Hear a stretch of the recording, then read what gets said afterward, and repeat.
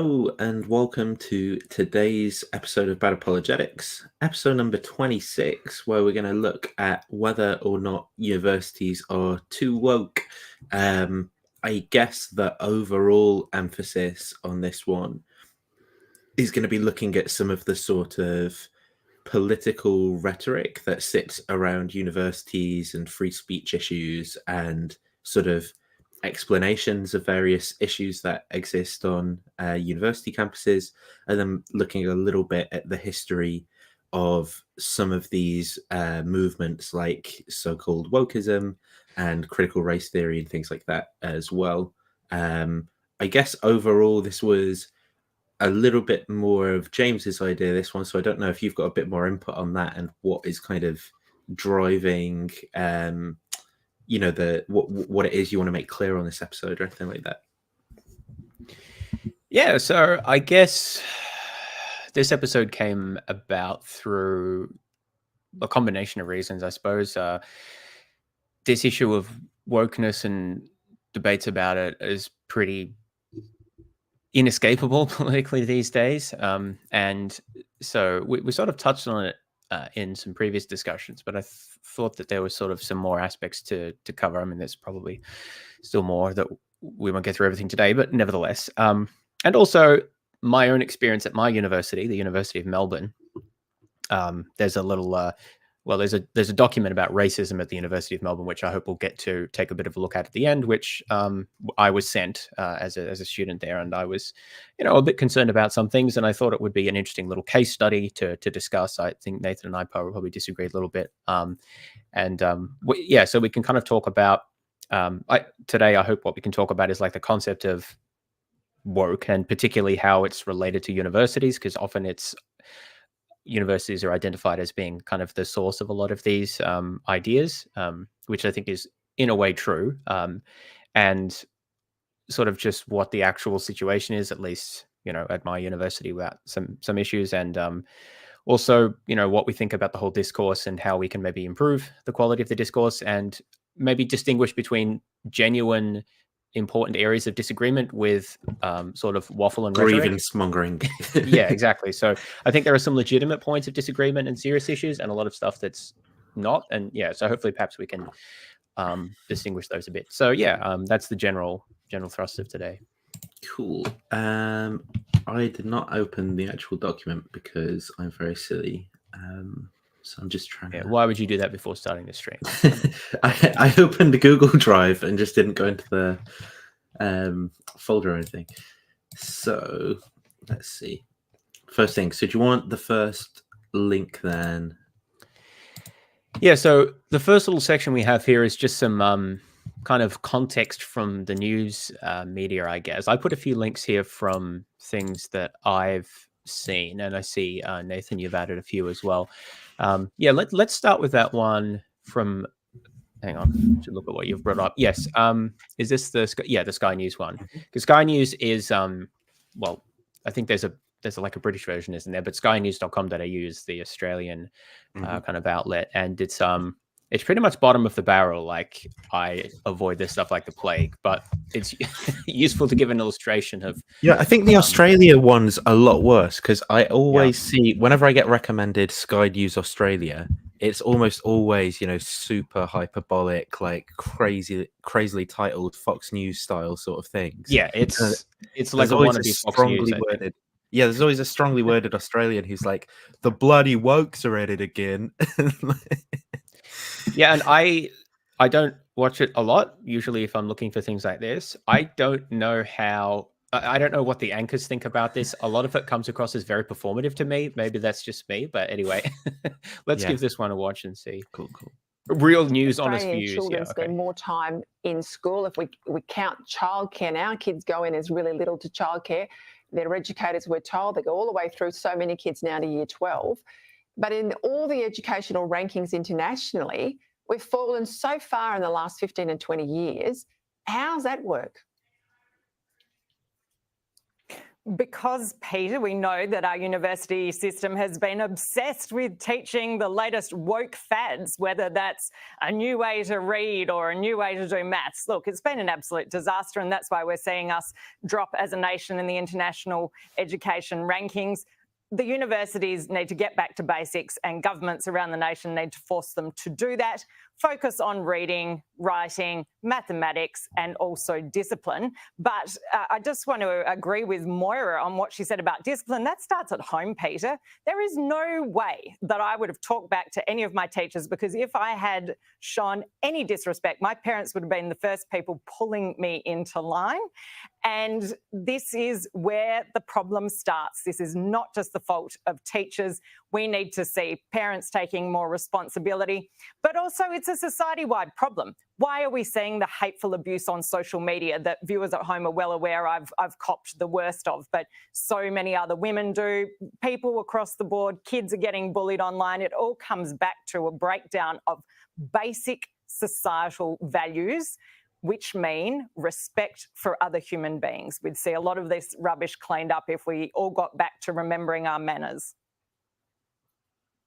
Spot on. I tell you, I wasn't scared of the strap from the nuns. I was more scared of my dad, but you are right, Nicole Flint.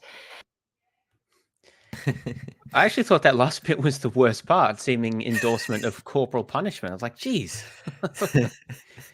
Yeah, that was a little bit heavy on the rhetoric, light on the content, I'd say. Yeah, there's not a lot of substance there. Oh, go ahead. I'm just super interested in what she may have meant there by new ways of reading.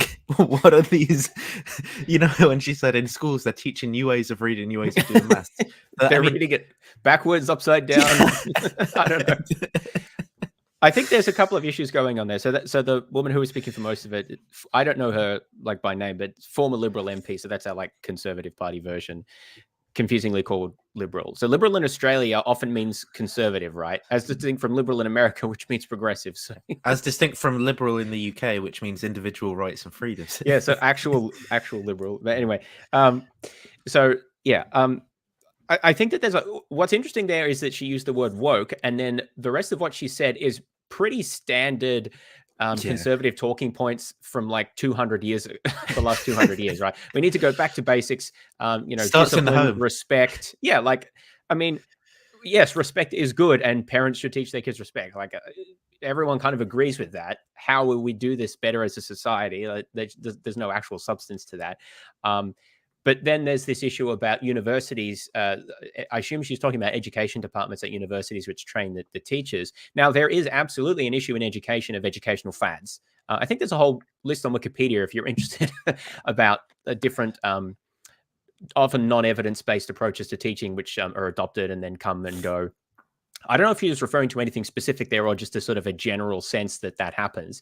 It is true that happens, right? The thing is, I don't think that has anything to do with what we're going to identify I don't think as she woke, meant like, right? I don't think she meant, oh, you know, the learning styles research is not very good and people are using it to influence teaching. Instead, I think she means more this idea of these ideas that are too dangerous to be taught on university campuses are infecting our kids' minds and stopping them believing in free speech when there's a true marketplace of ideas. Then well, I think she was appealing to. I think that's the purpose of the word woke here, right? It seemed to be thrown in just because that's a word that has sort of, I don't know, political weight these days. Valence, yeah.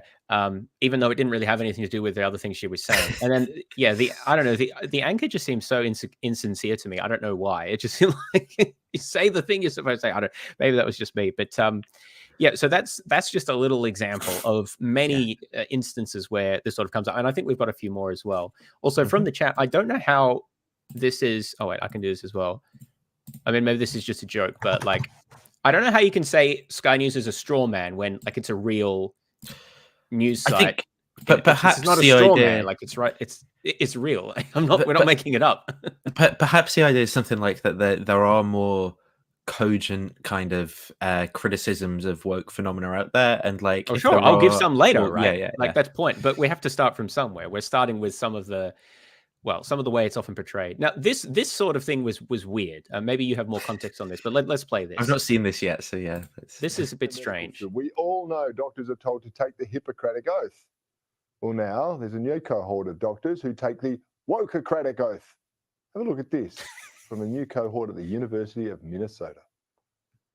We, the students of the University of Minnesota Twin Cities Medical School class of 2026, we commit to uprooting the legacy and perpetuation of structural violence deeply embedded within the healthcare system. We recognize inequities built by past and present traumas rooted in white supremacy, colonialism, the gender binary, ableism, and all forms of oppression. We pledge to honor all Indigenous ways of healing. Oh, the medical world is gripped by structural violence and too much ableism and whatever. This is ridiculous. And whatever. Yeah, again, they don't really have anything to say about it, right? They just seem to want to enrage people. I looked this up. It was real. Like, it's not taken out of context that they did have that there. They have these oath ceremony things in the US, apparently. I don't know if that's actually done here. I mean, Americans are pretty weird in general. So sometimes there can be like this difficulty of just looking at something that Americans do. But yeah. Yeah, true. So, I mean, I don't really like that oath. I feel like a lot of that stuff's not needed. And I really dislike the reference to Indigenous ways of healing. That seems like condoning pseudoscience to me. So yeah. I kind of agree. Again, but the point is not really about that. The point is the use of the way the word woke is used. That's really why I included that, because obviously they made up the idea that it's the wokocratic oath. Yeah. What is that? And it's the way that it's just used to sort of. I don't really think it matters that much. Like if I was involved in that university in some way, like that affected me, I would speak up. Like, I don't feel comfortable with this oath. I don't think this is appropriate to be adding all these things here and so forth. But for the rest of us, it's just not really important. Why are we hearing about this in Australia, right? It's nothing to do with us here, but we import a lot of this cultural stuff from the US, and I gather it's similar in the UK, right? Yeah, I think in sort of both cases, what we see is quite clearly kind of very lazy political analysis, and it's not even obvious what the actual kind of like size of the effects being claimed are, never mind how good wokeism is as a purported explanation of the types of problems in society that are being pointed to. And so like even if this thing happened, it's like, is this just a one-off? What is this? How does it affect? There's no real context. Yeah it's just like that's kind of weird and something to do with wokeism, therefore man shakes fist at cloud. Which is an indication of low journalistic standards as well. I mean, again, Sky News is pretty bottom of the barrel, but there are other outlets that do this as well. And instead of presenting a general issue and like, well, here's the context, here's what some people say, here's why this is done, and here's some critics. It's just kind of like, look at this silly woke thing and get angry about it. Kind of. Yeah. That's how it's actually used. Your favorite news anchor is back here. Did you want to go from this timestamp, or did you? Yes, I gave that for a reason. I've forgotten why, but there was a reason for that. Okay. Renewable. I know this is the travesty of it all for those green zealots. John, a new report. Those greens. Oh, yeah. Climate change denial as well, but that's another discussion. Organisation, the Institute of Public Affairs, they have found that just 10 weeks of classes, 10 weeks only, across the whole 4 years of a Bachelor of Education degree, so less than one semester, is actually dedicated to literacy and numeracy skills so that teacher can teach literacy and numeracy. Now, just to kind of pause on this, I don't know the point that she's going for, but I mean, you'd sort of hope that people are literate and numerate by the time they reach university, right? Like, so again, this is the failure of them to explain what they're talking about. I am fairly confident she's not. She did mention a Bachelor of Teaching, I think. So she's not talking about people going to university. She's talking about people at university studying to be teachers. Right. So I think what she's saying is that there's only that amount of time in their curriculum to teach them how to teach literacy and to numeracy. Teach them how to, not teaching them. Yeah, that's what I thought she was saying. And honestly, I think a lot of viewers are not really going to make that distinction either. And it's just a sort of a general, education's gone down the toilet. Anyway, let's play out the rest of the segment. There's a whole lot of woke stuff in the teaching curriculum. Some bloody woke stuff, a whole lot of it. What I don't know if we get any examples, actually. I've forgotten. I did watch this before. By the way, I don't think this image has anything to do with what they're talking about. going to try and ditch school tomorrow and march for Palestine, I don't reckon they could even find it on a map, let alone spell it for most of them. That's right, Peter. And I think there'd be very few parents of school-age children who are surprised by this report. What we have is university education departments, as identified by Dr. Bella de Brera, who are more interested in pursuing ideologies of race politics, identity politics, climate change alarmism, than actually equipping teachers, A, to impart knowledge, and then B, to control the class. And that is why, despite the very substantial increase in funding that we've seen in Australian schools over the last decade since the so-called Gonski reforms, our standards continue to fall. The National Anti-Corruption Commission. Yeah, that's the end of that segment. So interesting tell you transition as well. But I liked about that though as well is how he just randomly sort of like name drops like Dr. Nancy Schwarzkopf, or I don't know, I can't remember the name, but like as if that's providing any kind of additional reason to believe what he's saying, and the authoritarianism too, and they should be controlling the classroom. Like what with these university students in particular, or just in schools outside? Like what? You know, it's again, it's just lazy analysis appealing to tropes. Yeah, it's appealing to these conservative tropes about the importance of discipline and basics and things like that. And then again, the issue is pending woke to that. When these issues are very old, I don't know that wokeism has much to do with it or anything that's particularly modern. Again, there is a legitimate issue here to discuss what is taught good in education like studies at secondary level. And there is, I think, evidence that a lot of it is not helpful for classrooms. For actually classroom management and for teaching students. That's a legitimate discussion to have. It just doesn't really have anything to do with like cultural war wokeism and stuff like that.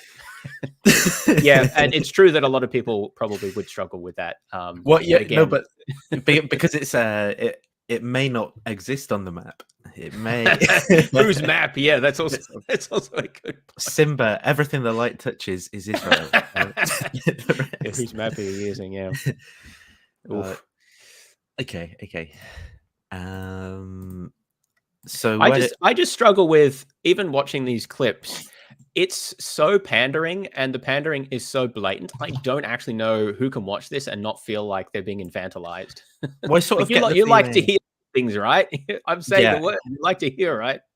Well, I think that's it. Is that the sorts of people who are watching this type of thing are probably, you know, it's kind of a bit more like just a pacifier. They just get a nice little feeling of, yeah, I agree with that, and I see it on the TV or something. I don't think there's a whole lot of thinking going on around what's being said and stuff, because at least that's the sense I get from the type of people who are into this stuff in the UK. It's either that, or it's like people like me who are just getting wound up by it and trying to improve the political discourse somehow. And like, look, here's an example of complete rubbish. But all right, another one here. I don't think I've seen this one. Over how she responded to anti-Semitism on campus. Here's a little reminder of that. Does calling for the genocide of Jews violate Harvard's rules of bullying and harassment? Yes or no? Anti-Semitic rhetoric, when it crosses into conduct that amounts to bullying, harassment, intimidation, that is actionable conduct, and we do take action. So the answer is yes, that calling for the genocide of Jews violates Harvard Code of Conduct, correct? Again, it depends on the context. It does not depend on the context. The answer is yes, and this is why you should resign. Context that has. Wait, hang on. How was the question phrased again? Calling for the genocide of Jews. Yeah, I guess it's very weird. I'm guessing there's probably some disagreement built into the way the question is being framed there, right? Where when she says calling for the genocide of Jews, she perhaps means any sort of protest of an Israeli state, right? But possibly. And so that might be. If you interpret the question literally, I think the answer has to be yes, obviously, which I think is why it's odd that the what's her name, the Harvard president, didn't simply answer Claudine yes. Yeah. Straight. Yeah. So I don't have a lot of respect for her. Plus, she was a plagiarist as well, which is why she actually resigned. But anyway, I think it's their commentary afterwards that I really wanted to. Okay. Jews violates Depends on the context. It does Context. That has to be the term of this entire conflict. Look, she's also facing plagiarism allegations, but despite all of this, Harvard continued to throw their support behind her, saying they accepted her resignation with sorrow. The statement reads, while President Gay has acknowledged missteps and has taken responsibility for them, it is also true that she has shown remarkable resilience in the face of deeply personal and sustained attacks. While some of this has played out in the public domain, much of it has taken the form of repugnant and in some cases racist vitriol directed at her through disgraceful emails and phone calls. We condemn such attacks in the strongest possible terms. Brendan, she's still being painted as a victim. It's just awful. You know, of course, if she has received any personal racist abuse from people, that's terrible. We can all agree that that's terrible. But to blame her downfall on racism is completely ridiculous. Her downfall is down to the fact that she committed the cardinal sin of academia, which is plagiarism. There were almost 50 instances where she appears to have plagiarized other people. And also, as you've just shown, that congressional hearing where she just completely failed to make the case for keeping Jewish students safe on campus. That was really an indictment of her leadership. You know, the idea that Claudine Gay is a free speech warrior to such an extent that she would defend the right of people to call for a Holocaust of the Jews is a complete fantasy. This is a woman who has been involved in cases of cancel culture, who has tried to get people cancelled for their views. Harvard University, under her leadership, came last in a free speech university rankings in America. It came last in the list. You know, universities in America are overrun with woke censorship. If you call a trans woman a man, you'll be cancelled. If you criticize any aspect of the Black Lives Matter ideology, you'll be cancelled. And yet, if you call for the destruction of every Jewish person on earth, apparently that's a free speech issue. That's something you're allowed to do. Once again, we can see the absolutely staggering double standards of the so-called principled moral left. And again, it's hard to explain it without using the words anti-Semitism and without wondering whether there's a racist element to this. I've never seen such a... Do you want more? No, that's enough there. I think that was an example I wanted to include because that has that whole incident about free speech and the protests on, especially American campuses, although we're having that here as well now, has fueled this sort of discussion about, you know, wokeness in universities. So that's a good example, I think. I'm right next to one of our sort of notoriously very left-wing communist universities here in the UK. Not when I say communist universities, I don't mean I mean like a lot of the students who go there are, you know, like super mega communists. And I thought that was every university these days. and, but a lot of, you know, like the intellect, like, do you know guys like Mark Fisher and David Graeber? He's like a left sort of anthropologist. I think he did a lot of work, you know, like post-capitalist desire and stuff like that. Right. So yeah, a lot of that kind of like very socially aware type politics, and me as someone who self-identifies as woke and is often making the case, often to troll the reactionary right. Like I find a lot of that stuff super kind of like, I'm like, that's a bit radical and far and stuff over there. So I can get how someone like these people who sit in a slightly different political camp to me probably, you know, are going to be very put off by the way that this type of politics is on university campuses. Like I find it weird. They're probably going to find it even more weird. I do think that the case of the Claudine Gay thing, I think it is actually really complicated because it did become this thing that got picked up by people like Chris Rufo in the US, and then they pushed it to all the people that they support as like, here's the next hot button culture war topic. That we can basically narrativize into, you know, like this meta narrative of the good free speech classical liberals versus, you know, the horrible wokies who are taking over the university. And even though, so then it's like, even though there's truth in the criticism of Claudine Gay, there's also a lot of like overinflating problems, and then you saw people like Bogosian saying what the university should actually do is keep her in, because if they try and save the universities, then it shows that they still believe in liberalism and not wokeism or something. It's like, so they should keep her to show that you get rewarded for plagiarism. It's like, no, because that's not your narrative here is not the reality of the situation. There's actually an interesting take. I didn't even know that. Did you not see it? No. I can probably just find it quickly. Yeah, sure. Because it was when he called into just need my show, actually. When was this? To have some familiar. This was like maybe 3 or 4 months ago or something. Okay. Let me see if I can find. It's near the beginning. I think she's the perfect person for that position. I don't want her fired if you want headphones. Then you believe that the institution can white plagiarism. But bracketing that for a moment, if you want her fired, then you're either an ideologue or you believe that the institutions can be saved. If you don't want her fired, I don't want her fired. I think that's the perfect position for her, actually.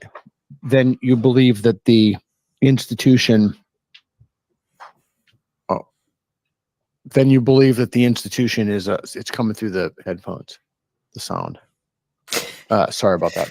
Then you believe that the institution is worth saving if you don't want her fired. If you want her fired, so I don't want her fired, and the reason I don't want her fired is because I think she's the perfect person for that position. She perfectly embodies institutional corruption. And you want Harvard to die? Yeah, I want them all to die, to burn. And so I think nothing is. I want them all to die, to burn. All the universities to burn. That does not sound like a very liberal position, I have to say. All the universities to burn. Gosh, okay. Yeah, well, I don't know what to say to that. Now, I guess this is just to say, obviously, because I'm so frustrated by the toxic cesspool of discourse that people like Peter are kind of creating, that my reaction is to kind of both sides here a lot and go, well, let's put what Claudine Gay is doing into its cultural context of these stupid issues and things like that.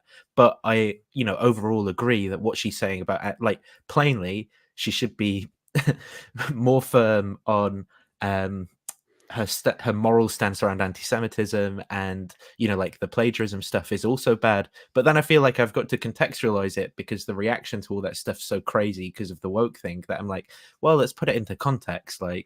Actually, yeah, exactly. That's the trouble with any of these issues, is right, because any incidents are weaponized as part of a culture, and I think that this isn't just about universities. It's many other issues as well, and it becomes very difficult to talk about again. And that's why part of the reason I wanted to do an episode on this, to try to pick apart some of these threads, right? Because I think that you can have criticisms of certain things or certain practices without appealing to all of the sort of cultural tropes and slogans and other nonsense that's out there, and you can be critical of that too. So, I mean, it's about trying to elevate the discourse, and it's sort of ironic because Peter Bogosian is supposedly all about elevating the discourse, but then he says things like he wants the universities to burn, instead of making a nuanced point about, well, let's be critical about this, but try to get more of that, right?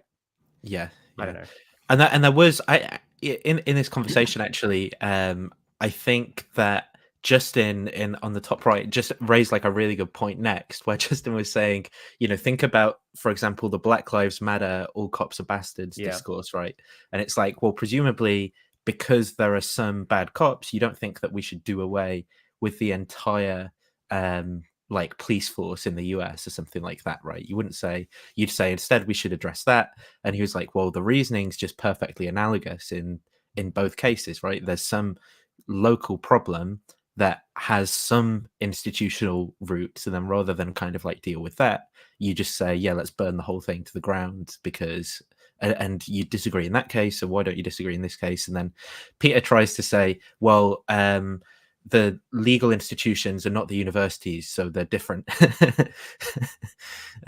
Yeah, I was thinking about that case as well. And I think it is highly analogous, because it seems like at least many of the Black Lives Matter supporters argued that police departments in the US were fundamentally, systematically, and irredeemably racist at an institutional level. And that's where the abolish the police sort of rhetoric comes from. I mean, ACAB is kind of older than that. It has sort of anarchist roots as well, but it's sort of a similar mindset, I think. And that appears to be exactly, or more or less exactly, what Peter and other people think about the universities, except they think that they're sort of infected by the woke mind virus, was the way they would put it, I think. Or as we'll discuss later, certain ideologies and viewpoints from critical theory, which I think is more what they're actually talking about. We'll get to that a bit later. And they think that that's so sort of institutionalized that it can't be changed in any sort of productive way. I personally disagree with both points of view for what it's worth. I think that there are institutional problems in both the police and in the universities, and that I wouldn't subscribe to an extreme view in either case. I mean, and one could in one case and not the other case, but it's important to sort of articulate what the difference is, and what's the basis for the claim that an institution is so irredeemably and fundamentally irreformable, and how do you distinguish that from the situation where there are problems, but it can still be reformed? How do you actually make that distinction? I think that's often not really articulated very clearly. So again, these issues are complex and require nuance and careful disambiguation of different points, and thinking carefully about how you distinguish the different cases. And very often we don't see that. I think that comes from both sides of politics. And the woke rhetoric is, unfortunately, it's like a very successful meme that is almost designed to reduce your thinking about these issues. It seems to me. Yeah, I agree with that too. I think very some of the examples that I've put in here are just basically UK versions of what you were showing on Australian News. So this guy, Calvin Robinson, is that fake vicar guy. GB News is an unprofitable news organization that is funded by a private billionaire who's very on board with a lot of the kind of heterodox right sort of talking points. And maybe UK News. What about Northern Ireland? They're feeling and I think that there's a number of. So I don't know if you saw what's his name. Andrew Nielsen, the conservative UK. So he was involved in GB News at the start. I don't know if you saw him recently criticizing the way that it's been run, where it's kind of just devolved into conspiracy theories and complete outward impartiality. Where, for example, you have serving Conservative MPs interviewing other Conservative MPs on the show and stuff like that. But so lots of issues of bias and impartiality and just weirdness on this show. But here's how they sort of pick up the woke issue. Yeah, and Calvin Robinson. Calvin, thank you very much. Can you just explain to me exactly what's going on here? What is racial equality training? It's a nonsense. That's what it is. And the universities have gone entirely woke because it's counterproductive. What we have at the moment is the fact that if you are Black African, you're twice as likely to get into university than if you're white British. In fact, the entry rates for all ethnic minority groups are at all-time highs. So between 2006 and 2021, Black pupils had the biggest entry rate increase out of all ethnic groups. So that's up from 21% of Black people getting into university to 48.6% of Black people getting into university.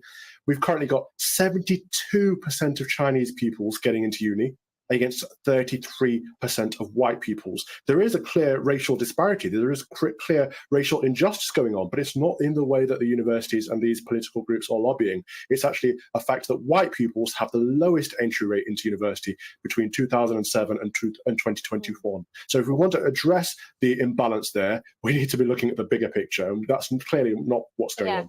Yeah, really good statistics there. And isn't that the point? Really good statistics. In order to measure how open a university is for ethnic minority students, surely there are already statistics that exist, such as the intake of ethnic minority students and how well they're doing at universities. Those are very objective measures, aren't they?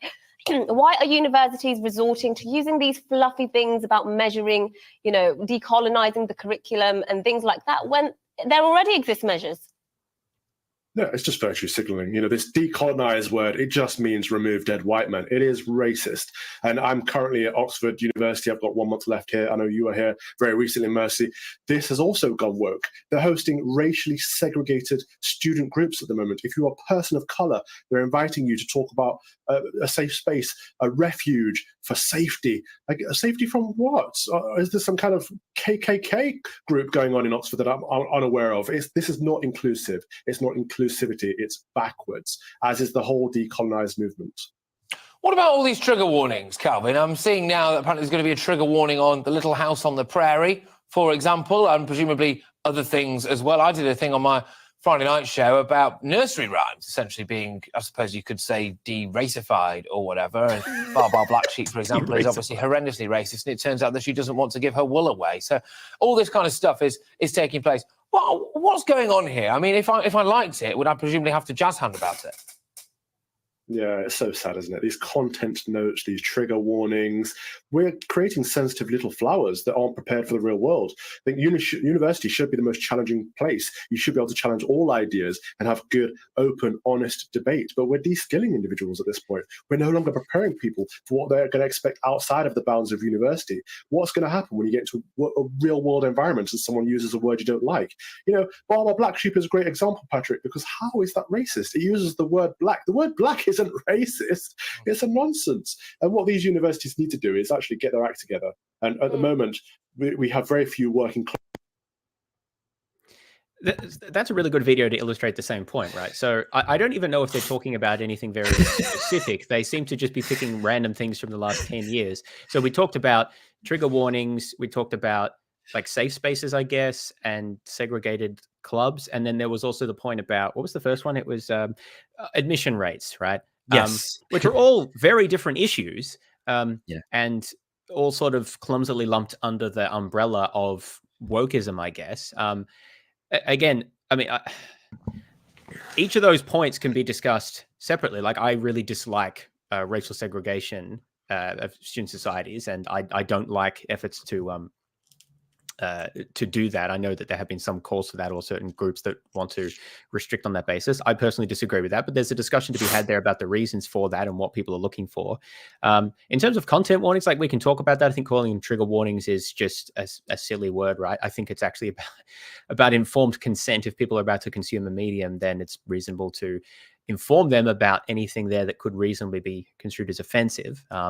I think the Black Sheep one is just an example that pissed people off a lot, but there are other cases where it's like more reasonable to include things like that. So I don't have any issue with that. I don't know why a sort of a liberally minded person would have an issue with providing someone informed consent before they make a choice to engage with material. It's sort of bizarre to me. That's exactly in line. But anyway, and yeah, the admission statistics, like, that's actually an interesting one, because I am concerned. I don't know how things work in the UK, but and here it's a bit different as well. But in the US, there is evidence, like, there are racially discriminatory practices at universities, explicit and implicit, which I think are often justified on the basis of affirmative action. But I don't know how the decisions are made about that exactly. I know that there have been lawsuits from Asian students who argue that they're discriminated against because they're typically overrepresented in universities. That's a whole big discussion, right? And we could talk about what admission standards should be and to what extent race should or should not be a factor, and how do you assess things like that. That's an important discussion. But kind of all they did here was reference that it is a thing, give us some statistics that are impossible to interpret. And good objective statistics. those are some good statistics. I don't think those statistics really tell us anything. I'm not even sure whose side they're supposed to support exactly. It's entirely unclear. Like, you could have high acceptance rates for, say, Black students and still have Black students be highly suppressed if hardly any Black students apply in the first place, because they don't expect to get admitted, right? And only those select few who have a privileged upbringing. Like, I'm not saying that is the case, but that's consistent with that statistic. That you just can't infer anything from. I mean, I'm generally opposed to highly aggregated measures of determining injustice for those reasons, because often they're very hard to interpret. But anyway, so yeah, just a similar example here of extremely vague points being raised and then kind of not really discussed, which is ironic because they claim to be they claim to want universities to be a place of genuine intellectual discussion. You know, that sounds good to me. But they don't really model that in the spaces that they do have. They just sort of raise the issues and encourage people to be angry about it. And there's just so much weird stuff going on in this video, like moaning about these people won't be able to deal with the real world or ideas that disagree with them, when these people sort of just go on GB News in a complete echo chamber where their views go completely unchallenged and moan about like the most trivial, banal, stupid things. Other things like Robinson trying to sort of like name drop that he's like, I'm at Oxford right now, even though he's not a proper Oxford University student. He's kind of like hanging around there. He did say he's at Oxford, right? So he's not wrong. Like, anyone could be at Oxford. I mean, there's so much bizarre stuff that's going on here. And yeah, it's just completely, again, lazy analysis of these issues. It's not clear how any of this is actually tied to wokeness, like as any kind of well understood political ideology or something like that. It just seems to be sort of vaguely policies that there are instances of that I can get upset about in some vague sense, and there's no kind of well-defined anyone and what they believe and how that's specifically wrong. It's not clear. Even just them getting the idea of them just getting angry that like so many black students are going to university, like the lazy way that that's presented almost just comes across as pandering to racist sentiments rather than like some principled objection to people not being treated on an individual basis or university admissions not being fair. Instead, it seems to just come across as like, bloody hell, there's too many blacks. Which is pretty much what the point is. Well, there's a too high a proportion of black people being accepted.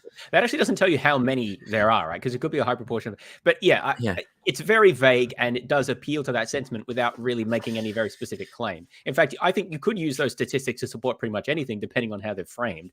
But yeah, again, the framing here is in a clear context, and I think it's if you're going to have a serious discussion about this, I think a good way to do it, especially as a news outlet, is pick something specific and then bring on people from different viewpoints to discuss it, right? That's what I wanted to do today. We'll get to later with the racism report at my university. I'm like, okay, this will be a good example. It's something specific that's drawn from my experience, and we can have a discussion about it.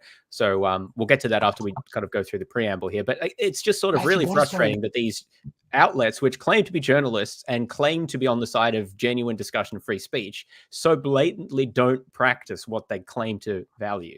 It's very disappointing. It's the same thing with people like Boghossian, right? Claiming to be on the side of free speech and then not really or rarely practicing that.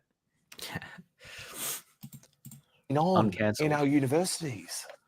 Well, thanks for having me, Dan. Yeah, I think we're seeing a number of longer-term trends sweeping through the universities. As you mentioned, we've seen a big change in the ratio of academics in universities. In the 1960s, left-leaning academics outnumbered their right-wing counterparts by about 3 to 1. Today, that's about 8 to 1. And so universities, as they've become a more prominent feature of our national life, they've also gradually moved a little bit leftwards in the composition of faculty members. And I think on top of that, we've seen worrying signs, I find worrying signs of political discrimination of people that might not share the orthodoxy that is dominant on campus. So, for example, feminist academics who hold gender-critical views, historians who might have a different view of British history and the empire, conservative academics, Brexit voting academics. We've seen a number of cases over the last few years where those non-conformist voices have either been sort of shut down or have been stigmatized, have been shamed and shunned. And I think we just need to have a national conversation actually about whether we've got the balance right. So something funny that I want to commentate is that nice pause there. I'm pretty sure it wasn't these two. It was Lawrence Fox and the guy who's presenting, Dan Wootton, but he's been fired from GB News since this for a segment in which some quite sexist things were said about a woman. Sorry, who was fired? The presenter, Dan Wootton, on the left, the guy on the left. But overall, again, we just have this sort of like true statistic that most people, most academics in universities are left-leaning, right? And then it just gets kind of embedded lazily in this meta-narrative about universities going too woke, even though there's no analysis done to kind of even figure out what exactly makes something woke, how many of these people in universities are woke. It'd be perfectly consistent for them all to be left and none of them be woke, right, at all. How exactly the composition, maybe the left's ideas are just better, right? And that's what's going on there. And there's no clear connection between what academic staff believe and policy making in the university, and exactly, how, like it would be perfectly consistent for most of the academics to be left, and for the people who compose the administration and make policy decisions about the university to be really conservative and right wing. And so you, again, just more kind of pandering to all of these points. And then the proposed solution seems to be some kind of authoritarian, like enforced 50-50 quota of conservatives and left-leaning people in universities too, when it's like I don't know exactly what's meant, but just this, somehow we need to balance that out. It's like, well, it's not really so this statistic about what was it? It was 1 in 4 conservative academics, and now it's 1 in 8. That's interesting. It would be nice to know the source of that. So that could be the basis of an interesting discussion. It's difficult to know whether measures of political affiliation over long periods of time are directly comparable, because the political situation changes, right? And so how exactly you compare that is difficult. But also, I don't know that there's any direct. I mean, part of academia is supposed to be that you judge someone on the basis of their work in their field, not their sort of general politics. And so I don't know that it's really that relevant what proportion of academics are in vote for one party versus the other or something like that. I don't know that we should really be focusing very much on that. Now, if there is a lack of ideological diversity at universities, which there may be in certain areas, at least I'm open to that idea, we could talk about that. I don't know that looking at political affiliation or conservative versus, or whatever the alternative is, I don't think they said, is a really good way to measure that. Universities have in the West been progressive leaning for, well, I don't know exactly how long, probably at least 100 years. So it's not really terribly surprising. And by nature, a lot of academics want to challenge status quo. I mean, I suppose not all of them, but especially from the humanities and social sciences, there's a lot of work that focuses on that. So you don't really expect a lot of those sort of academics to be conservative in the sense of preserving the status quo. And you have to bear in mind things like, well, people with higher education are more likely to be progressive and things like that. So it's sort of hard to disentangle all of the different things that are going on there with just a statistic like that. But there's something else that I wanted to mention here, which is that there's a claim made that the proportion of academics who are conservative is less now than, I don't know what point in time he referred to. I don't know if he said, but in the past at some point. But then he mentioned there's a number of recent examples of people being shut down or criticized or whatever because of certain remarks or views that they had. Now, what he didn't say is, has the rate at which that has occurred changed over time? Because otherwise it's not clear that these are connected in any way. There's going to be some background rate of academics being criticized, ostracized, or fired because of their controversial views. That's always happened, right? Has the rate at which that has occurred changed over time? And is there a difference between whether those views are like progressive or conservative views? I have no idea. I've never seen anyone sort of look into this. One thing that I do know, this is in the US context, right? Reading a bit about back in the 50s, people know about McCarthyism, right? But I don't, at least I didn't realize the extent to which that was an issue in universities as well. That is, things like loyalty pledges or criticisms of academics whose work was viewed as not sufficiently patriotic or too explicitly communist, which is funny because I mean these days there's like communists all over the university, at least in certain departments, right? But the point is, like, I think from what I've read about that, including like articles from the time, like not contemporary stuff that might be shaded by current politics, it seems that it was way worse back then than it is now. I think that there are some issues now about certain views which people get strongly criticized for, but maybe shouldn't be. But actually, The example that comes to mind, just to put some substance on that, is the instance a few years ago where someone, a philosopher, I forget their name, published a paper about transracialism.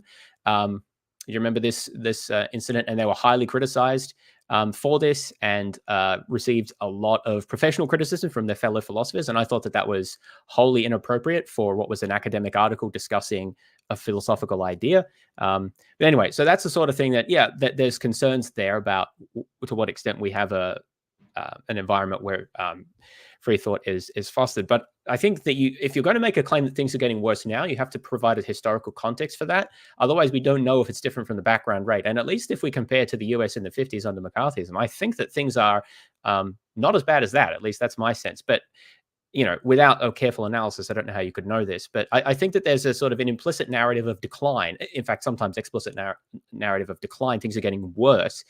And that's supported by examples of or alleged problems.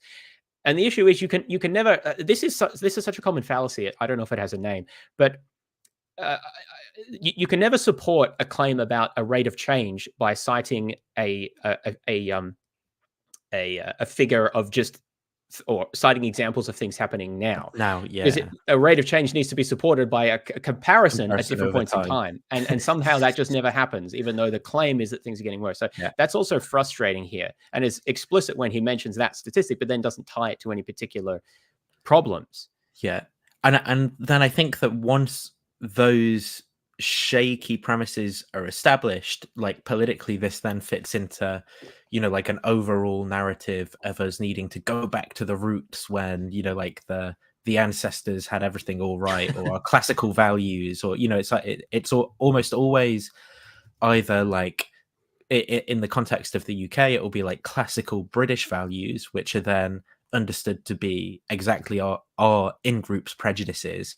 And then there's often also a kind of like fetishization of like the ancients, like maybe Romans or Greeks or something like that, as somehow believing all the same stuff we had, and that's what made the West TM great and stuff. And this kind of alternative view of history that goes into this myth making about our political in-group again. But I think this general grievance mongering is like a big feature of this type of politics. Just yeah, the ancient Romans did have it right until they adopted Christianity. That's when things started going downhill.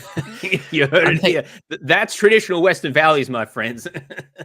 And what's the other thing is like the Cassandra complex as well. Like usually I've figured it out, and that's why I'm being cancelled, because I know the terrible truth or something, and they couldn't handle it in the universities. That's like a common kind of trope of this sort of thing as well. Okay, so what's the next university is being taken over. So I don't know if you remember, this American university is an attempt to create a university founded on these principles of free speech that no other universities allegedly value. So this is just like an advert of theirs. Now, it's also quite funny because there's been a lot of controversies around this university. They tried to like basically get, I can't remember, like Richard Dawkins, Kathleen Stock, Steven Pinker initially to all Jordan Peterson to all be kind of like lecturers at this university, and since a bunch of them have kind of like stopped being affiliated and stuff. But this is their kind of advert anyway, which by a radical and extreme ideology.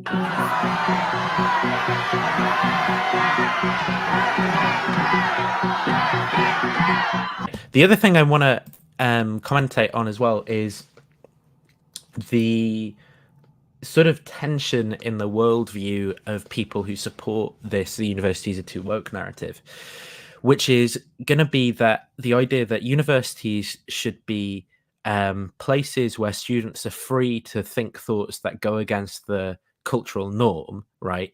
But then the idea that when students do things that society deems so radical, that the state should get involved and be like booting their heads in and dragging them off and stuff, that we need stronger authoritarianism to shut down the ideas of these university students.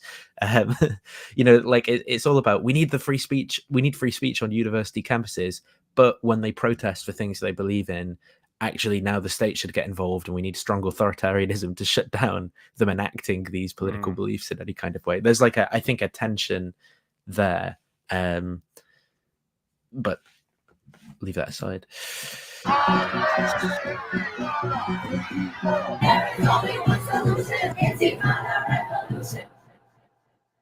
College should be a conversation, not a battleground. At the University of Austin, we will reason, argue, and advance our views without fear of ostracism. Higher education has an essential calling to defend rational thinking in the pursuit of truth. Join us this fall.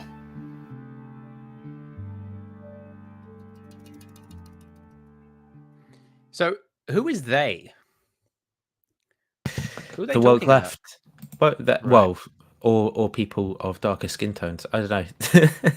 Yeah, I mean, I don't think this is racial. Okay, so first of all, I Yeah. have a couple of comments on here. I hadn't seen this before. One, it seems like there's a missed opportunity with this slogan here. It should be "They burn, we learn." Like that's just obviously better, right?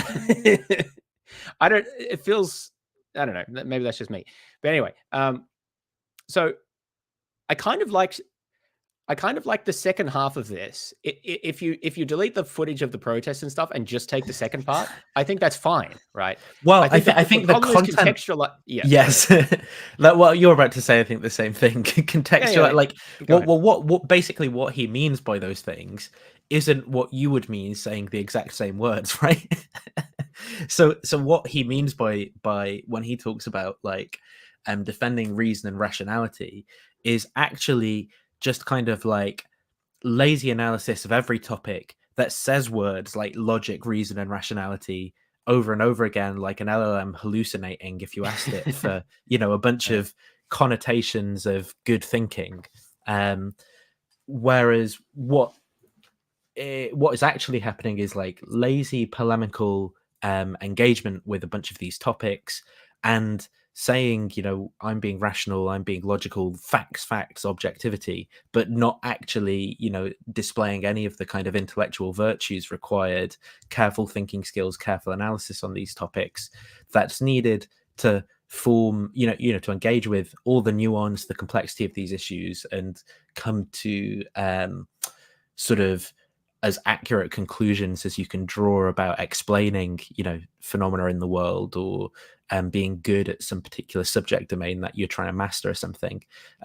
So while I think we'd both agree with that, what he actually means by this is like Ben Shapiro saying facts don't care about your feelings to someone with blue hair or something, rather than like actually engaging in careful statistical analysis or something.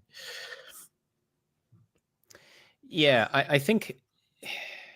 Yeah, it does seem quite performative in the way that it's contrasted. It's funny because that protesting, that is people exercising their freedom of speech, which is something that the conservative type of voices that we've been hearing typically claim to be in favor of.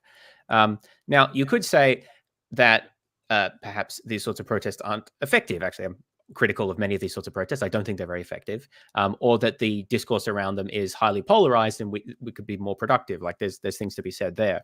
I'm not a big fan of flag burning, as we saw there. I think it should be legal, but I just don't think it's usually very effective forms of communication, and it's polarizing. There's points to say, right? But it seems like those are being shown they're shown to rile you up, and then is contrasted with, well, these people, like the wokies, we're not like that here. We don't encourage that sort of thing or allow that sort of thing. I don't know. We are it, and then he says kind of all of the nice things, which what is a university ad going to say? Like I don't know that they're going to be very substantive either way. But, right? Yeah, we're rational. Here we promote irrationality and aggression or something. I don't know. See, I think better would be to showcase it, right? To just show an example of people having a discussion, even like little snippets or something like that would be a better way to illustrate this. Bring some people together and they talk about things, share ideas. Like this is what we promote on our campus, right? Instead of polarizing a sort of group that you're casting as the out group and then saying, but we're rational here. That seems like you're just doing the same thing in a different way. Yeah. That you can. So yeah, sorry, I should say here's another clip of another sort of public intellectual heavyweight commentating on the correct way TM to view sort of political dynamics in universities. We couldn't go through a whole video without a Peterson appearance, could we? I get so sick of hearing his voice. I swear, he's so annoying. Fact that you can actively present yourself, let's say on a campus as a communist, is as the fact that that's allowable is as mysterious as it would be if it was allowable to present yourself as a Nazi. I am not a fan of the radical left. And I think I understand the motivations on the radical left, both on the postmodernist end and on the more Marxist end. And I'm because he's distinguishing those. That's new. He's saying they're different ends and not just the same thing. It's progress. We're making progress. He must have watched our video. And that makes me very unpopular. So, and that's fine because I'm not. Yeah, but when he says he understands their motivation, like he means things like, for example, the reason that people on the left are pro-Palestine is because they long for sexual domination by Muslim men. In that, like, yes, well, yeah, that's some good understanding. I think it's incredibly ironic. I mean, it's true that a lot of people don't like Jordan Peterson, but also a lot of people do. But I think it's very ironic for him to. This is Heritage. Is this Heritage Foundation? Possibly. Is that their logo? Anyway, it doesn't matter. So it's some conservative group, right? I feel it's ironic for him to sit there in front of a conservative group and say communism bad or like Marxism bad, but that makes me unpopular, and then be clapped by everyone in the audience. Like, but you don't seem that unpopular, right? Or at least like you're not unpopular with the people you're spending your time with. Like, it would be more impressive if you went to an audience of people who disagreed with you and tried to, have a reasoned discussion with them, knowing that you'll be unpopular. Like, then it would be more reasonable to say this was going to make me unpopular. But when you talk about how unpopular you are to rousing applause, like it's just a little bit. You get a bit of dissonance there. I don't know. Yeah, no, I agree. It is Jordan Peterson ironically confirms Gilles Deleuze's social analysis of the way that simulacrum work. But oh yeah.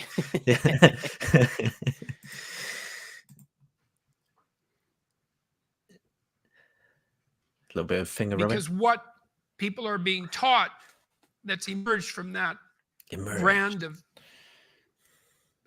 he should have been a magician. These finger surreal movements, philosophy what's he is of no utility as a guiding light to anyone, and it's a catastrophe to take young people in their formative years when they're trying to catalyze their adult identity and to tear the substructure out from underneath them and leave them bereft. And I do believe that that's what the universities on the humanities end, and to some degree on the social science end, I do believe that that's what they fundamentally managed to achieve. So, and I don't admire that. I think there's something deeply sadistic about that. There's something. Yeah, I mean, I think you can lazily just accuse what Peterson's political project of the exact same thing from the other side. You can say, Peterson just wants to lazily indoctrinate young people that there are natural hierarchies in everything, and into an essentialist way of viewing the world with white men on top. And yeah. So I think there's a Steelman version of my Steelman version of the second part of what Peterson said here about destroying the substructure of what people believe can be understood in the context that a lot of critical theory is by nature deconstructive, that it tries to help. I mean, we'll talk more about this in a moment, but it tries to kind of tear down a lot of ideas that we have about things, preconceptions and biases and things about the status quo and how society works and how our ideologies work. And often it doesn't have much very specific to offer in replacement. So this is more the post-structuralism, postmodernism, not Marxism. That's a very different beast, right? That's one of the issues about I know you're mid-point here, but I feel like even that stuff is so misaligned because, post-structuralism, postmodernism really ought to just be understood as these movements in like linguistics, right? And I don't think that they necessitate any. I think like basically you could be a postmodernist, post-structuralist, and then be like a trad conservative, because you just, the way that you construct your contingent worldview happens to embed certain values about respect for tradition and things like that, Yes. right? But yeah. Yes, I mean, I think that, yeah, I think that there's origination in linguistics, but they're certainly broader than that, or at least how the ideas are applied. But the point I was making is that there is a focus, at least from my studies on these, on deconstruction, and less on providing a substantive ideology to replace it with, which differs, say, from Marxism or liberalism or whatever else. And there's a further question as to, so I think that there's some truth to that. There's a further question as to whether that's a problem. And as you mentioned, there's also nothing that logically necessitates that you adopt any particular political ideology as a result of using the tools and ideas of post-structuralism and postmodernism and other thinkers in those general schools. I think, though, that there is a strong tendency and association of those ideas and thinkers with broadly more left-wing ideologies. And it is interesting, though, that I think there is nothing necessitating that. It's the same, like, there's many examples of this politically. I think climate change is one of the clearest examples where it's really, 100 years ago, conservatives used to be the pro-environment ones. They used to want to conserve the natural environment. Like, what a shock there. Right. Whereas it was the sort of progressives ones who wanted to build up the industrial capacity, right, and modernize and things like that. And at some point, I think roughly the 70s or so, 60s and 70s, that shifted. And so now we have people's beliefs about climate science being determined by their political ideology, which is completely bizarre. But anyway, that's a bit of an aside. But the point is, that's another example where there's no logical connection. There's no entailment relations here, but there are associations, right, for better or worse. Oh, what's this? But it must be growth which doesn't plunder the planet today and leave our children to deal with the consequences tomorrow. We are not the Lord's. We are the Lord's creatures, the trustees of this planet. Sounds pretty woke to me. Yeah. Yes. It's very weird how these things shape up. Anyway, is there one more of these videos, or are we on to the next? There's a piece about Ted Cruz, but I think that's probably the most unhinged of all of the ones here that I've seen. I didn't even know he was that unhinged. What, the Ted Cruz one? Ted Cruz, yeah. Yeah. Let me go in. You're re-elected. Well, what am I getting here? Oh yeah. So what? I don't think there's anything in. I don't know. What I don't think it's that. Yeah. I think. So Ted Cruz has called universities the Wuhan lab of the woke virus, while discussing how Marxist ideologies have overtaken institutions and corporations within the United States.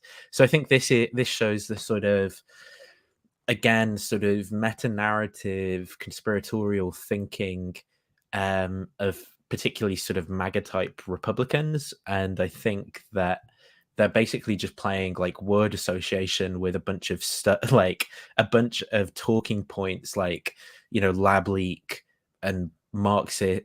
There's sort of two conspiracy theories in one. It's like amazingly densely packed with nonsense. It's actually impressive. I almost think that this is actually like, and I'm cynical particularly about these sort of US politicians believe that they would do this, that this is like crafted by a committee. It's like, how can we make the most sort of provocative statement in the fewest words to appeal to a certain class of people? Yeah. Hey, ChatGPT, how can construct me the most cursed political discourse? So I call universities the Wuhan lab of the woke virus. It's where the virus was created. It's where it's mutated. It's where it's spread. Each chapter of the book goes into a different institution. So it goes. Oh, this is his book. What's his book called? Something about woke? I'm not sure, but yeah, I'm sure. This is the book that he's published. Unwoke. Unwoke. Oh, Unwoke. Yeah. The Democratic Party was able to seize U.S. institutions, showing people how to through democratic voting, which our party wants to undermine. He wants to get rid of. Who wants to seize power from? But yeah. It's all sort of the, like, bizarre projection and half-baked truths and contradictions. But there we go. Yes, I really dislike the. I really dislike reference to ideologies, really of any sort, as viruses. Yeah. Even if I strongly disagree with the ideology, I think it's unhelpful to refer to it as a virus. So one reason for that is because a virus is something that infects people usually without their knowledge, right? At least initially, and kind of without them doing anything to it. They're sort of passive, right? It happens to you that you're infected. Now, you can maybe take precautions to avoid being affected, but ultimately, it's not your choice. It's something that happens to you. And I think that that is not a model of discourse or belief formation that I think should be spread. Now, it can happen sometimes if you're just exposed to people long enough to talking points, you just sort of pick up views and you don't even realize. I think that can happen. I don't think that I don't know how common that is relative to more reflective things. I think it's a combination, but also I don't think that that's the only way that these ideas are spread. Many of these ideas are spread because people find them attractive for different reasons, right? Now, we may think that there are good things about the ideology. We may think there are bad things about it. We may think people's reasons are good or bad, but I think it's important to engage with those reasons. And you can understand the cultural and other factors that might affect people believing it as well. But if you don't recognize that at all and treat it as a purely external thing acting on individuals, I think it's sort of dehumanizing to them, and it makes it difficult for you to understand the actual mechanisms by which people form beliefs and how the reasons affect it. It's similar to how I criticize a lot of the discourse around Nazism and Nazi ideology in the way that it's often portrayed as like, oh, well, the Germans were the bad people, and so they were just sort of convinced by evil people and were brainwashed. Sort of simplistic notion that doesn't really give any sort of historical context to why Nazi ideals were popular and why people adopted them and how that was affected in the context. So like, that's just an example, right, where I think it is really important to understand that. It's important to understand for any ideology, I think. And so the virus metaphor is, I think, really unhelpful. It doesn't help you to understand the nature of the beliefs, why they're spread, why people find them attractive, and the sort of context of them. I think it's usually just a way to avoid taking the idea seriously, because if idea is just like a virus, it should just be eradicated. It shouldn't be engaged with. You don't like engage with a virus, right? You just try to get rid of it or inoculate people against it. So I have real issues with that. Again, and even for really bad ideologies, I still think that virus language is the wrong way to think about it and unhelpful. And it goes contrary to the idea that we want to engage in critical discussion, right? You don't engage in critical discussion with a mind virus. Like, that just doesn't make sense. You can engage with critical discussion with ideas, even wrong ideas, even harmful ideas. But if you're characterizing as a virus, then the whole discussion doesn't actually make sense. And I think it encourages kind of defensive, martial, and also medicalized language, again, which I don't think is typically appropriate in these sort of contexts. So anyway, I have a real issue with that sort of virus metaphor. And so, sorry, anything you wanted to add to that, or it looks like we're moving to the next section here?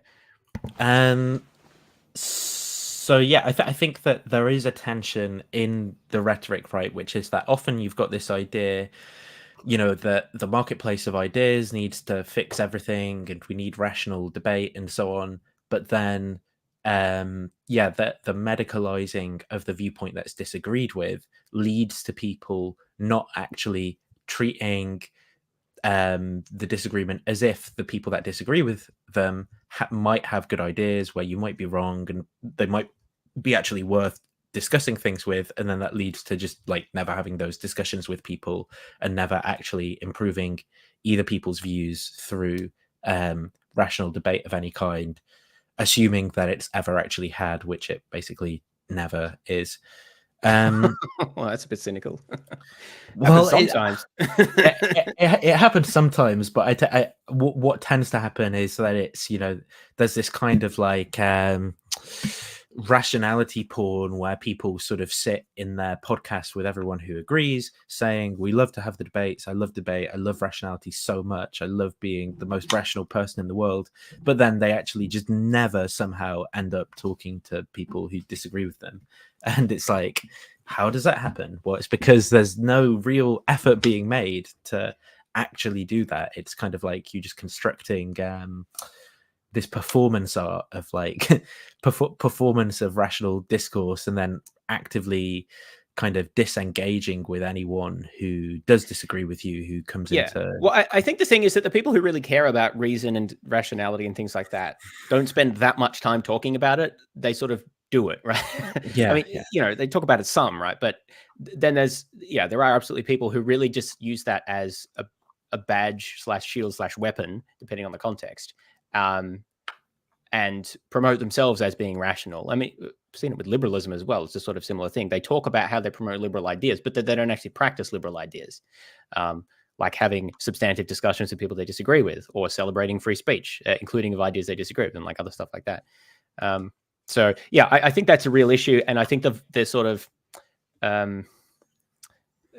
what's the word I'm looking for here? The essentialization of rationality as not a virtue that you sort of practice, but as more of a label that you wear to signal to the in-group. I have a real issue with that, and it's actually one of the reasons why I don't want to come across as too strong here.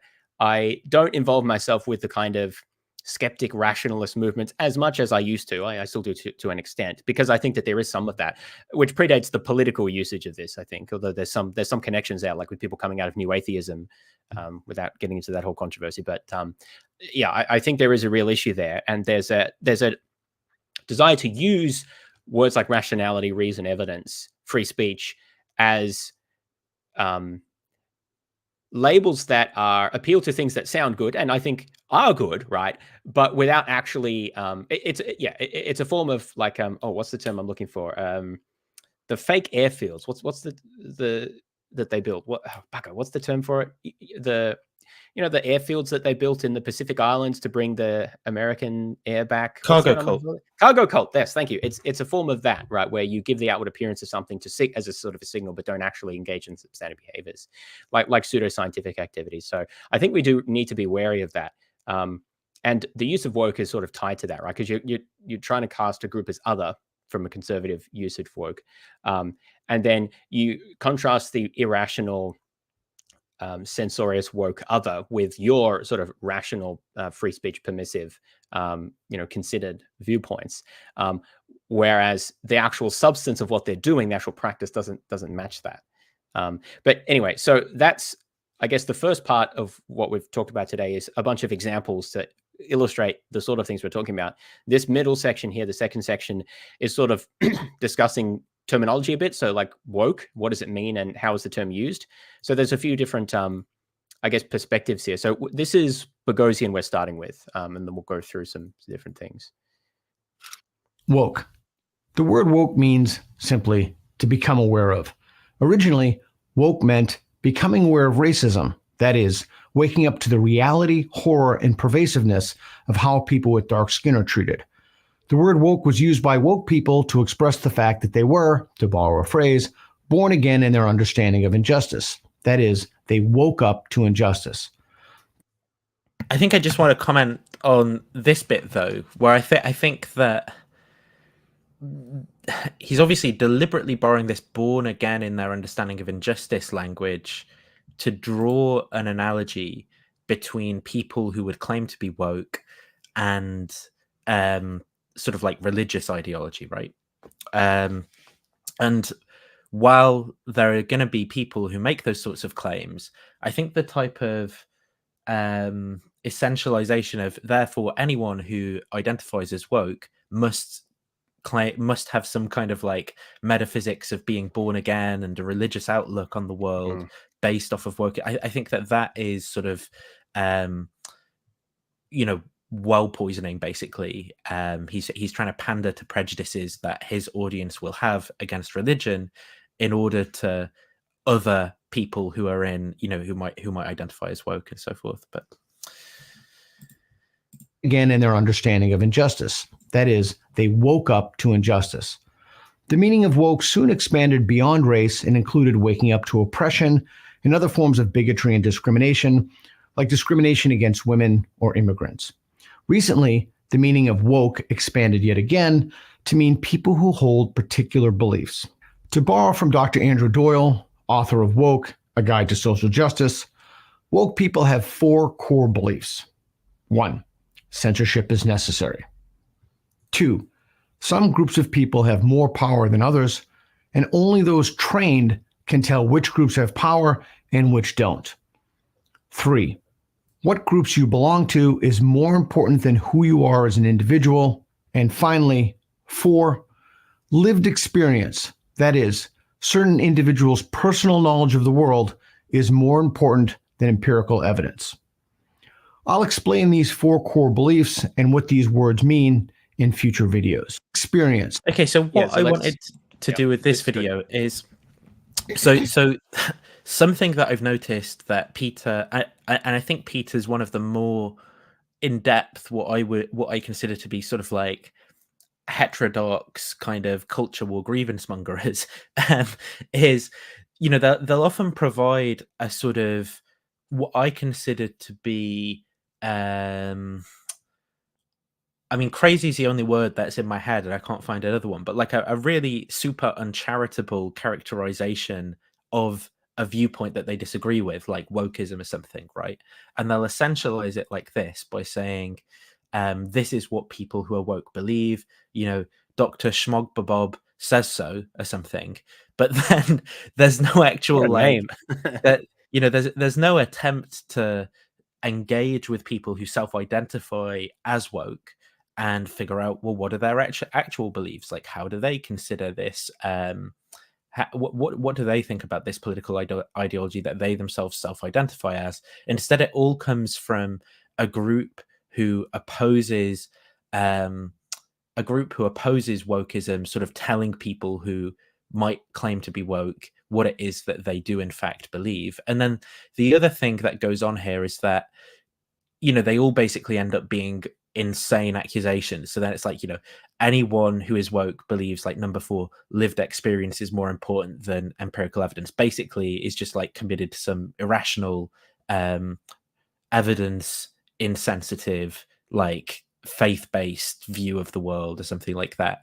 And I don't think that that's true. And what I wanted to, but then it's like, well, there's a man in a suit who claims to be a professor of philosophy who's providing this presentation and puts doctor in front of his name. Therefore, this is the right, you know, like the way that people who are in this audience and sympathetic to this thing will watch it is they'll go, yes, this is the correct academic interpretation of this cultural phenomena, wokeism, that I keep being told about, because I've not seen anyone who self-identifies as woke providing me the definition of wokeism like this that I'm seeing, right? And what I wanted to compare this to is someone who does self-identify as woke talking about their politics. And now we care. I want to leave what I want the audience to do who are watching this is leave aside personal views of Canadian politics and whether or not you think that Trudeau is a good politician or whether or not you think that his policies are good, whatever, right? I think that there is plenty of criticism to be had of Justin Trudeau. However, what I want people to focus on is how someone who's using the term woke as a self-identification label actually communicates and talks about their values. Just a context, this says 11 months ago. Is that when this was recorded, or is it an older thing that's been reposted? So yeah, that's when it was recorded. Yeah. Okay, yeah, just checking. About equality. We care about reconciliation. We care about justice. It has never been more clear that everything is interwoven. But again, conservative politicians just don't get that. They don't connect the dots. They either say investing in Canadians is a waste of money, or that our policies are too woke. Too woke? Hey, Pierre Poilievre, it's time for you to wake up. Like, put aside the cringe as well.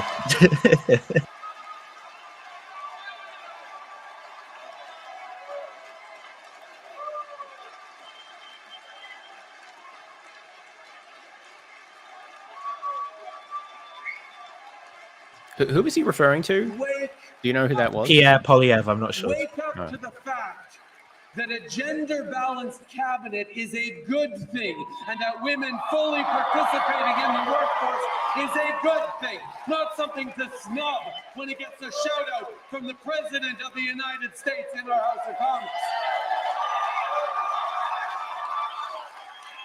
Wake up to the fact that under our government, fewer persons with disabilities are facing poverty, and in fact, Canada's poverty rates has been cut in half since 2015.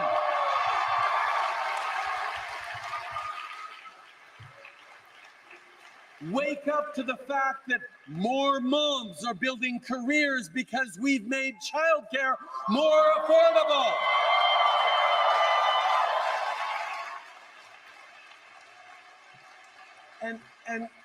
And by the way, when we see that women's participation in the economy has reached an all-time high, let me tell you something. $10 a day childcare is not woke policy, it's economic policy.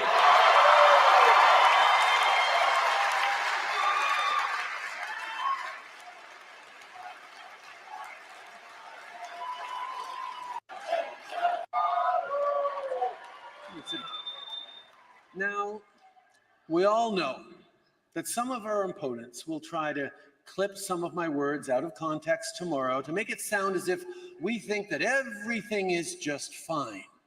But this is not what I'm saying. Too many Canadians are struggling. Now let's be honest. It just doesn't look very serious to have the leader of the official opposition exchanging memes with billionaires in the US. I'm just going to pause on this point. I can't remember if he says anything else that's sort of like worthwhile.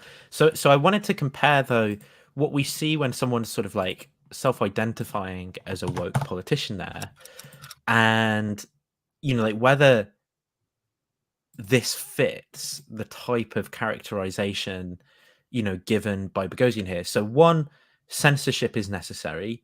I can't see how that has really anything to do with, say, Trudeau's views. Yeah, that's especially bizarre as the first point, because I would say that your views on censorship are going to be fairly downstream of a bunch of more fundamental political positions. And I don't think, however you characterize wokeism, censorship is not central to that. It may flow from other views that they support censorship in cases where we would disagree, right? Maybe, right? But to put it as number one is really strange, I think. It just isn't a fundamental belief or aspect of whatever wokeism is about censorship. Like, if anything, maybe it follows downstream from other typically held views. Maybe. But yeah, it's not kind of fundamental to what it is. It's just a really strange choice. I think it may be included because everyone understands what it means and the people watching this won't like it, right?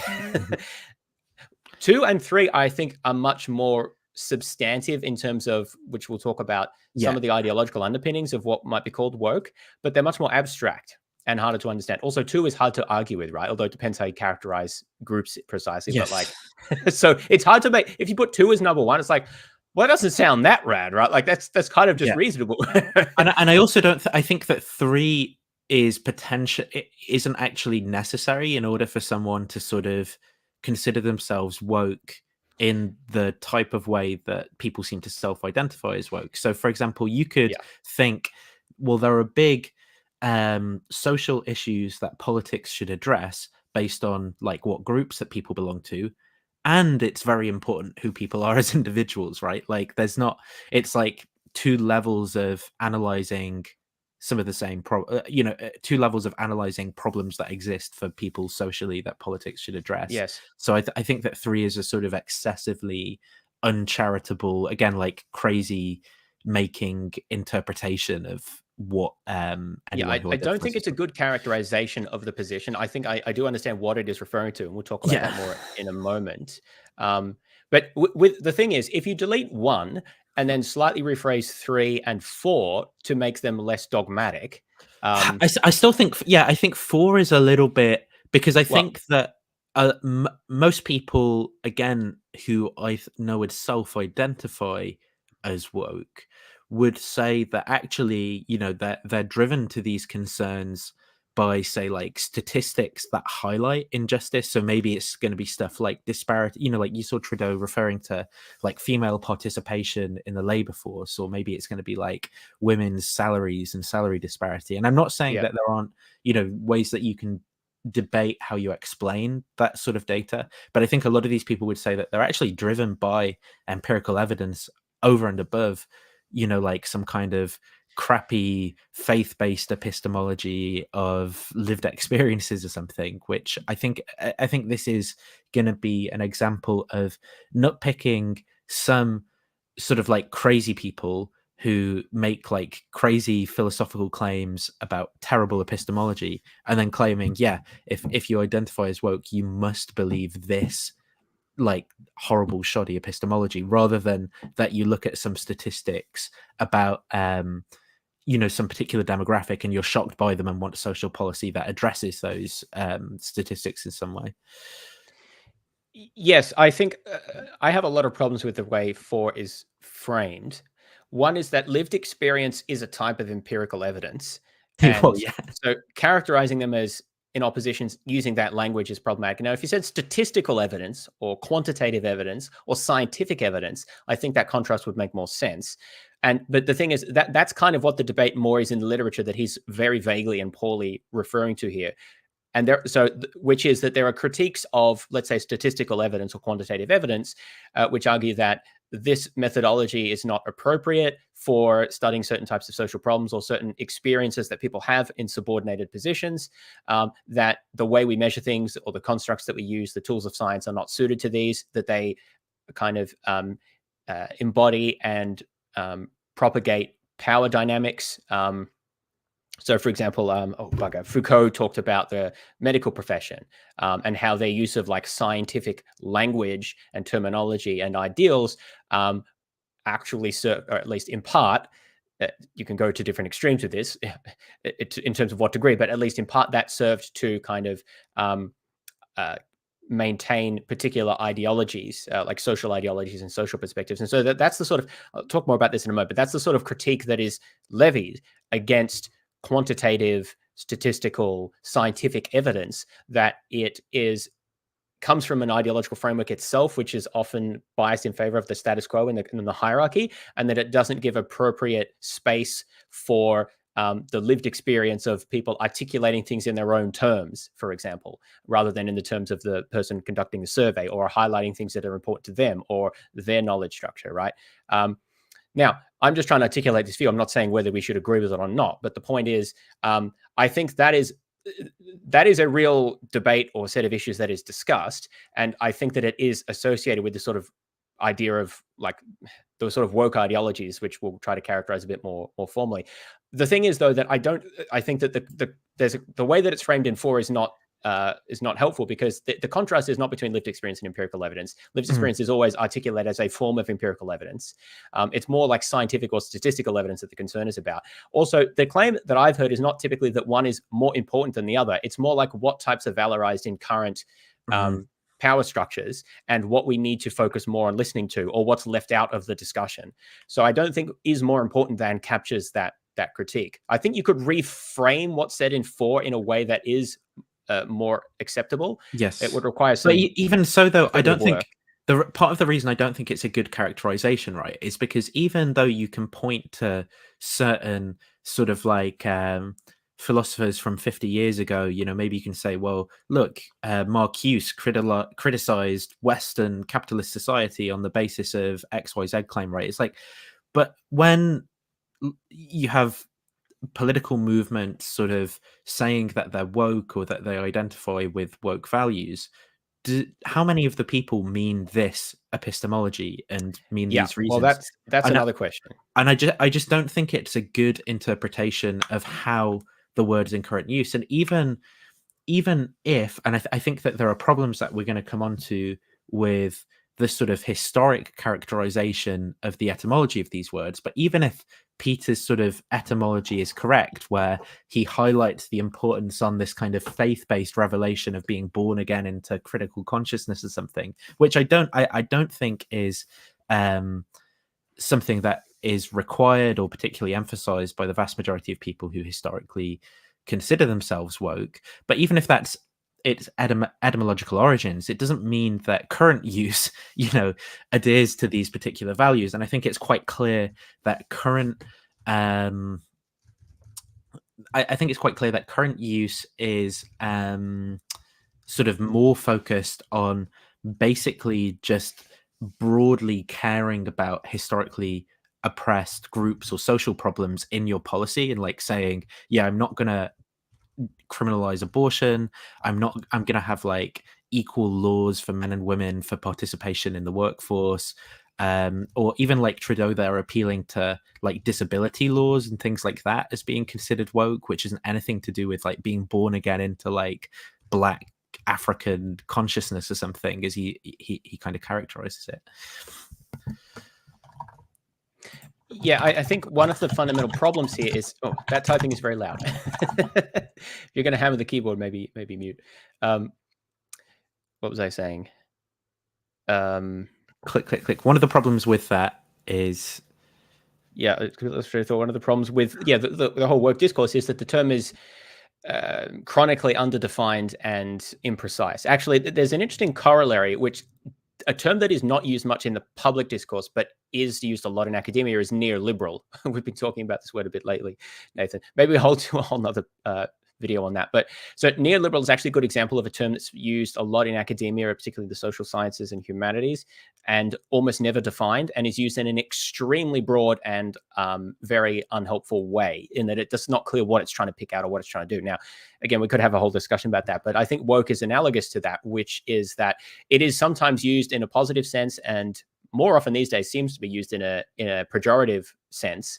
And I don't think those senses directly map to each other, which isn't surprising. A lot of terms are like this, where the positive and negative senses don't exactly align. And even within those, there's differences in the way that they're used. So the thing is that I think, let's take Trudeau as an example. The way I understand the term woke and what it appears to be trying to get at, I wouldn't call him woke. I think he's just progressive.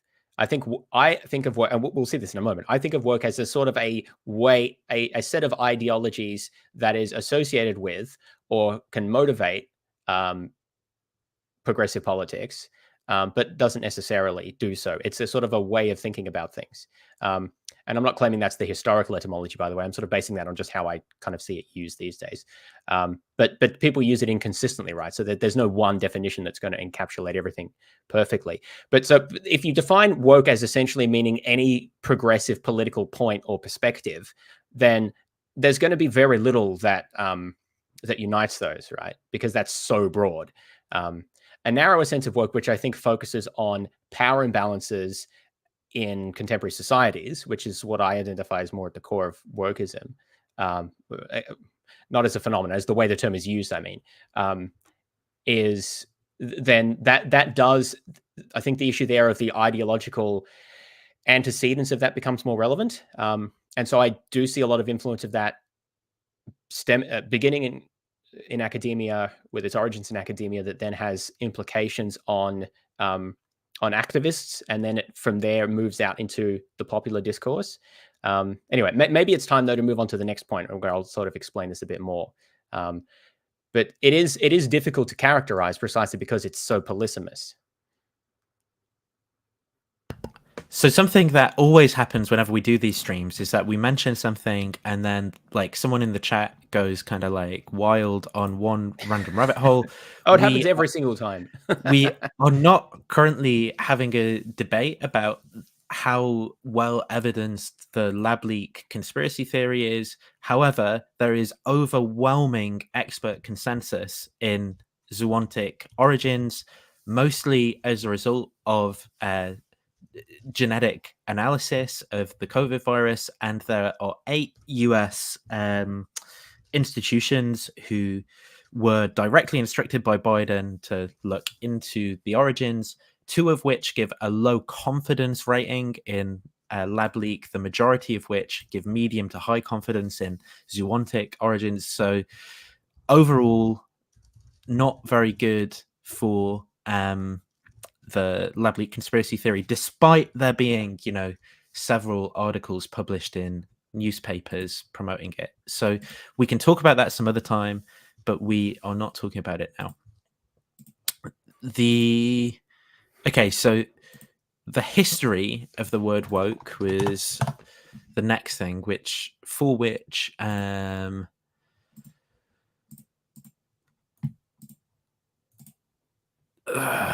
this one. So this is just an article, and I swear to God, the internet is absolutely destroyed these days. Like, you cannot read. And look, how are you supposed to The read? ads. Oh, and I've been on it before and clicked away. You know, like my consent to have all my data stolen as well. It's literally impossible to actually like. You've got this website is tiny this? bit of text in the Independent. Independent.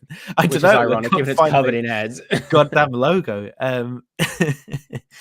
Okay, so the word woke is difficult to get away with these days. Woke is currently used by the political left to refer to progressiveness and social justice. The phrase woke and to stay woke is not new. It began appearing in the 1940s and was first used by African Americans to literally mean becoming woken up or sensitized to issues of justice, says linguist and lexicographer Tony Thorne. Blah, blah, blah. The African American vernacular of English and was used in American street and youth culture for a long time. In 1971, the phrase was used in a play by an American playwright in which he wrote, I've been sleeping all my life, and now that Mr. Garvey done woke me up, I'm going to stay woke. I'm going to help him wake up other black folk. So it seems like there's a very kind of plain sense of just becoming aware of social issues that isn't reflected in some kind of bizarre faith-based epistemology of baptism or being born again or like the involvement of the Holy Spirit or something like that. It also entered popular culture thanks to singer, I cannot pronounce this name, Erykah Badu, who used the phrase I stay woke in a 2008 song. A professor of African American studies at Uni of Illinois said the phrase meant not being placated, not being anesthetized. It started becoming a politicized word in 2014 after the death of Michael Brown Ferguson. Woke was largely unknown in the UK until the BLM movement. So here's how the word got twisted, according to this article. It was only in 2017 that the word woke was added to the OED and was defined as... That's a typo there. Was a dead. Well, oh yeah. So, but at least they got the ads sorted, you know. And was defined as being aware or well-informed in a political or cultural sense. It evolved into an all-encompassing term to describe leftist political ideology, used as a shorthand for people on the left to signal progressiveness, but weaponized by those on the right as a sneering, jeering, dismissive term to denigrate those who did not agree with their beliefs. Like phrases before it, such as politically correct, social justice warrior, and cancel culture, woke has become a toxicized term used by alt-right and political conservative groups to insult people on the left. People who are woke simply can't use the word anymore, explained Mr. Thorne. It's been appropriated, co-opted, and toxicized by the alt-right and right-wing speakers. Those who are woke can still talk about empathy and compassion and social justice, but I think they've had to abandon the neat, snappy slang words and go back to explaining what they really believe. How's the word used now? Well, we've been kind of talking about that. The word woke may have previously been a convenient single word summation to encompass ideologies centered around social justice. But people, they can't blah, blah, blah, they can't use the word. The word liberal is another word that's become unusable by people who actually identify as such, as it can be used as or perceived as a slur. Such terms are known in the US as skunk terms, phrases that are increasingly used in toxic ways that they stink too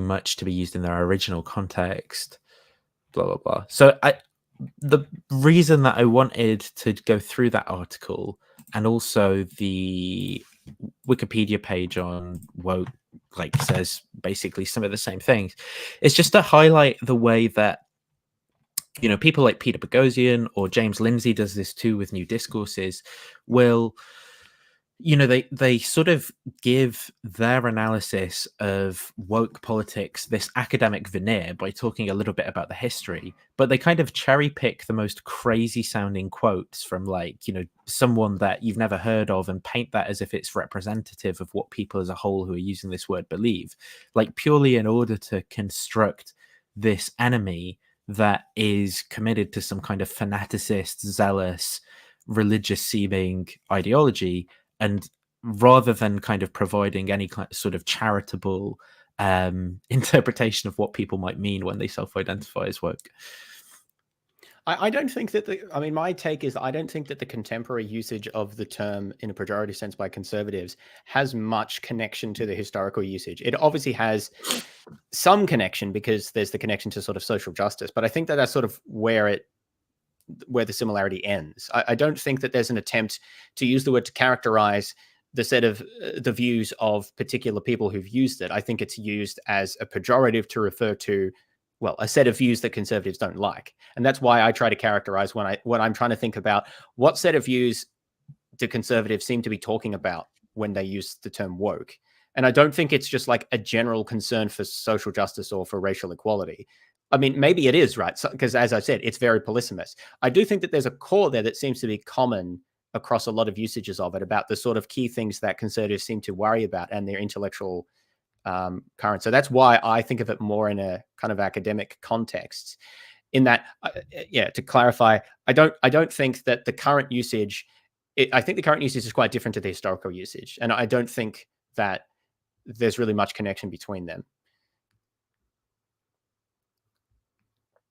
But that's just my sense of it. I mean, people use the word differently, so you can't say what the true meaning is here. Words have more than one meaning, of course. Did we already do Trudeau's speech, or is there a second one?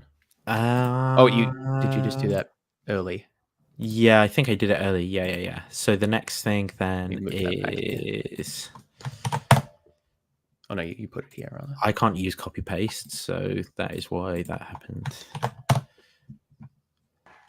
For fuck's sake, like, can people please stop talking about lab leak in the comments? And now clearly I'm gonna have to do an episode on why this is a conspiracy theory and the evidence isn't very good, because there's one, I think it was a Times article or something, and basically it just drew a picture on a map where it's like, oh, there's a lab here and that's in Wuhan nearby, and so it's all the worst features of like plausibility construction in theory, ignoring the genetic sequencing that's been done, which should show certain markers if it were if the virus was something that were engineered by people, used in the type of research that it's claimed it was. So it can be ruled out by really strong biological evidence, and people just ignore it because it's like plausible and coheres together as a nice, neat story that the lab was involved in research. Like, it does wind me up. And also there are podcasts with actual experts and not me as an idiot, on the internet talking about this stuff that people just ignore rather than engaging with this stuff. And we're not talking about that today. I've found it very uninteresting as a topic. I mean, it's interesting in a very, very abstract sense, but I don't know. Is it just because Joe Rogan had some guy on about it? Like, is that the reason people keep banging on about this? I don't understand its cultural salience of all the things you could worry about. I think it's another culture war sort of issue. I mean, it got politicized by Trump because he wanted to kind of like blame China and call it China virus and stuff like that. And I think it becomes a part of like, there's some deeper explanation for what's going on in the world, and there's like somehow government foul play involved because it's like, oh, is it Chinese biological warfare? Are the US involved in secretly testing biological weapons in, there's a lot of kind of different ways that people try and make sense of. Can't you just say that, yeah, China has like these really unsanitary wet markets that they need to deal with better, and they did try to cover it up and inhibit early investigation of it? Like, you can still be anti-China if you want to. Like why do you have to make up these? I just don't get it. Anyway, I don't want to derail, but I don't get it. I don't get it, man. Republicans around the country have called out the dangers of woke ideology. Wokeness is a virus more dangerous than any pandemic, hands down. That's why I want to start a caucus focused for the first time in Congress on uprooting wokeism. Prime among them, Florida's Governor Ron DeSantis. We reject this woke ideology. We will never, ever surrender to the woke mob. Florida is where woke goes to die. DeSantis has enacted anti-woke legislation. called Stop Wrongs Against Our Kids and Employees Act. He's called out what he says are woke corporations, including Disney. They're now in a feud that has escalated with Disney suing DeSantis in federal court, followed by a countersuit in state court by DeSantis' new handpicked board. We're not going to delegate our leadership to a woke corporation based in Burbank, California. And in August 2022, he also suspended Hillsborough County State Attorney Andrew Warren, calling him a woke prosecutor. I don't think the people of Hillsborough County want to have an agenda that is basically woke. But what does the word woke mean? And how did it become part of the Republican rallying cry? For the most part, most Republicans are now awakened to this fact that wokeness is weakness. It's a cancer that's eating America. Alabama, and you better watch out. The landlord gets you gonna jump and shout. Gospel boys, they tell you what it's all about. The earlier reference to woke, we can date back to the blues folk singer Lead Belly. The word woke doesn't appear in the actual lyrics, but it appears in an interview with him about the making of the song. Really, what did the Gospel boys do anyway to get in all this trouble?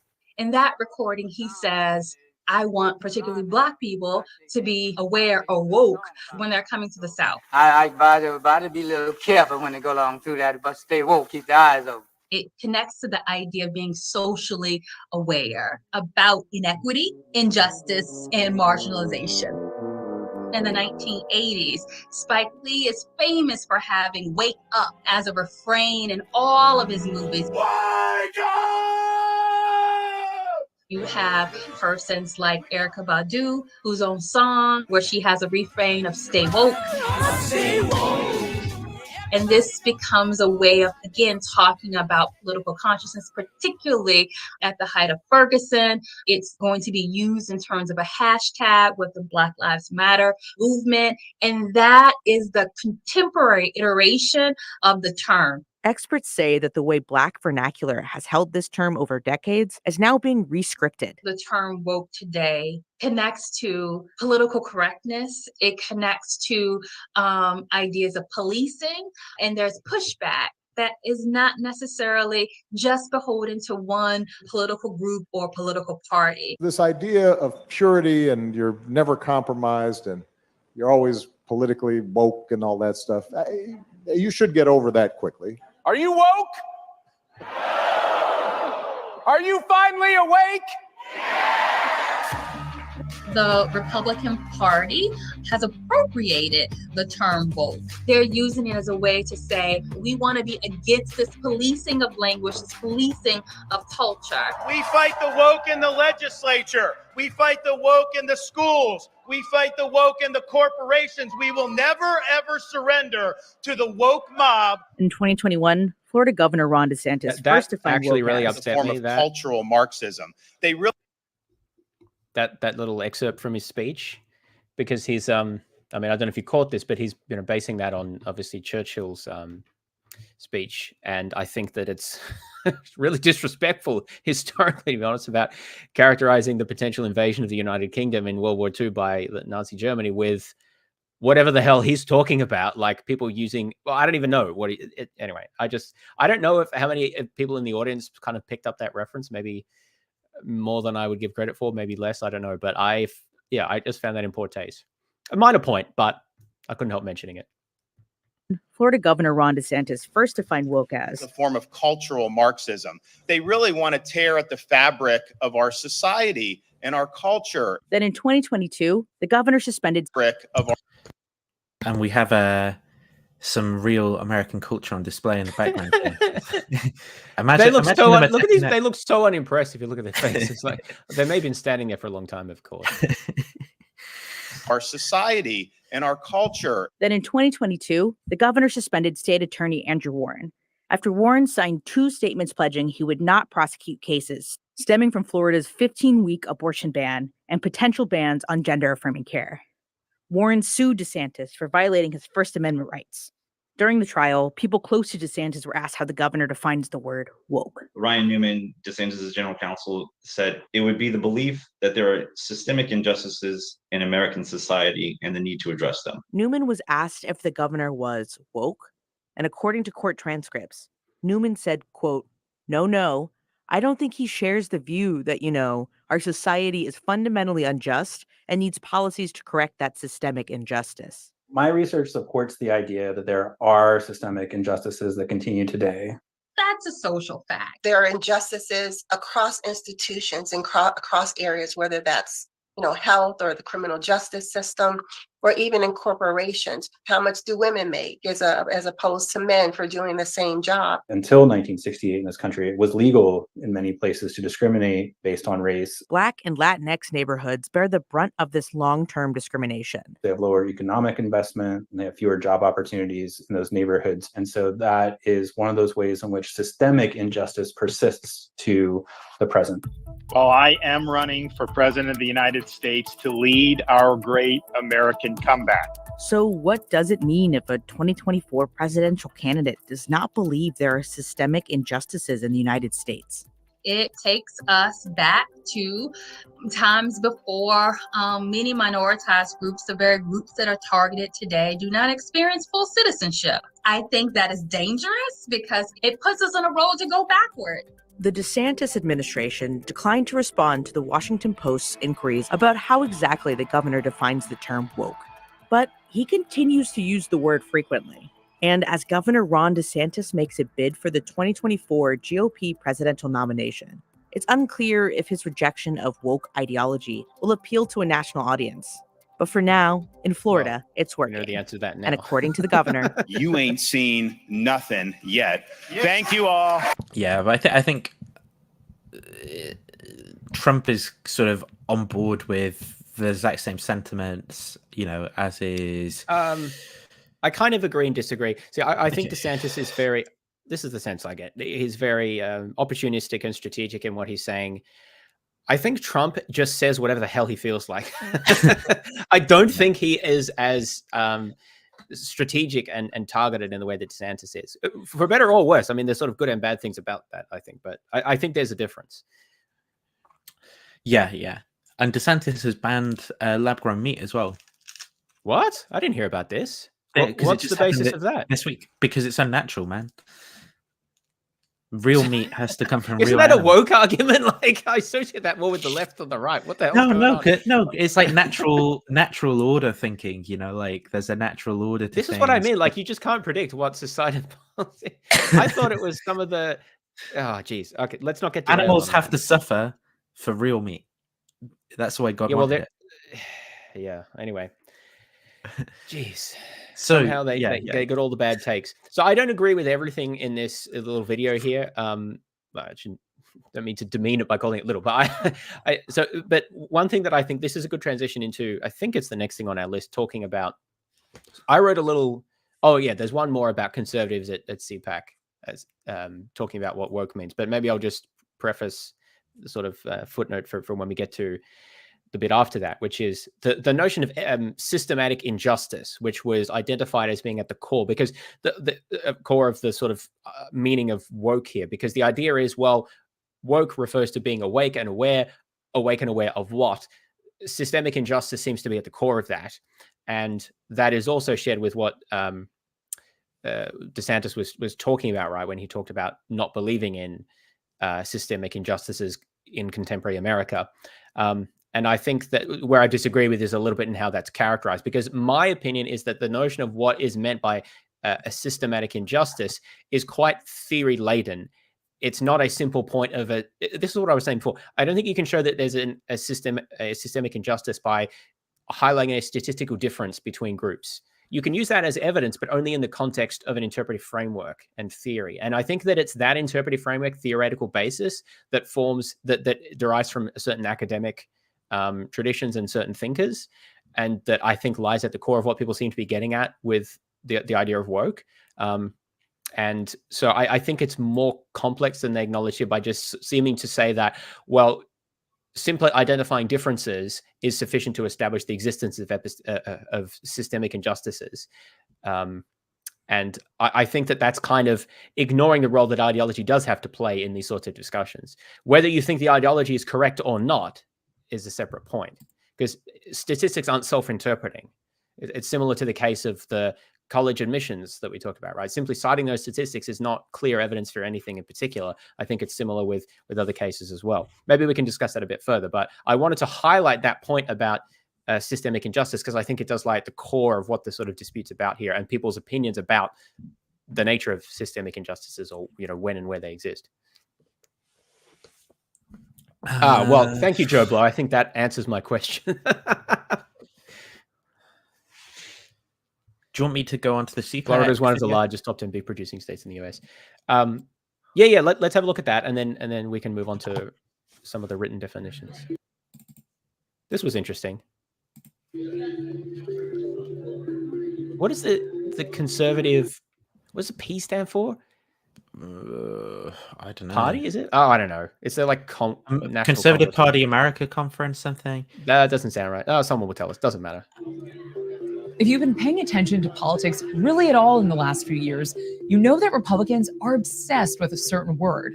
Wokeness is a virus more dangerous than any pandemic, hands down. Most of us know that woke is a term created by Black Americans, and it basically means being aware. Pandemics are dangerous, but also the pandemic wasn't dangerous, like what's isn't it like one of the right. Yeah, aware of what's going on around you, especially when it comes to issues of race and social justice. But last week, some of the most committed ultra MAGA supporters got together for CPAC, the annual conservative conference, where definitions of this term were murky. I think the woke today are basically the ones who buy into the mainstream dominant narrative of that everything's a identity-oriented, virtue signaling position to have a different position of power. That whole narrative, I think that's people who genuinely believe that are basically brainwashed. Wokery is part of the Marxist agenda, along with ESG, along with the 1619 movement, and so what do you know what ESG is? It's some corporate framework. I forget what the environmental, social. Equity. Oh, okay. I've got environment here. Environment, social, and governments. Maybe there's different. I don't know. What did he say? Like the 1619 agenda? Yeah, I thought that was a specific academic project. I don't think it was a movement.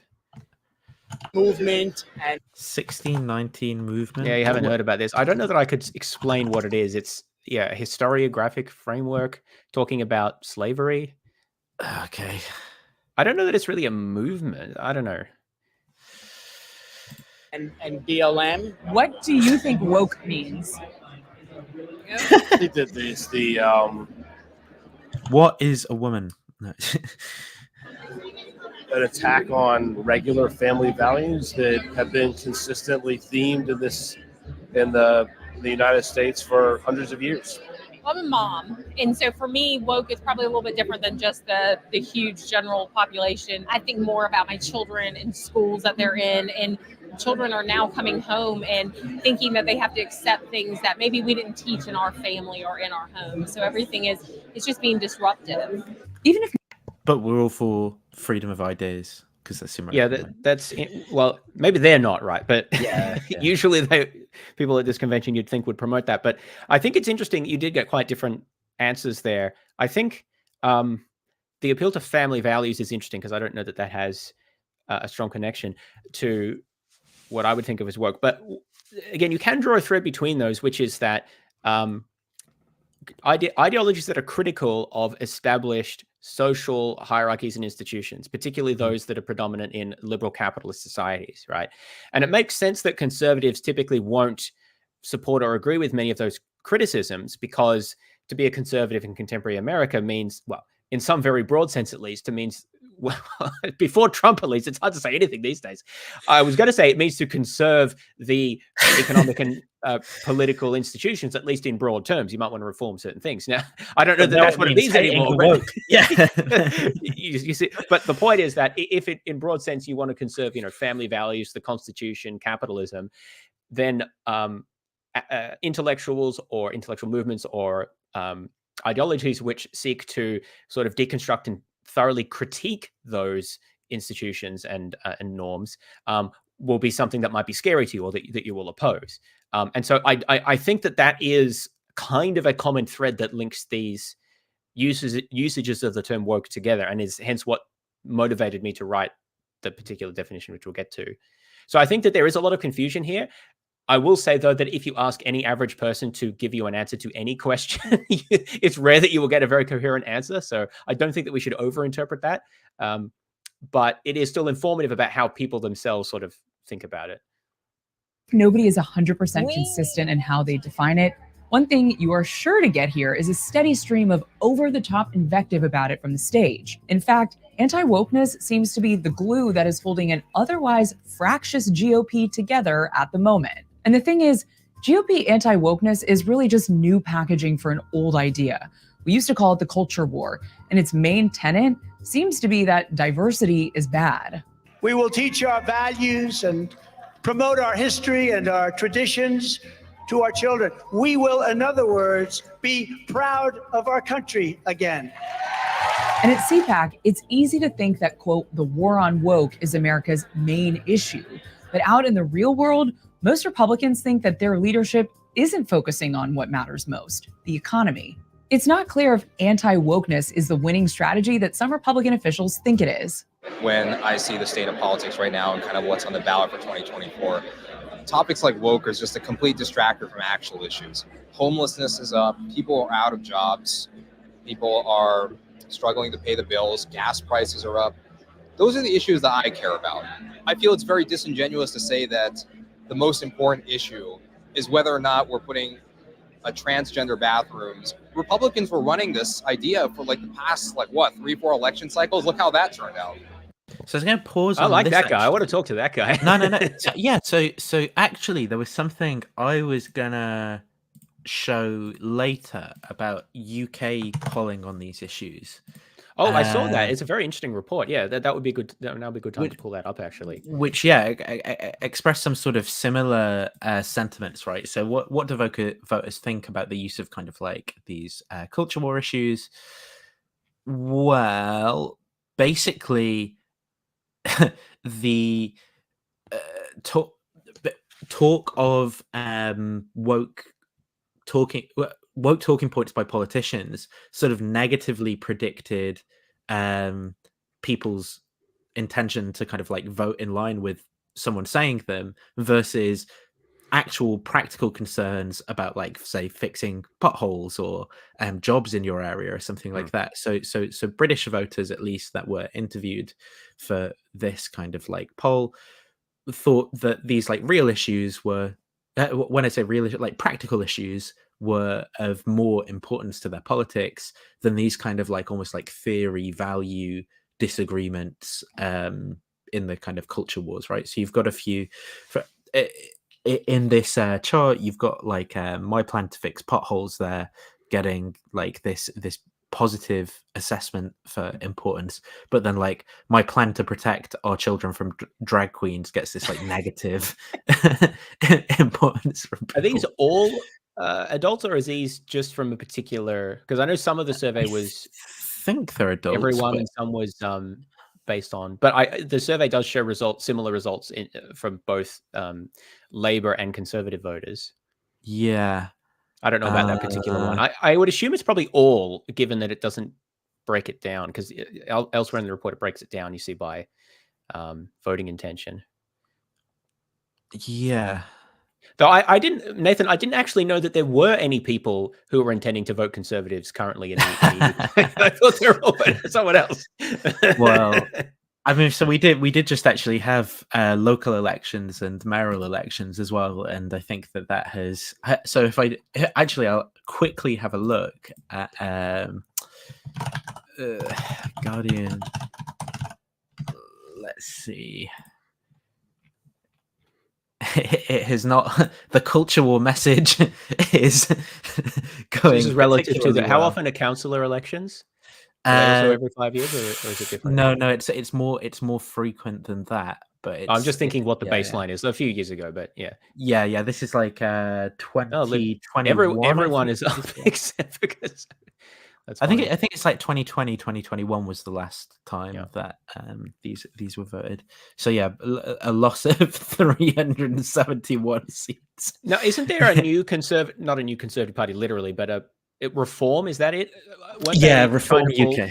I don't see them listed here. Were they not Yeah, so- competing in councillor elections? Yeah, they tend not to be competing in councillor seats. Though Right, where right. they'll be stealing votes is in like mayoral elections, for example. Right. They tend to have and here one only two seats. seats. It's the 316. So yeah, but they tend not to have candidates as well. But yeah, here you I can was see just where they wondering. do have candidates. Yeah, These they are are getting some of the mayoral vote there. elections. And you have a silly first past the post system, right? So yeah, I see based on the way Well, it's we do shown. now. We didn't until recently, so that it was actually only introduced as first pass for mayoral elections. Oh, for mayoral election. What did you used to have at yeah. the mayoral level? Well, there also didn't used to be as much of an emphasis on mayoral elections across most of the UK, so it's Right. all kind of like pretty new for it to be done the way it is at all. Yeah, the UK really needs to reform their voting system. It's really the only reason the Conservatives have been able to stay is because of the stupid first past the post system. If it was proportional, they would be destroyed not long ago. And also voter suppression tactics as well. I don't know if you know about the voter ID. I haven't heard thing. about that in the UK. Yeah. So have they brought in voter? I saw something about Boris Yes. being turned away. Is that it? So that's a new thing? So he brought in a policy around you need to have very specific forms of photo ID in order to be able to vote, unless you're above a certain age, in which case, like, Oh, that's so dodgy. Yeah, because we all know that that older people that is incredibly abusive. I don't know how that's even constitutional or something. Like, come on. Yes, The yeah, explicit age. However, I suspect that Boris turning up without the correct form of ID That's pretty was funny. actually but I think it was probably a publicity stunt that he knew Yeah, full probably well what he was. was doing and was just trying to get in the news cycle. But Yeah, some of the It's still funny, though. ones well, some of the ones that are funny are like people who are conservative having you get like a veteran that they introduce like this veterans card, for example, and then that not being considered legitimate ID. So people turning up with their like veterans card and not being able to vote with it, and then complaining to their like conservative MP, like, "Oh, I voted for you, and like that I wasn't able to vote for today because of it." Yeah, Not supporting the vets. Oof. exactly. Not very conservative of you. it all really sort of backfiring. But the point that I overall wanted to make is the sentiment that this guy at CPAC, whoever the hell he is expressing about people about these culture war issues, some people being like very tired of them and wanting politicians to focus on actual economic and social policies that affect people's real lives rather than like just some stupid polarized narrative. I think that sentiment is definitely echoed in the UK electorate, and there's some kind of empirical data in terms of that's very interesting. Yeah, to back it up.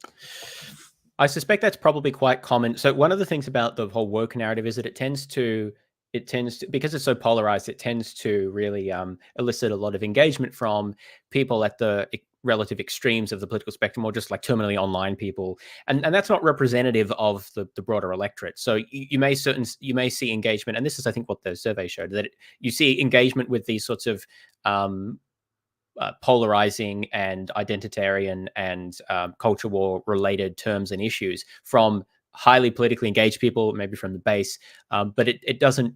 You get the opposite reaction from more mainstream people, and especially undecided voters. Now that's interesting because it's undecided voters that mostly determine the elections, right? And so those are the people you really want to appeal to. I guess there's the difference between the primaries versus the actual election itself, especially in the US. So there's a bit of a difference there. And you do need to get your base out to vote as well, but there's still highly engaged people who are likely to vote for you anyway, right? So it's undecided people who you really need to appeal to actually win. So I think that, I hope that some of that will come back to bite some of the purveyors of this sort of ideology. I think in Australia, we haven't had as much of this. We've certainly had some, right? It's affected everywhere, but it doesn't seem as prominent. Like I'm thinking of our last election, and Some of and the analysis the I've discourse seen generally. about why that's the case in Australia, and I don't know how much you'd agree with this, but some people I listen to have suggested that, for example, because of I can't remember, but compulsory voting and things like that, Yes. that tends to mean that the less politically engaged people, who tend to be more kind of like moderate and normal, produce like a kind of big voting block, and so you get people like politically campaigning, appealing to the moderate normal people rather than the kind of like politically engaged extremes as Yes. you see in I think that's true. I've seen similar comments made, and I really value our compulsory voting system. I think it does help, not completely, but substantively inoculate us from some of the worst successes that we see in the US. We also have proportional voting, which helps as well. Although we don't have enough proportionality in the lower house. But anyway, there's a variety of issues we could talk about with voter reform. But yeah, I think that there are a number of reasons why we have.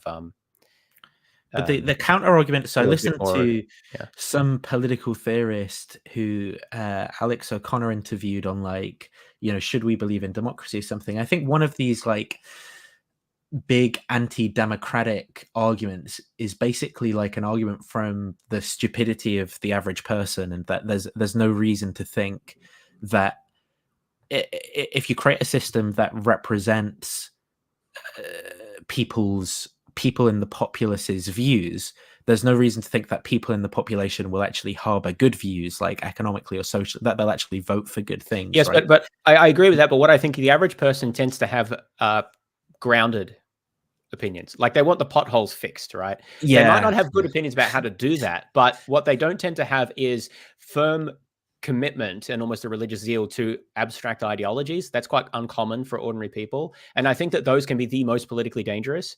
So what you get is, I think you get kind of a system where, yeah, there's like a lot of ineffectual policies and a lot of sort of dithering backwards and forwards and not necessarily solving the main issues. But you do get an inoculation against, I think you get gradual progress over time. I think there's evidence to support that. And what you also get is an inoculation against the worst excesses of either political extreme. So I think that it's typically when an extreme ideology gains control of a state that really bad things happen, both on the left and the right. So, I mean, there's more to say about that, but I think that it's not good that the average voter is very uninformed, but I think it is good that the average voter is typically not strongly ideological. Yeah, right. Okay, so anyway, let's continue with the original video that I went down a bunch of threads about. GOP voters are hungry for an electoral win, and at least some of the elected officials we ran into at CPAC are more keen to talk about what they're up to in Congress. I gave my speech about the border. I gave my speech about the oversight agenda and about the work that we have to do to make sure that our government isn't weaponized. So I tried to give a really substantive policy speech about those matters. Okay. We're focused on reducing crime. We're focused on reducing inflation. We believe we have inflation because Washington spent too much money, but the big priority is trying to get the border secure. And that's more important than wokeness, you probably think. Well, yeah, absolutely. We're concerned about reducing inflation. We're concerned about reducing crime, which would mean securing the border. And we're concerned about the government being involved in trying to change the way people think. Just how anti-woke a candidate should be is something that will be tested in the upcoming primaries. The other thing that I find just funny about these sorts of statements is that, that again, it seems deeply in tension that these politicians talk about their primary policy concerns that they want to be voted in on the basis of is like trying to keep political ideology out of like various institutions, like whether it's education or science or whatever. And then it's like, so what are your policies and things? And it's like, well, I will ensure, I'll legislate or set up some new institution that inserts my values into education. And it's like, there's some deep tension where they're actually, what they're advocating for on the basis of keeping politics out of these things is inserting their politics into these things, right? And it's like, if the value is to depoliticize these things, they're actually doing exactly the opposite. Yes, I think that's often the case. I think it is. There is. I do think that there's an irony here, because I am quite a big believer in institutionalizing government practice as much as possible, and in institutionalizing, professionalizing, and depoliticizing a lot of government activity. Not all of it, but I think a lot of it. And the government's moved in the Western world, moved a lot in that direction in the since the war. More things are determined by expert bodies and groups that are appointed by Parliament or have special authorities. Like the independent central banks is probably an example of that many people are familiar with, but there's actually a lot of bodies like that. In Australia, we've done a lot of it. I think it's been done in other countries as well. Like we have our electoral commission here that determines the borders of the electorates using I don't know exactly what criteria they use. They use the census and certain rules as to how they determine. So we don't have gerrymandering problems here. It just isn't an issue because we have an independent, apolitical commission that does that and that conducts the elections. So like there's a whole host of examples of that. And I think that in general, that's to the better. Now, those organizations do need to have scrutiny and accountability, but that can be done without those tasks being legislated directly by politicians or run directly through ministries. So I'm a big fan of that. Now, the irony is that is a way to depoliticize things, at least depoliticize a lot of things, or reduce the effect of the political trends or sensationalization and things like that on these sort of activities, for which there's kind of just better and worse ways of doing things. And it's better to just sort of develop an objective measure for how to achieve something well, like drawing up electoral boundaries, and then follow that rather than it being constantly debated in Parliament.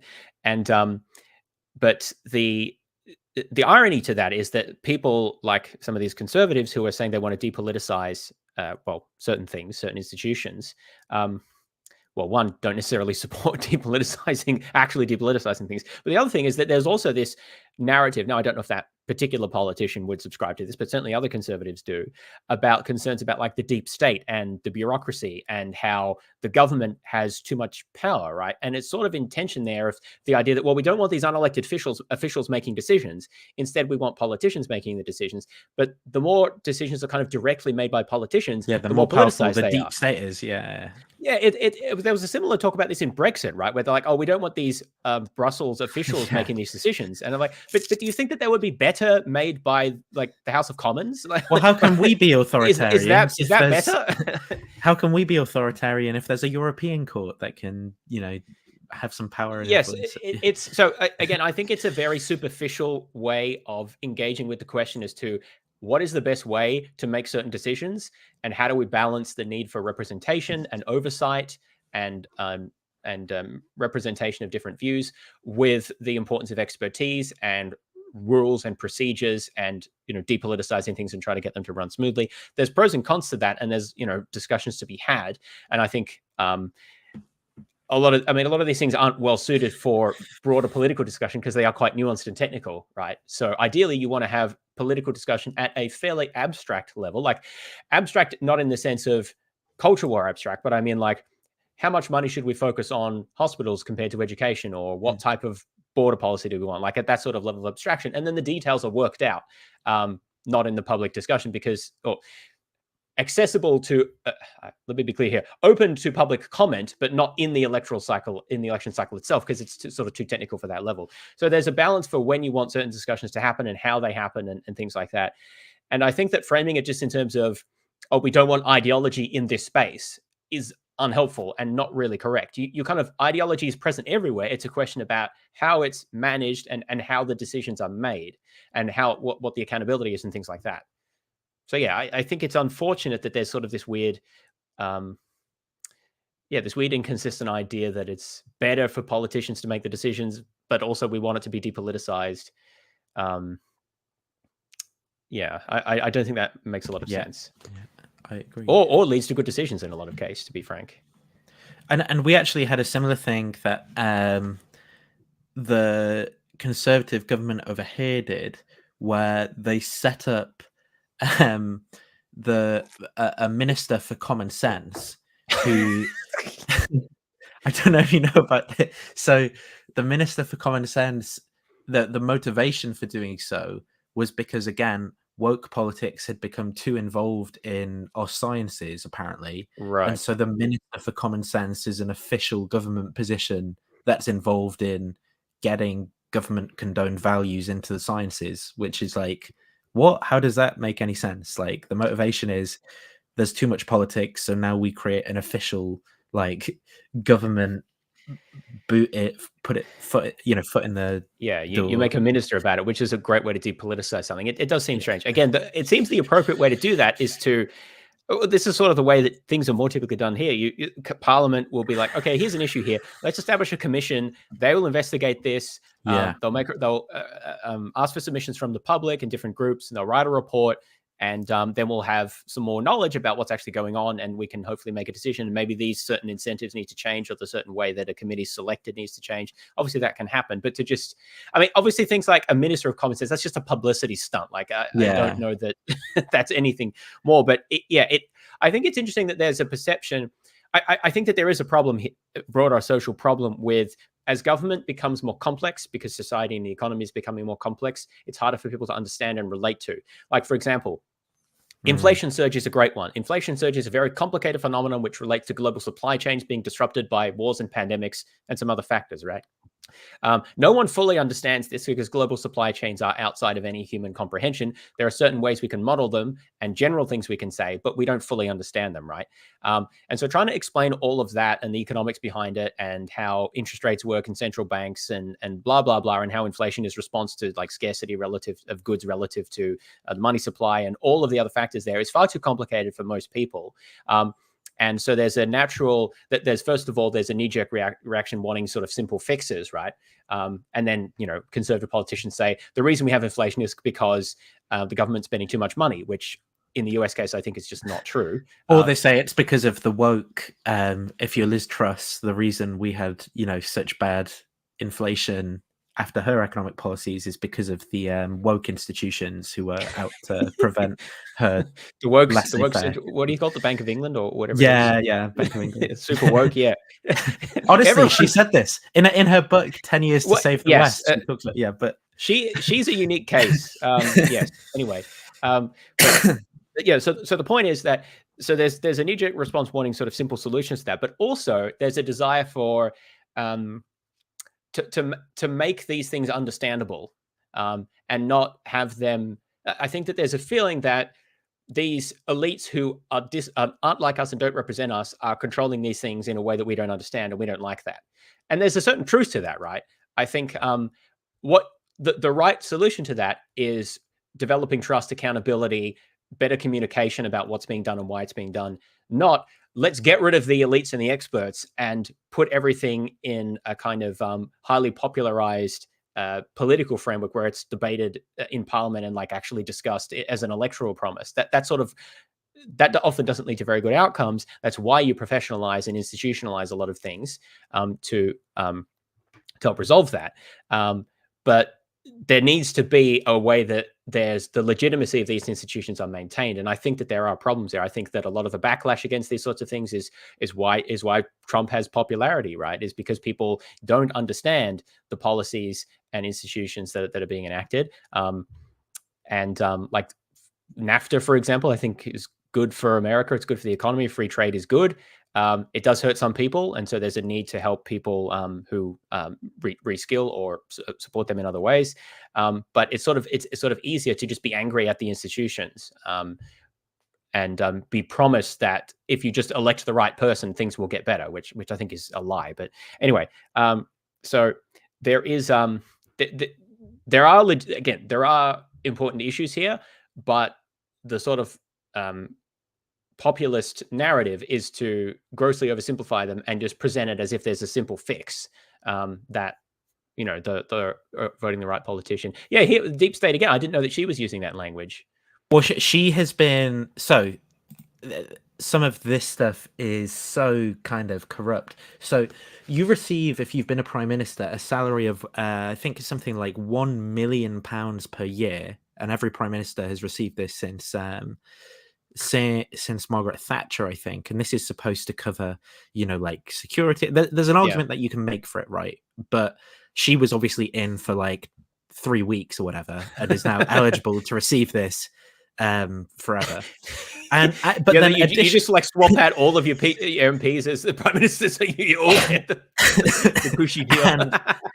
Maybe that's what the Conservatives have been doing all this time. That explains a few things. Well, it's sort of, because there's this whole question of House of Lords peerages as well. That where what has been happening with all of these Conservative MPs swapping themselves out is that each of them, elects like 7 or 8 of their mates to be permanent representatives in the House of Lords. So I think like Boris Johnson was putting like his brother in or something, and like someone who wrote a nice blog article about him, and Liz Truss too. People, but.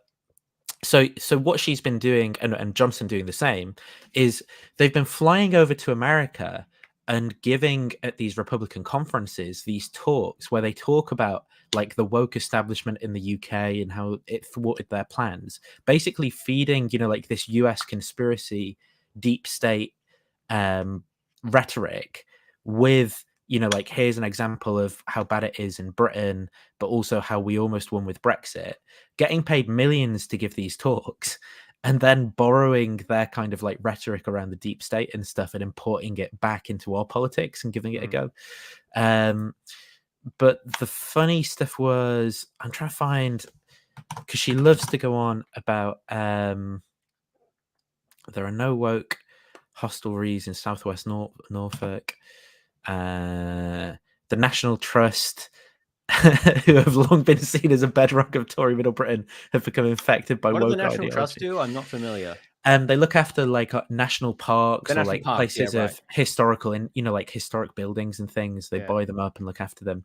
And this is funny because basically like the National Trust protect like waterways in Britain, but then what the Conservative Party have been doing is obviously pushing for like privatization of like water companies and things, but then also deregulation around what these water companies can do, like dumping raw sewage, rather than having there being legislation that means that they have to actually process sewage, like just dumping it into our waterways, like killing all of the like fish and the all sorts of like problems. Well, the Brexit allows them to do that, right? Because they don't have to obey these pesky environmental standards, right? Yes, but then when they complain about it, people like Truss push back and say, well, this is woke idea. The National Trust, which used to be conservative, have now been possessed by woke ideology, rather than it being conservatism used to be about protecting our public waterways, and now it's become about destroying them in the name of like laissez-faire capitalism. Instead of it being our conservative ideology has changed, it's become, like obviously they've changed and become possessed. Yeah, it's fascinating when you're calling the National Trust and the Bank of England and the major financial institutions all woke. It's like, yeah. And then, many of the economics and finance professors and well-known woke ideologues. Yeah.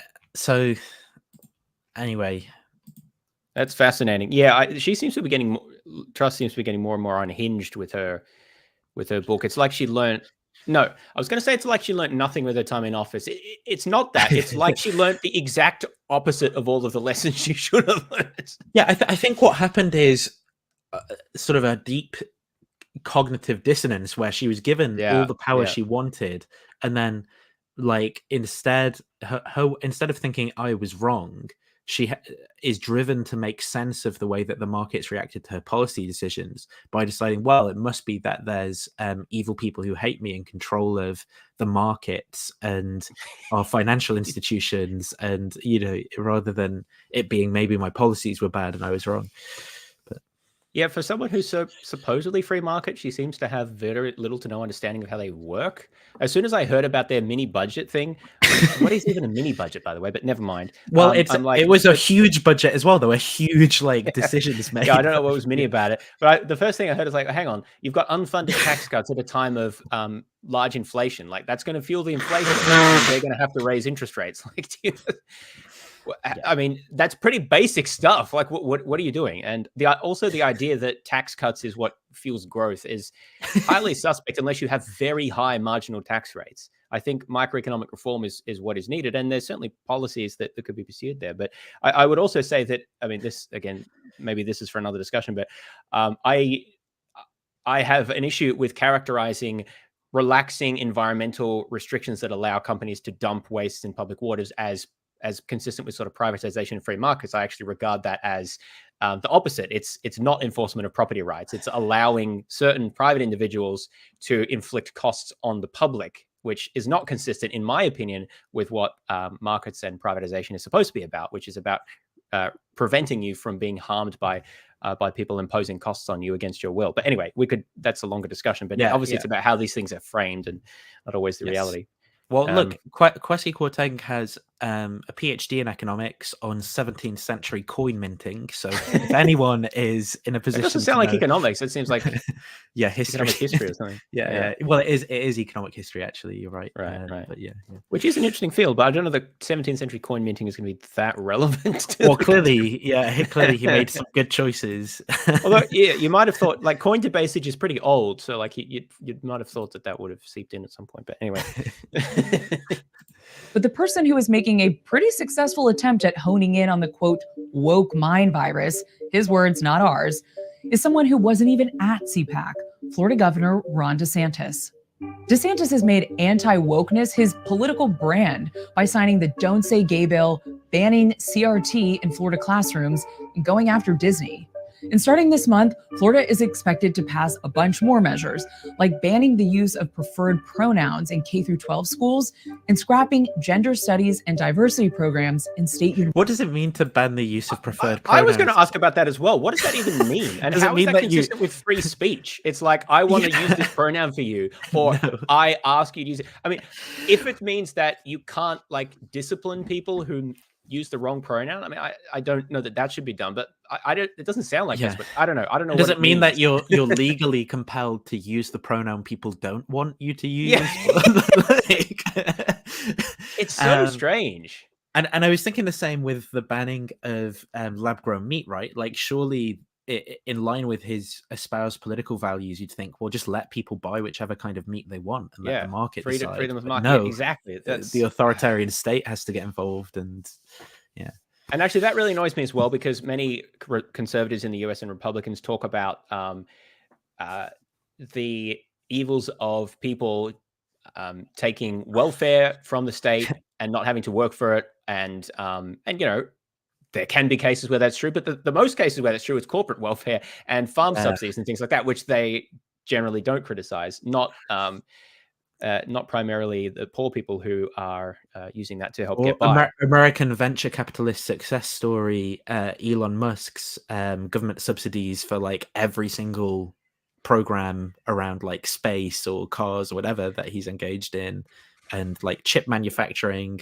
where the research comes from, you know, like publicly funded universities and things. It's like there's some deeply confused political narratives in the US around even that, you know, like their industrial heroes and the way that they yes, that's also true. It's quite frustrating to hear. I mean, this is a point that we've heard many times. It's quite frustrating to hear ideals or policies that I agree with or generally like being abused in all of these ways. Like you know, freedom of speech.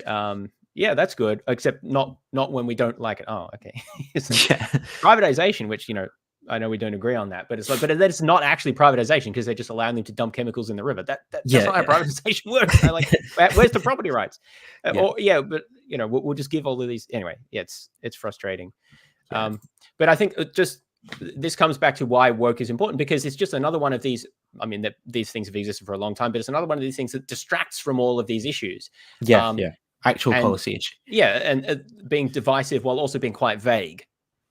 And you can use it for pretty much everything. Universities. This is what turning anti-woke words into actual anti-diversity policy looks like. And it might set up DeSantis nicely to tangle with former President Donald Trump. Oh, who would wear that? It's so hideous. Oh my gosh. That is the most hideous. It was a dress, right? No, I think it's a t-shirt. Yeah. Oh, it's so ugly.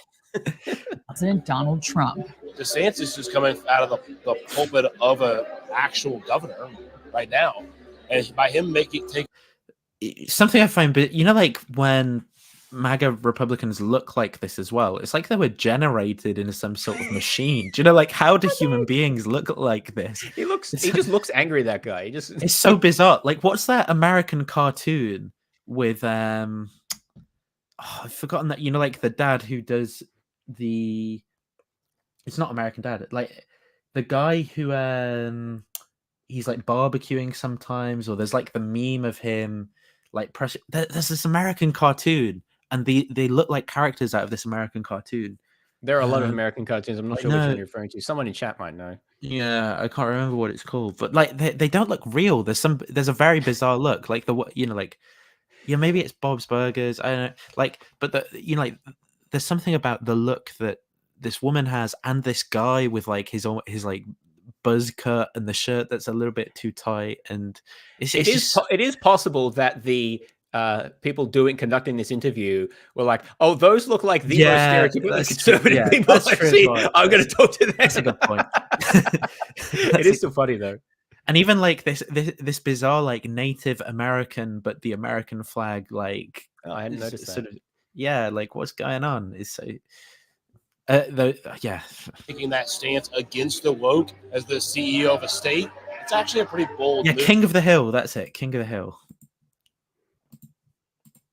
He's not sidelined like Trump is now, talking as a private citizen. He's making that a stance of the executive branch of government for the state of Florida. It's pretty bold.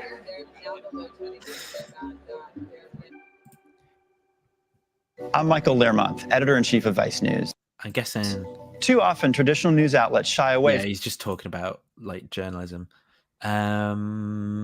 Okay, so what's the next thing you want, James? Because you put proper links in on the next bit, and now I don't know what to click on. And oh, right. Well, hang on. So,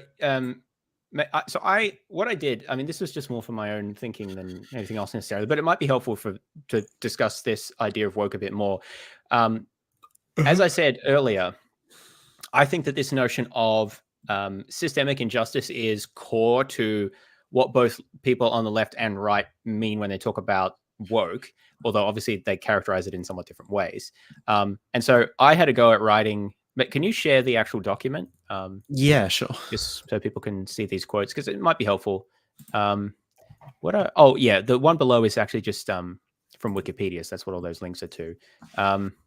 So the first, I just thought this was interesting. So maybe zoom in just a little so people can follow along. So this is the JF is me. I just wrote something that I was actually inspired by that video. I'm like, if I had to define the way it seems that woke is used now, not necessarily historically, but now, how would I do it?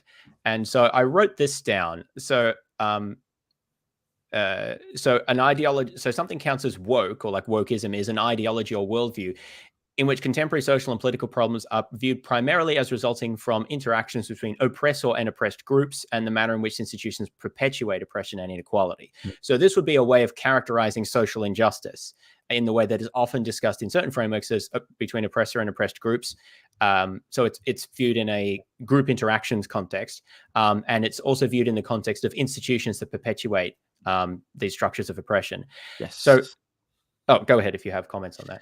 I think that is broadly correct, but I think that there's an additional move that I see a lot of people making who are commentating on this phenomenon, which is, firstly, I think that woke is being used by people who self-identify, and actually by its critics as well, in I would say very completely different ways, because clearly where it's being used with the pejorative force, it just means whatever I don't like. But by people who self-identify, I think it doesn't really actually have like a clear or sharp sense or anything like that. I think it just broadly means that, I have some sympathies politically for issues that are going to involve, like historically oppressed groups or something.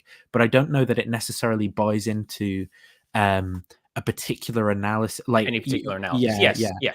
And then the second thing, though, that I just want to say too, is that all too often I see people then basically conflate a self-identification of woke politics with critical theory or critical race theory. And though I think you can make that connection, I actually think that it's, in terms of self-identification, it's going to be a tiny subset of people. Like you're going to get basically the vast majority of people who self-identify as woke, I think are not going to even know anything about critical theory. And I think what happens is people then go, look, you've heard me talk about all this woke stuff. That's a big issue. and here's what they all believe. They're all critical theorists. This sounds crazy. Here's how crazy they all are. And it's like, well, even though there's undoubtedly some connection and some people who are woke who are critical theorists, like that move of reducing like woke as a political movement to critical theory, I think is a way of uncharitably sort of maligning, you know, like coming up with it's the least charitable interpretation of what people might be saying in order to then dismiss their political views. It's like, well, that commits you to this crazy position because Ibram X. Kendi says blah blah blah blah blah, and you don't want to say blah blah blah blah blah, so you don't want to be woke, kind of thing. Yeah, it is difficult because there's no. I'm not saying this is like the definition of woke, because as we've established, it's used in many different ways. Sometimes it's nothing more than an insult.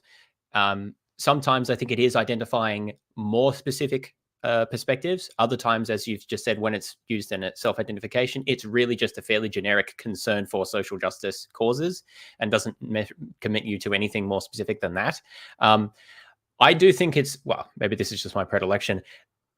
I think that you can trace partly through the historical usage, though that's also changed, and partly through what the conservative people who've co-opted it seem to be worried about, not necessarily how they always use it, which is quite inconsistent, but what they seem to be worried about is, and what seems to be the core of the differences is something about these systematic injustices. And so that's what hierarchies, and they're good. Well, at the moment, I'm not trying to make any claim about good or bad. I'm trying to identify, injustice is a more claim, but I'm trying to identify what the core might be about, or one way of thinking about it, just to help clarify some of the discussion maybe. Or again, I don't think we should really use the word woke. You should always clarify, well, what position do I want to speak out for or against? And woke isn't really helpful there. But when hearing other people use it, I think it can be helpful to have some framework for trying to unpack, okay, these are the things that they might mean. It could just be an insult, right? In which case there's not a lot more to go. They could be meaning something more specific. And so I think that part of what people can mean that seems to be core, not essential, but sort of at the center of a cluster of usages is this issue of systemic injustices, and particularly, and especially a way of viewing those through oppressor-oppressed relationships. And that particular framing does have its origins in critical theory, or critical theories. There's no one critical theory. And that's why I put the wiki, an excerpt from the wiki here, which I'll just read out. A critical theory is any approach to humanities and social philosophy, I might add social science as well, that focuses on society and culture in attempt to reveal, critique, and challenge power structures. With roots in sociology and literary criticism, it argues that social problems stem more from social structures and cultural assumptions rather than from individuals. End quote. So notice that there is a contrast here drawn between groups and structure and power structures and individuals. That's why I said earlier when we were looking at the Peter Boghossian that there is something to that, he's drawing about individuals versus groups. So it comes from something like that. I agree that it was very poorly expressed and uncharitably expressed, but I'm also trying to highlight that if we understand the background a bit more, we can kind of understand a bit about where these things are coming from and how they fit together. Without endorsing any overly simplistic view. So I do think that there are roots in some of these ideas in critical theories. And then if we identify that, then you can try to deconstruct. Okay, so when you see the word woke used, is it just an insult? Is it referring to a specific policy like censorship or, I don't know, support of climate change or support of diversity quotas or something, in which case it might not really be anything about than just that specific issue, and so you should probably just discuss that issue and not the broader context. On the other hand, it may be a broader question about how we view like systematic and power injustices and things in society. And at that level, it may be helpful to bring in some of these perspectives from critical theory, because I do think that the differences about these views underpin people's political differences. Conservatives tend to think that poor social outcomes result more from individual choices, whereas progressives tend to think that they result more from systemic injustices, right? I think that's a fair, broad characterization. You can obviously be at different points in the spectrum. You could say it's both, but in how they interact maybe. And I think that's more where the interesting conversation lies, like how you think about these things. So, for example, if someone asked me, "Do you believe in systemic injustices in contemporary Western society?" I would lean yes, but be hesitant because of a whole bunch of caveats that I want to make, particularly how those are going to be characterized. Because personally, I don't really buy into the notion of oppressor and oppressed dichotomies. Like a classic example would be the Marxian analysis of proletariat versus the bourgeoisie. That's just one example. Like, you don't have to. I'm not saying everyone who believes in this believes in that one specifically. It's just an example. Or like cis heteronormative versus alternative expressions of sexuality would be another example. Or like white culture versus ethnic and racial minorities. There's different ways that's characterized, right? So I'm rather let's say skeptical about a lot of those claims that are made in part of those ideologies, but not completely. There's a discussion to be had there. What I think is kind of problematic is that you never really, we're incapable, it seems, of having a discussion about these issues because it's entirely overshadowed by throwing emotionally either specific examples that everyone gets bogged down in. I mean, examples can matter, but they aren't the broad point, right? People get bogged down in specific examples and can't really discuss the broad point separately from them, or they sort of resort to just throwing insults and very broad terms at each other, like you're woke or you're reactionary or something like that. And then you can't really discuss these issues. So I think you put this quote in here, which I quite like as well. Do you want to explain that one? Which one are you referring to? CRT scholars. Or did I put that in? I think you put it in. Okay, sorry. Well, you could have just taken it, right? Yes, I thought so.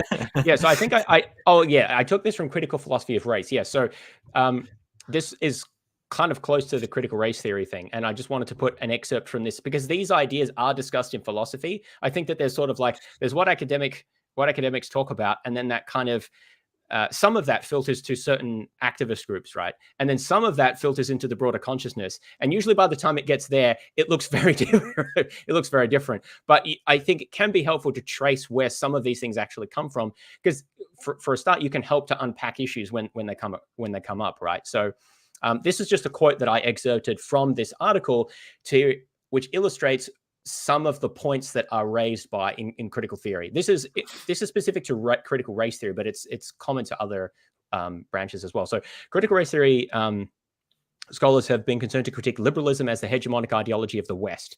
CRT scholars argue that solutions that stay within the bounds of liberalism are insufficient because racialized power is embedded in practices and values which have been shorn of any explicit formal manifestations of racism.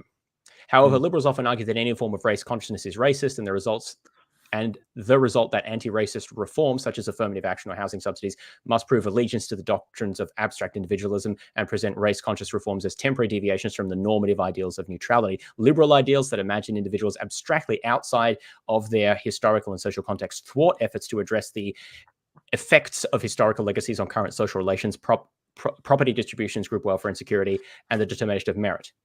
So I think this passage here well characterizes the issues that progressives and conservatives disagree about.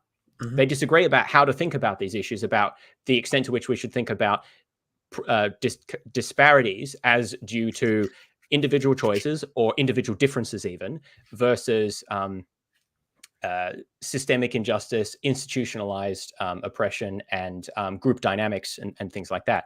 And there's and these sort of scholars criticize liberal ideology for its failure to be able to incorporate and think about, conceptualize the effects of ideology and group dynamics and power dynamics on outcomes. And they think about things purely in an atomized individualistic focus, which sort of blinds you to these other forces.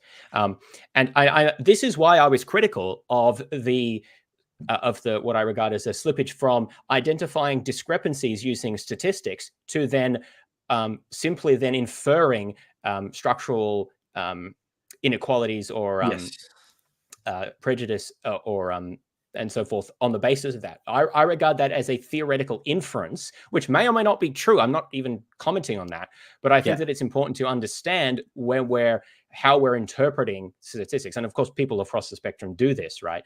So I think that having an understanding of how this sort of critical theory does, or whether or not people are aware of it, I'm not making a statement about how many people know about this sort of in an academic context. I don't think it's many, right?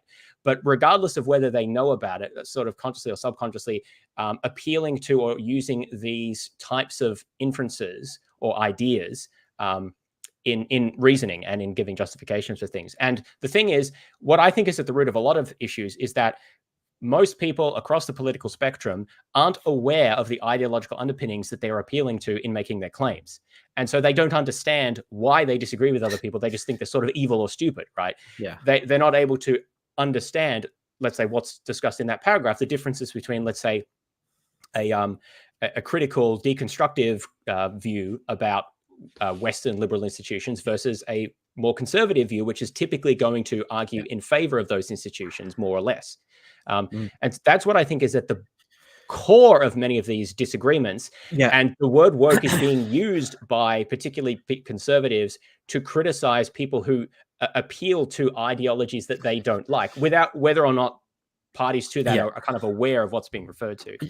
I think though here that even some people who will claim to be aware of those types of distinctions are often not, and are being more taken up by the kind of like rhetorical in-group out-group thinking than the ability to really engage with those ideas. So I mean, I'm going to give an example just from personal experience, which would be when I was talking to Peter Boghossian and forgotten his Andrew Doyle, who's like a GB News presenter who Peter always appears on his show on GB News and has had him on his podcast a bunch of times whenever he's in London.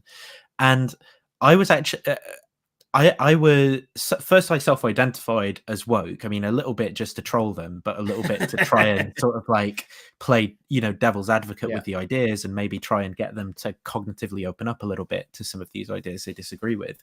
But the angle from which I was sort of like trying to deconstruct some of their kind of like essentialist and hierarchical political thinking was actually, like more in the analytic tradition of philosophy, where I was going, like more with my kind of like Wittgensteinian views of language, more with kind of like, Kuhnian observations about the way that social forces shape ideas in like things like the sciences, to try and kind of like undermine some of their certainty in their like models of biological reality and how that kind of shapes their views about the status and role of women in society and stuff like that. So not to get into the specifics of the way that debate went, but I think that, that they're so unthoughtful about the justification and reasons for their views and so kind of like polemical instead,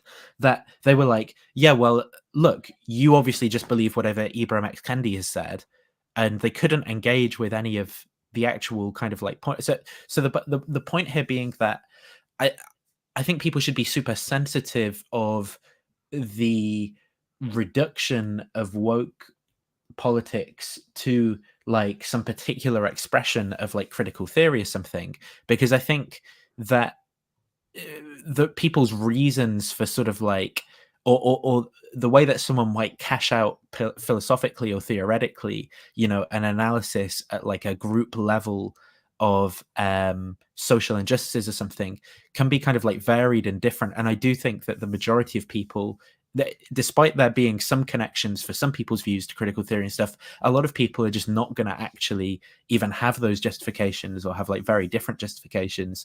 And what people should do to improve the discourse is just to engage with people's provided reasons, like rather than sort of like accusing people of somehow being committed to some like crazy thing that some crazy critical scholar said in like a book about how, I don't know, thinking of black people is basically rape or something, and somehow that's an entailment of disagreeing with me about how we should treat trans women or something. Because I think that that's like super unhelpful, and I think that it's like, for me personally, it's just not how I actually justify or cash out any of my like philosophical views. However, that all being said, like I also agree with what you've said, that there is a connection to like what critical theorists will say and what some people in universities will say. And I think that there are more charitable ways of interpreting woke politics that like see it a bit that reduce to or are connected to like critical race theory in this way too.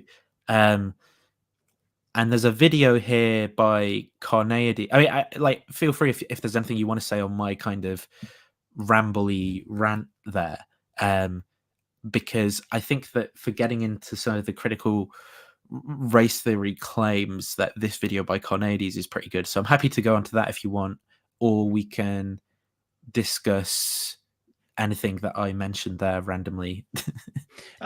In my rant. Yeah, I don't have too much to add to what you just said. I think, yeah, it is the term woke is generally unhelpful, I think, at least in contemporary discourse. And if you're talking to an actual, person, it's better to just clarify what they actually think and what they want to discuss, what claims they're actually making.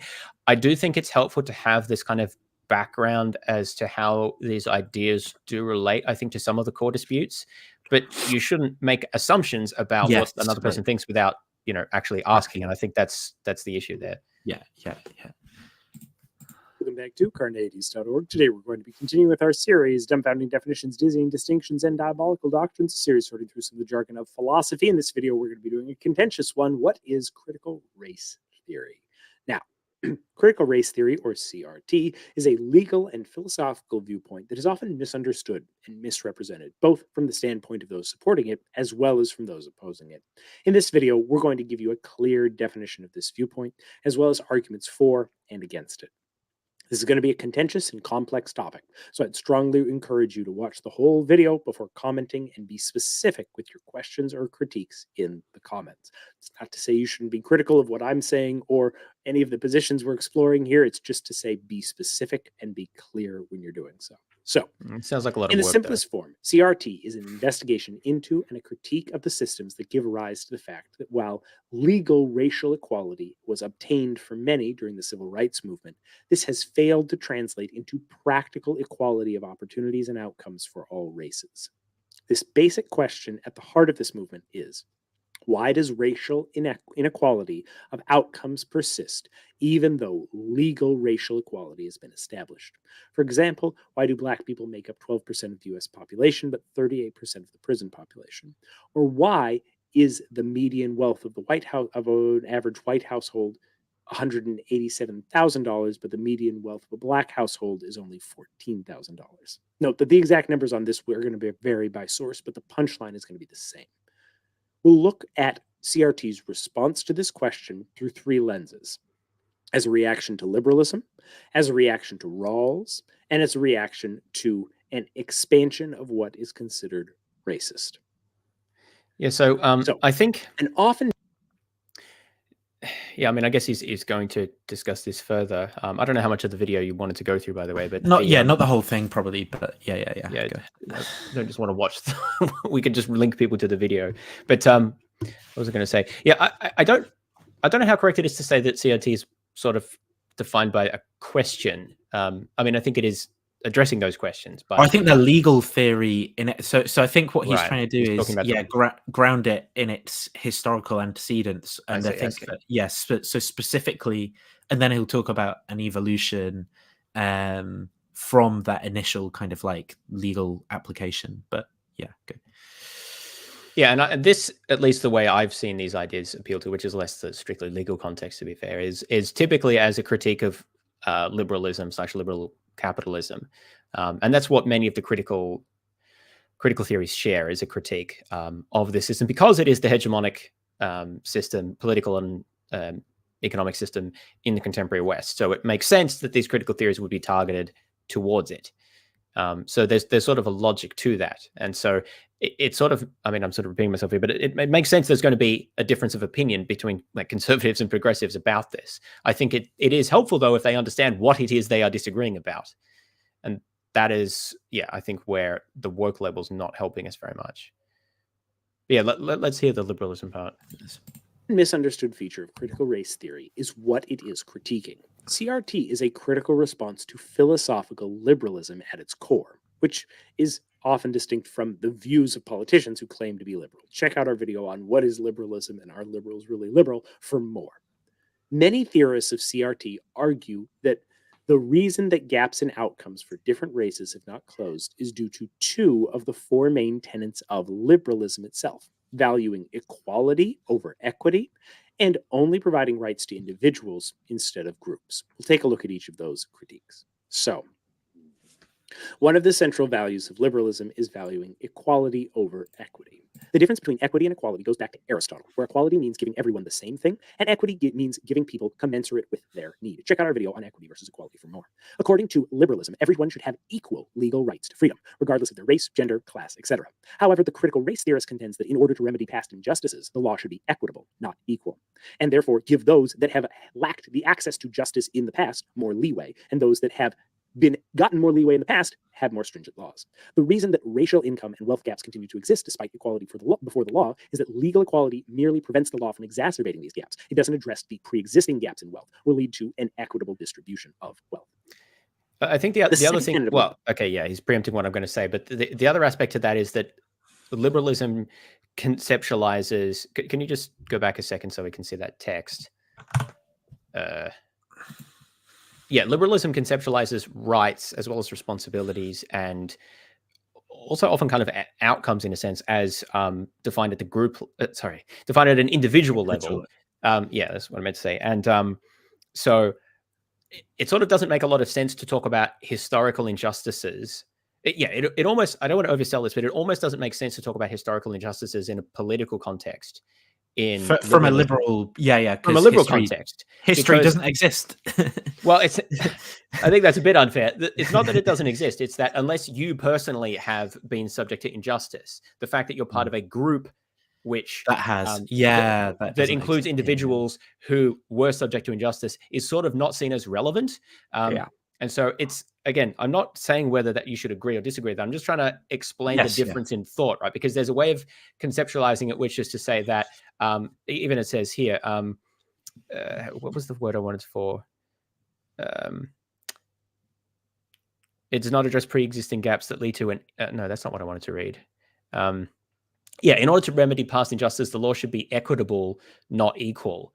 And I think the liberal way to think about that is that unless you can identify injustices that were specifically done to an individual, then it doesn't make sense to talk about injustices done to members of the group that the individual was part of. That just has it has no connection to liberal theory because it's focused on this relationship between a state and an individual. Maybe I'm getting a bit too theoretical here, but I think that is kind of the core of why there's a difference of opinion here. However, I do think that people who are committed to liberalism and critical theory sort of talk past each other by basically not understanding, by sort of like going with too much of sort of like an idealized version of the theories. So it's kind of like, there's this famous Thatcher quote where she says, there's no such thing society, there's no such thing as society, there's the individual and there are families, right? And I'm like, yeah, but like families are comprised of individuals and society is comprised of individuals and family, like that, there's like this reduction relationship, and it's not like one doesn't exist. And I think, well, just to finish the thought, it's like, I think that often people who identify as liberals sort of like might be inclined to ignore thinking about things at group levels, despite the fact that an entailment of their theories should actually be that there are group level dynamics that just reduce to individuals, right? And similarly, I think that people who are proponents of like critical theory can be more sympathetic to like things that liberals will say, because they should view groups as being comprised of individuals, but still those like group level. And I think that there's room for kind of both political ideologies to kind of communicate with each other by just understanding like reduction relationships, basically. Yes, I think that is one way of understanding the relationship between the theories. There's many different things you could say there. I think that there are typically differences of what I'm trying to say here. There are some differences of view. For example, someone who believes in a group-focused analysis, so maybe a critical race theorist or someone sympathetic to those ideas, may think, for example, that you can do injustice to a group of people without necessarily there being any specific identifiable injustices Yeah. to individuals in that group. I'm not saying they're committed to that. I'm saying that I think that some people would support this from my understanding. An individualist like Thatcher would deny that. They would say the only way you can affect a group in any way is to affect individuals of that group. And then they'll sort of say, so in a sense, forget about the group and just look at the individuals who are affected and how they've been affected. Now, you can say, yeah, but the group helps you to think at an abstract level about the individuals. And that's sort of what you were saying, I think, or an aspect of what you were saying. There's a reduction. I think it's like, I think it is what I'm saying, because I think that there's a very charitable way of sort of, say, interpreting, like these. So in an abstract sense, you might say, well, like history isn't affecting any individual. But actually, if you were to like causally look, for example, at why some individual black teenager is unable to afford going to university, and you actually trace that historical chain, you will find that, like their parents were slaves, and then, like their children were, and so there is then actually an individual effect, but the only way of kind of understanding that is by appealing to like the whole system of a society that condoned like slavery and stuff like that, and that involves understanding like the reduction relationship between like the individual and sort of like society level laws and things around slavery. And yes, you absolutely can ground that out in I mean, these issues get deeply theoretical, right? The claim of people who is not typically that groups can somehow affect people, groups can somehow have social effects absent individuals acting or doing things. Like that would be a very weird thing to say. But I think that there is a difference in the way that they seem to think about the nature of harm and causation at this sort of level.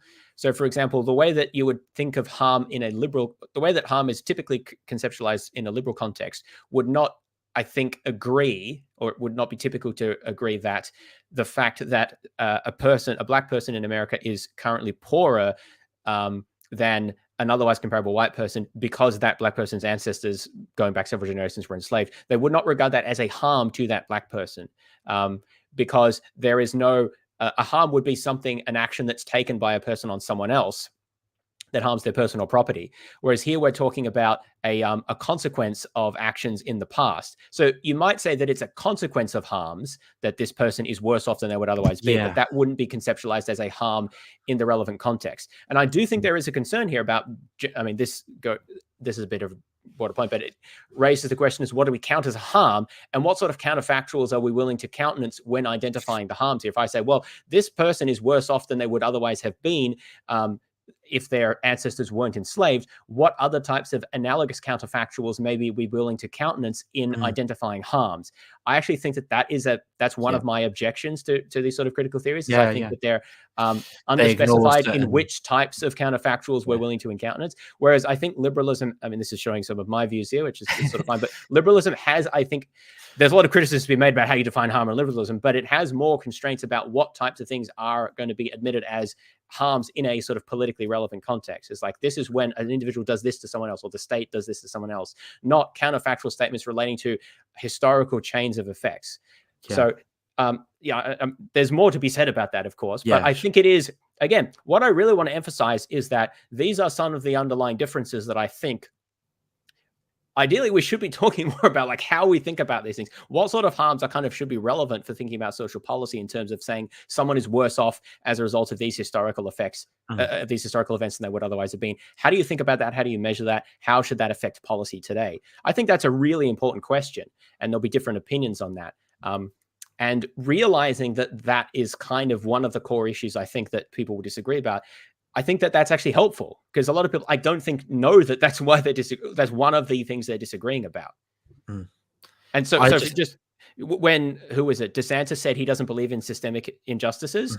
So I'm not sure he understood very well about what he was saying, but I think if you maybe talked to him a while about it, went back and forth, maybe it would come down to some claim relating to what we're talking about now, right? And he would go one way, right? And we go, okay, right, so that's what you think about this issue. And then we could potentially make progress, right? Sorry, you were going to say something? I was going to say, I'm just hearing a lot of white thoughts right now, but not. I was going to make a stupid joke. Yeah, so I don't know that there's. I mean, I think this is a very good video for people to watch, but I don't really know that we want to kind of watch the whole thing. I think it kind of tracks some of this kind of like objection and response stuff tracks through some of the things you've already mentioned just there about kind of like different ways of analyzing these problems and what kind of the relevant features are that we should pay attention to when legislating or constructing, theories of values and things like that. That being said, yeah, I think a good video. I think that there is, these are quite clearly complicated and difficult topics, and I think that one thing I would definitely want the audience to take away is that I do think that both sides have good points to make on these topics if they charitably listen to one another. That and that taking from the other side can then actually improve each other's kind of like policy considerations too, when those theories are kind of like cashed out politically. And that's why I wish that there was better political discourse surrounding these sorts of issues than what we're seeing with people kind of moaning about, wokeism or whatever, and then just saying that Ibram X. Kendi said some crazy things, and that's what everyone who disagrees with me politically and doesn't think that Viktor Orban's amazing believes. Because I think that is just like toxic, polluted, doesn't improve anyone's ideas, and then just leads to like massive audiences of people who are wound up but can't articulate why they're wound up and don't have any actually good principled like political theories that are embedded in like policy action that they actually want to see in and that's almost the worst combination. People who are really angry about something, but they're not even quite sure what it is or whom they're angry at, other than very vaguely defined terms. Actually, I mean, not to overuse the point, but that's one of Nazism and fascism generally's favorite tactics, is to define a fairly amorphous. I was combining amorphous and dysmorphic somehow. Anyway, I don't know what happened there. Amorphous other, which I mean, in the Nazi case was identified as Jews, but the Jews, like there was this idea of like World Economic Forum, cultural Bolshevism.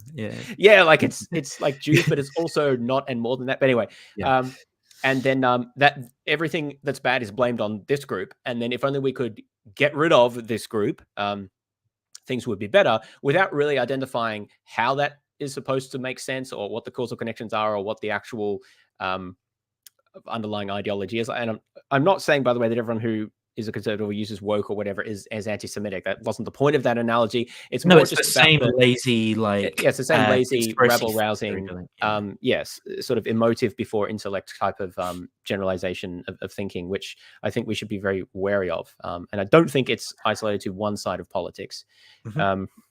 So all of that being said, maybe now we can have a look at this little report here, which, why do I say little again? It's actually quite long.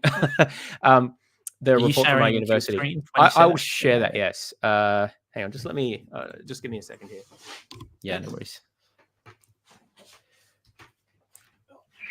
So what's really going on here is that James got butthurt by his university years ago, and now he's finally getting them back by revenge. Yeah.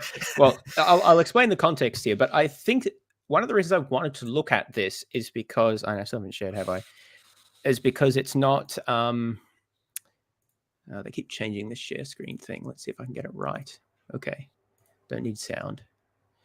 It's not kind of cherry picked in any way or a random example that's like outrage bait. It's something at my university that was sent to me, and I thought would be an interesting little example of what we're talking about.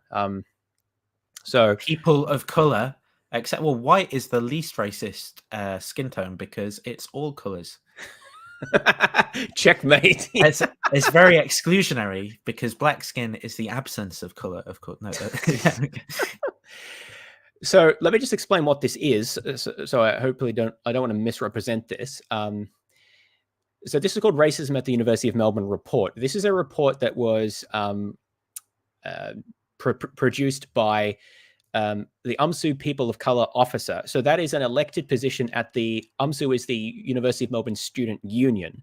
So it's basically a well, it's a union. It's a group that represents the students. It has, so it's not the university itself, but it is associated with the university. That the student, I don't fully understand the details of it, all that deep state stuff, right? But the student union does have an official kind of representative or something that they convene with the university. So it is a sort of establishment, but it's not directly the university establishment. And the university student union is known to be involved in sort of some certain political causes, but it also does represent the student body.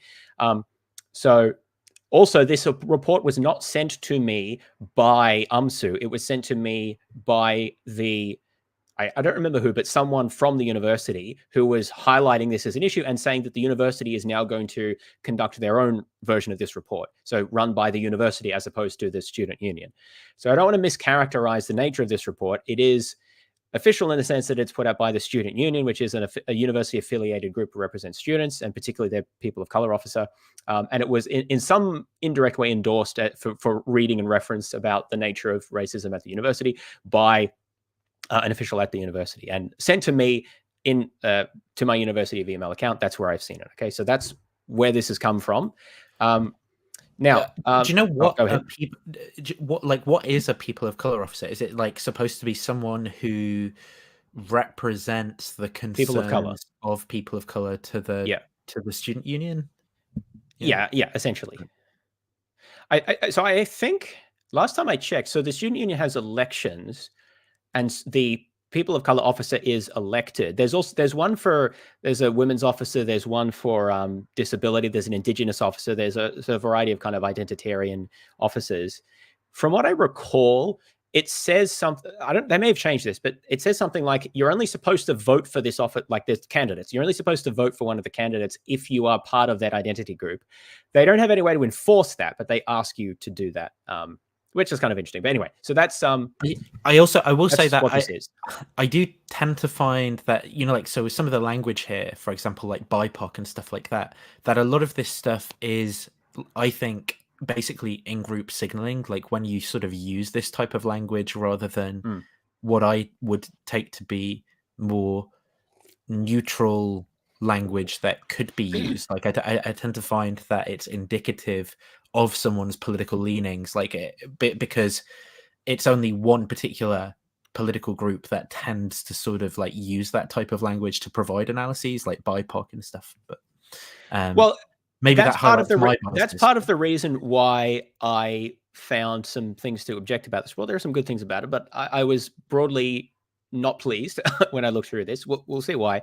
And maybe we can just talk about this and how it relates to some of the issues we've just been discussing and as we go through, but I'm just trying to provide the context for what this is first. Yes. So yeah, it's not a neutral report. I don't think that it's not really presented as such, and it shouldn't be read as such. So as it says, that the purpose of this report is to, it's basically a survey and then some commentary on it, is to ask students at the university about their experiences of racism, white supremacy, eugenics, colonization, anti-blackness, suicide. I don't know why suicide's there, anti-Semitism, and Asian hate. Oh, right. That's just because it's a content warning, so it's mentioning that. But that's largely what it's about. It's about asking about those sorts of experiences. We'll see some of the questions that are asked. And Asian hate doesn't have a sort of like fancy word for it, like some of the others do. You know what I mean? Maybe there needs to be one. I don't know. Isn't it like xenophobia or something? Well, that's Russian. Yeah. Chinese. What did I say? Yeah. Russian. That's Chinese specifically, right? So, yeah, you want more. But I mean, the term Asian is Orientalist in itself, right? So it's kind of problematic however you. Anyway, so now in terms of the demographics of this report, so they had 850 or so responses. They didn't explain exactly how they sampled these students. I assume it's drawn from the student university mailing group, so it's certainly not a representative sample. This is a self-selected sample. I don't know if that's super important. It might be relevant to how much you generalize these experiences, but just for context there. And it's mainly drawn from current students, a mix of graduate and undergraduate at the University of Melbourne. That's most of the important thing there is like who's filling this out. So mostly what this survey consists of, you see it's 144 pages. Most of this is some quantitative results of questions that people were asked. And then there's additional comments. So that's like, you have the box where you can write extra stuff. And it's some of those comments and the way that some of them are presented, which I found, let's say, interesting and might be worth discussing. And I'm interested also just to hear what what Nathan thinks about this, and whether, and also the broader context is like, are these the sorts of things that people think of as woke? Like, I assume some of this stuff will be like, and we can maybe talk about that and how that's characterized. So these are some quantitative questions just about like how they felt in their classes. I don't have too much to say about that other than I really dislike this kind of grade that they've used this. So this is probably not obvious because we use a weird grading system. Actually, I don't know how you grade things in the UK, but sorry, go ahead.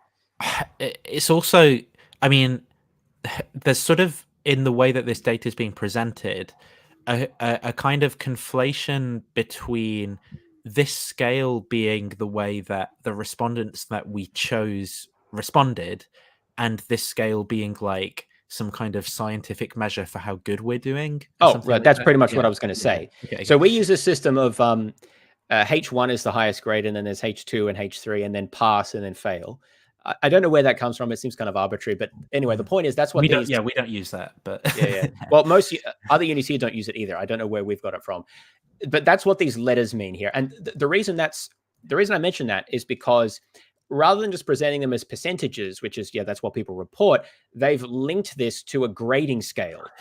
Which, even the way that the bar is presented is growing from the left to the right doesn't seem a true indication of the way that this data, what this data is actually showing, right? Because it's just where respondents land on some particular scale that's been constructed, but it doesn't like grow from never to, like the idea is like progress, like it's a bar of progress or something, like from never towards full completion of like everyone responding a certain way, whereas it that's not true. It's just people land where they land on the scale, if that makes sense. Well, this is conceptualized, at least by the writers of the survey, as scoring the University of Melbourne and measuring our progress kind of thing. They talk about that in some other language. Yeah. A question like, I feel that the subject content caters to people of different backgrounds. If I was asked that question, I'd probably say sometimes, because a lot of the time that isn't relevant to the subject content. And also sometimes it shouldn't cater to people of different backgrounds because the course is about a specific area or a specific topic. This so I'm is the not classic. really sure what this is trying to measure here. I think that this is a classic case of the general statement just being too vague. Caters to can be interpreted in so many different ways. Right. That I think there's a specific sense that they're probably trying to get at in terms of like, my racial group doesn't prevent me from being able to engage with the course's content, right? I think is how the question should be sort of phrased, but caters to could just mean caters to seems to imply some active effort to do something specific to a different group, not just is simply possibly accessible. I don't know. But I think you could answer, for example, you could answer in a way that disagrees with this if you have, say, some particular alternative view of your subject that you say is a byproduct of say your like racial ethnic identity, and then that's not taught, but that's actually like pseudoscience or some, like so for example, if you were like a Black Hebrew Israelite, you might believe in some weird, like they have like some weird kind of sciences and some weird like almost like phrenology, eugenic sciences, well, traditional Chinese medicine or traditional what is it? The Indian word, I forget. But those. So I have heard people make those arguments that Western medicine isn't sufficiently catering to people from those cultural backgrounds because you could say it's not. You could say I'm not being catered to by these perspectives not being included. But like I think in the relevant sense of caters to that the question should be asking, like those people are being catered to because they actually can take a course in Western medicine and learn all the relevant facts and, like bring and be graded on the way that they answer those facts, just without this different subject matter that they believe in being kind of like endorsed by the university. Yeah. So I think this question here doesn't really have much to do with race. That's a very general question about feeling comfortable to discuss, and there's many factors there. So, but I'll try and spin it though. I think you can clearly see the bias in the questioners because they'll be like, well, if people are saying that they're not comfortable, I'm going to explain that by them not being comfortable because of race, right? Rather than them just not being comfortable, I don't know, because they've got some asshole. Well, we'll see some. Yeah, I mean, we'll see that later in the report how things are presented. This question here, I mainly don't like because it's a negative, and I don't know that all participants, that all participants, I guess, respondents would have picked that up. I felt that I've not been treated differently. Now, I know that there's sometimes a reason to do that they vary positive and negative statements, although this seems to have been the only one that was asked. So I'm actually not sure how many people picked that up. I feel like that's a confusing way to ask the question. Fairly minor point, perhaps, but I think it's, again, though, there's a lot of ambiguity in that question. Like, yeah, treated differently can mean a lot of things. Right? Yeah. Yeah. Anyway, I don't really want to overinterpret those too much. It's just sort of the first thing there. What I'm quite interested in, let's move on from that. They have so they have these pull quotes right throughout there, which is a way of editorializing, obviously, what they consider important. So I don't. Why is liberal I mean, I think it's supposed to be in scare quotes as well, but it's in single quotes. But yeah, so they said that they haven't changed any of no edits have been made to any submission unless it's spelling grammatical error. It's a spelling grammatical error or one that is identifying the author. So I assume the original contributor put those in there. But why is I don't know whether it was single or double. What I'm trying to comment on, though, anyway, is that why is the original contributor sort of like using scare quotes to indicate sarcasm on the word liberal there? They're because liberal, people, I can only assume, but people like that don't. Yeah, so yeah, it's a bit strange. You do see this in academic writing, though. You see that, yeah. And I think it's a way of saying that they think they're being liberal but they're not really, maybe, but they're not really, or but then maybe they are being liberal and you just disagree with liberalism. So I'm not entirely sure. but that's what I mean. Because if the criticism is that I disagree with liberalism, it's not like ironic for them to claim that they're liberal. They just actually are liberal. Like it's. I don't know. I don't know why this person wrote that, but that's the pull quote that they chose. But tell me, James, you should know. Let's have a look at some of the. So the basic point that I want to emphasize here is it's useful to ask people about these questions, and there are issues at the university. I will say that the way the report characterizes this, I think, is very different from how I would characterize what's reported here if you ask me to sort of synthesize it. And so, obviously people come up to it with their biases, right? But I thought it's interesting to have a look at some of the things that people have said that are included in this report. So the question here is, in my tutorials, labs, workshops, lectures, so in classes, I feel comfortable to freely contribute to discussion or answer questions. So that's the question people are responding to. Well, I've highlighted some answers here that I think are kind of interesting. We don't need to talk about all of them, but for example, sometimes the content of class only focuses on Australia. I find this a very strange criticism of an Australian university. Now, obviously there are some classes that will need to focus on things overseas, but it is true that it's common to use Australian examples for many things. Yes. I personally think that's generally appropriate. So I find that an odd comment. No, I guess someone could disagree. Someone could be so galaxy-brained centrist that they actually believe, even in an Australian course, that in fact it shouldn't. But I think that maybe if you were to articulate the disagreement here, it would come down to the appropriateness of focusing on Australian perspective versus other ones, and maybe they would have some value. I'm being excessively charitable, right? And then so maybe there is going to be some genuine disagreement over whether or not that's appropriate. But I tend to sort of think that it's reasonable to focus on the perspectives of the kind of like country that the course is in. It's hard to say without more knowledge of the context, because the broader context can be helpful in some cases, but in other cases it's appropriate to focus on Australian examples or issues, depending on what that subject is. But I don't know, it doesn't obviously to me have anything to do with racism. But looking at some of the other examples, I have encountered instances where tutors expressed a preference not to hear any Chinese language in the class, despite me being the only person who can speak Chinese. So let me comment about this, because this is something that directly affects me as a tutor. There is a problem in certain classes in particular that attract men. So the university as a whole is about 30% international students. Many of them come from China or Chinese backgrounds, not all of them, of course. But that's why this is relevant here, is that in certain subjects, there are a very large number, even a majority of students who speak Chinese as a first language. And there is I say it's a strict policy. I think it needs to be perhaps stricter. The university's teaching language of instruction is English, and it's important that be maintained for pedagogical purposes, right? Yeah. So now I don't think there's good training for tutors as to how to best do this, and it's something that I'm actually trying to look into myself about doing something about this. But the point is that to characterize this as problematic, I think, I mean, it may have been done in an insensitive way, which I'm is trying possible, to understand the but- nature of this complaint, though, because they're saying they're the only Chinese student in the only Chinese speaker in the class. Like, Well, are thing is, they the just tutors- responding to the tutor in Chinese, despite them clearly not being a speaker? No, Are they well, talking okay, to so themselves? my in the model back of what's happened there is that the tutor made a comment probably at the start of the semester or something about the importance of speaking in English and not speaking in languages other than Right, English. and this person's I think there are perceived it important as- reasons to do as that. a personal slight.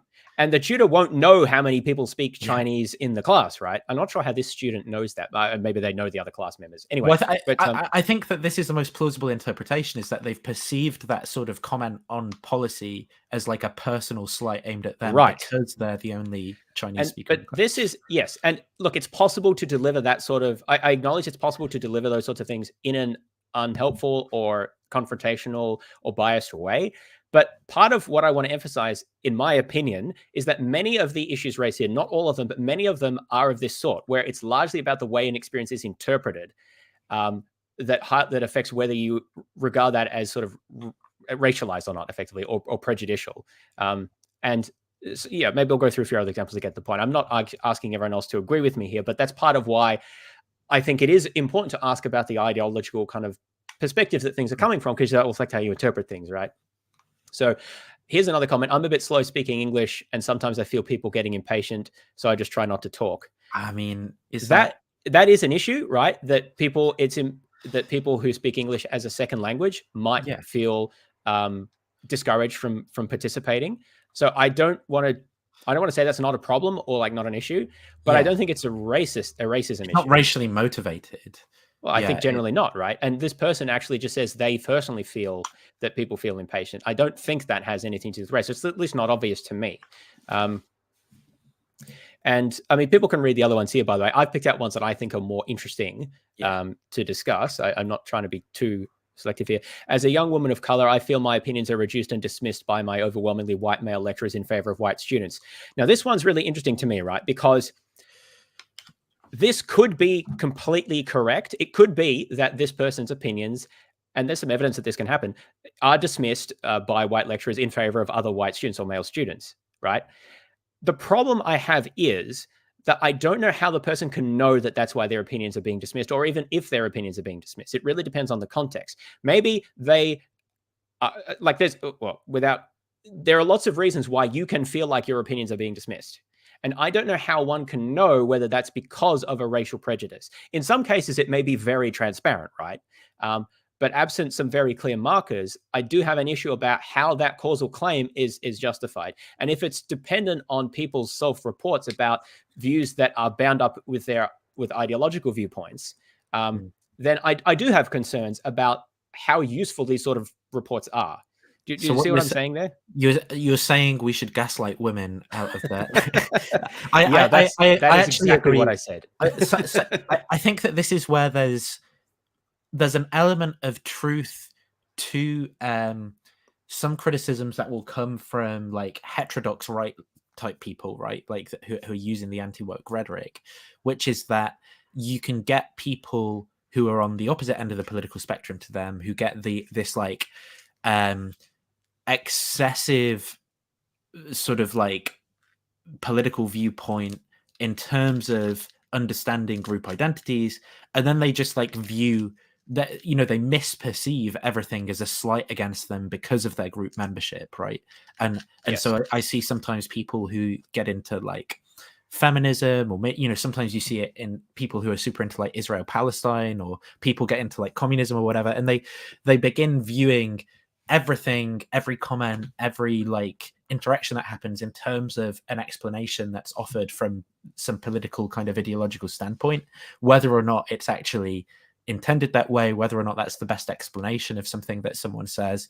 Now, I think that these sorts of situations are difficult because on the one hand, you want to validate the person's feelings, like they are having those feelings, Yes, but you also exactly. want to communicate whether or, you know, you want to basically provide an epistemology where the person can have an appropriate interpretation, so they can correctly perceive when the best explanation is, that someone is treating them poorly on the basis of being a woman, and not do so sort of like almost inappropriately as a blanket explanation for any time someone says that they're wrong or something like that. And so, yeah, that's you need a lot of contextual information in order to be able to do that in any particular case. And so I agree that like these sorts of comments just standing independently, you can't really do a lot with. You really need to look at the individual context. And that's what part of my concern is. It's not that people are reporting this, that's their experience, right? But how are these being presented is what my concern is. And we'll have a look at more examples to sort of illustrate. I want to say on some of these points as well, like on the one above that one you just highlighted, where it says, as a person who isn't a native English speaker, I sometimes feel overwhelmed speaking in a room full of native speakers. So I think like there's an implication of that in the way it's being presented, which is like, again, this is some injustice this person faces on the basis of like their race or something. And there's a degree to which that's true. Like maybe they are at a disadvantage as compared to maybe like a native speaker who might not have these feelings. But then also, like this is just a problem with maybe like human social dynamics that's universal to anyone learning a second language, where you might have a lack of confidence. And so for this individual who's learning a second language, they're going to have to kind of like learn to trust in their abilities with the new language and overcome this if they want to participate in an education course that's in a different country in that language, or in the labor force, like in a job, in a career. Like, so actually this is like the liberal way of interpreting that is that, okay, there's a real feeling of maybe like an inadequacy or something there, but also this person individually has to learn to deal with that feeling if they want to actually communicate in that language and participate in it and stuff as well. And we can't sort of assess that in terms of that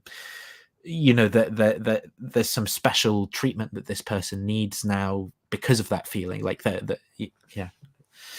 Yeah, I mean, I think a number of these relate to language.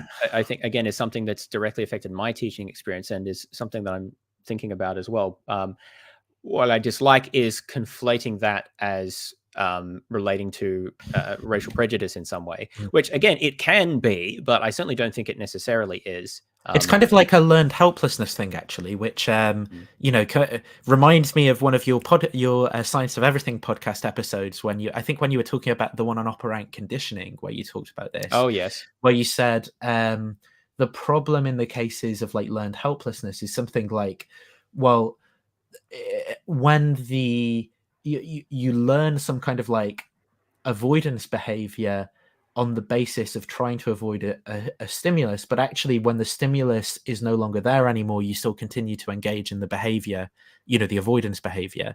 And I think that can kind of be what's going on with some of these like sort of victimizing narratives, right? Is that maybe they are right in some cases, but then when people are being told to kind of adopt these as heuristics for every situation, people kind of like run away from the perceived discomfort stimulus of someone who's being racist, and then they never actually find out, and so it confirms like the overall theory that that there's a racial injustice, or there's a kind of like sexist injustice being perpetuated here, but they never necessarily find out by like confronting that stimulus and talking to the person, finding out what their actual intentions were and what they were doing or anything like that as well. I think if you do strongly think that these sort of injustices and slights and prejudices are everywhere, as some people say, then it's not hard to find them, because I think this report's a good example of that. Yeah.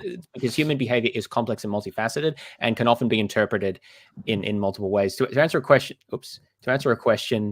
about how many students are educated as part of the foreign students, I think it's approximately 1/3 of all students at the University of Melbourne are international students. But in certain subjects and like departments, it's much more than that. And so that's why there are a lot of comments here from international students, because there are quite a lot of at the university. To be fair, though, on this point about what the solution is here, you will have to learn Chinese eventually anyway. That is a good question, which I kind of don't want to address here, because it's sort of outside the focus. Yeah, like I'm not saying that none of these issues are unreal or something like that, but it's about how they're sort of how you analyze them and how they're analyzed. But I want to go through a few more examples to illustrate the point. So, I mean, this one is pretty clearly ideologically driven, although it's so vague that it's hard to say what that is meaning. But it's Deep interesting. structural issues. They're talking about the aerated concrete that the buildings are made of. Well, there are actually literal like structural issues of the building I work with, so that's true in a multiple sense. So this one here, the institution is built on white knowledge and Western knowledge production. Non-Western knowledge and non-Western empirical methods, including indigenous ways of knowledge, are not welcome. They're just the other opinion. So that's we sort of talked about that before, right? So that's a very clearly, I think, ideologically driven critique of the types of things that are taught at the university. Well, the thing is, though, I think within that criticism, there's a charitable interpretation that it could be excessively charitable, but where there's something to it, right? Like you might say, with respect to, say, perspectives on history or something, there's like an analysis that you can provide that's from, I don't know, like an Anglo-American perspective, and is very like one-sided and maybe ignores like if you were to put yourself in a different perspective, then the historical analysis of some conflict or whatever that you'd give would be very different. So that's one thing. But then there's like, say, with respect to the sciences or something, like, oh yeah, therefore we should undermine like Western medical practices or Western cosmology or something in favor of like and that's I think that's a different type of well, again, it's not clear what this is specifically referring to, and of course people will say different things. So yeah, there is a way to steelman it. I am very skeptical about the notion of different ways of knowing. That's a broader discussion. But an interesting thing here is I want to illustrate this as an example, right? Because if someone, maybe especially a conservative person, but really anyone, were to read a comment like that and then say, oh, that's a woke talking point, or like that's a woke perspective. Although, again, I don't really like the term woke. I feel like it's sort of clear I would say it's reasonably clear what they are identifying there and why they've applied the term. Do you see what I'm saying by that? Yeah. Oh, yeah, I agree. I think probably the most plausible interpretation of what's going on here is that some student has like a relatively uncritical political point of view through which they're kind of like analyzing their education, and that that's about as close to an example of like woke ideology in universities as I think you're going to get, probably, right? Someone saying this sort of uncritical thing that isn't very helpful and is probably wrong.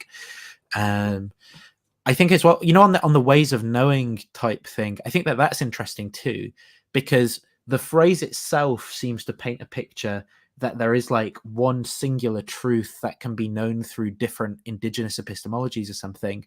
Whereas I for my personal point of view, think that that's the wrong way of viewing it, because I'd say that there are like different epistemic practices and languages and discourses.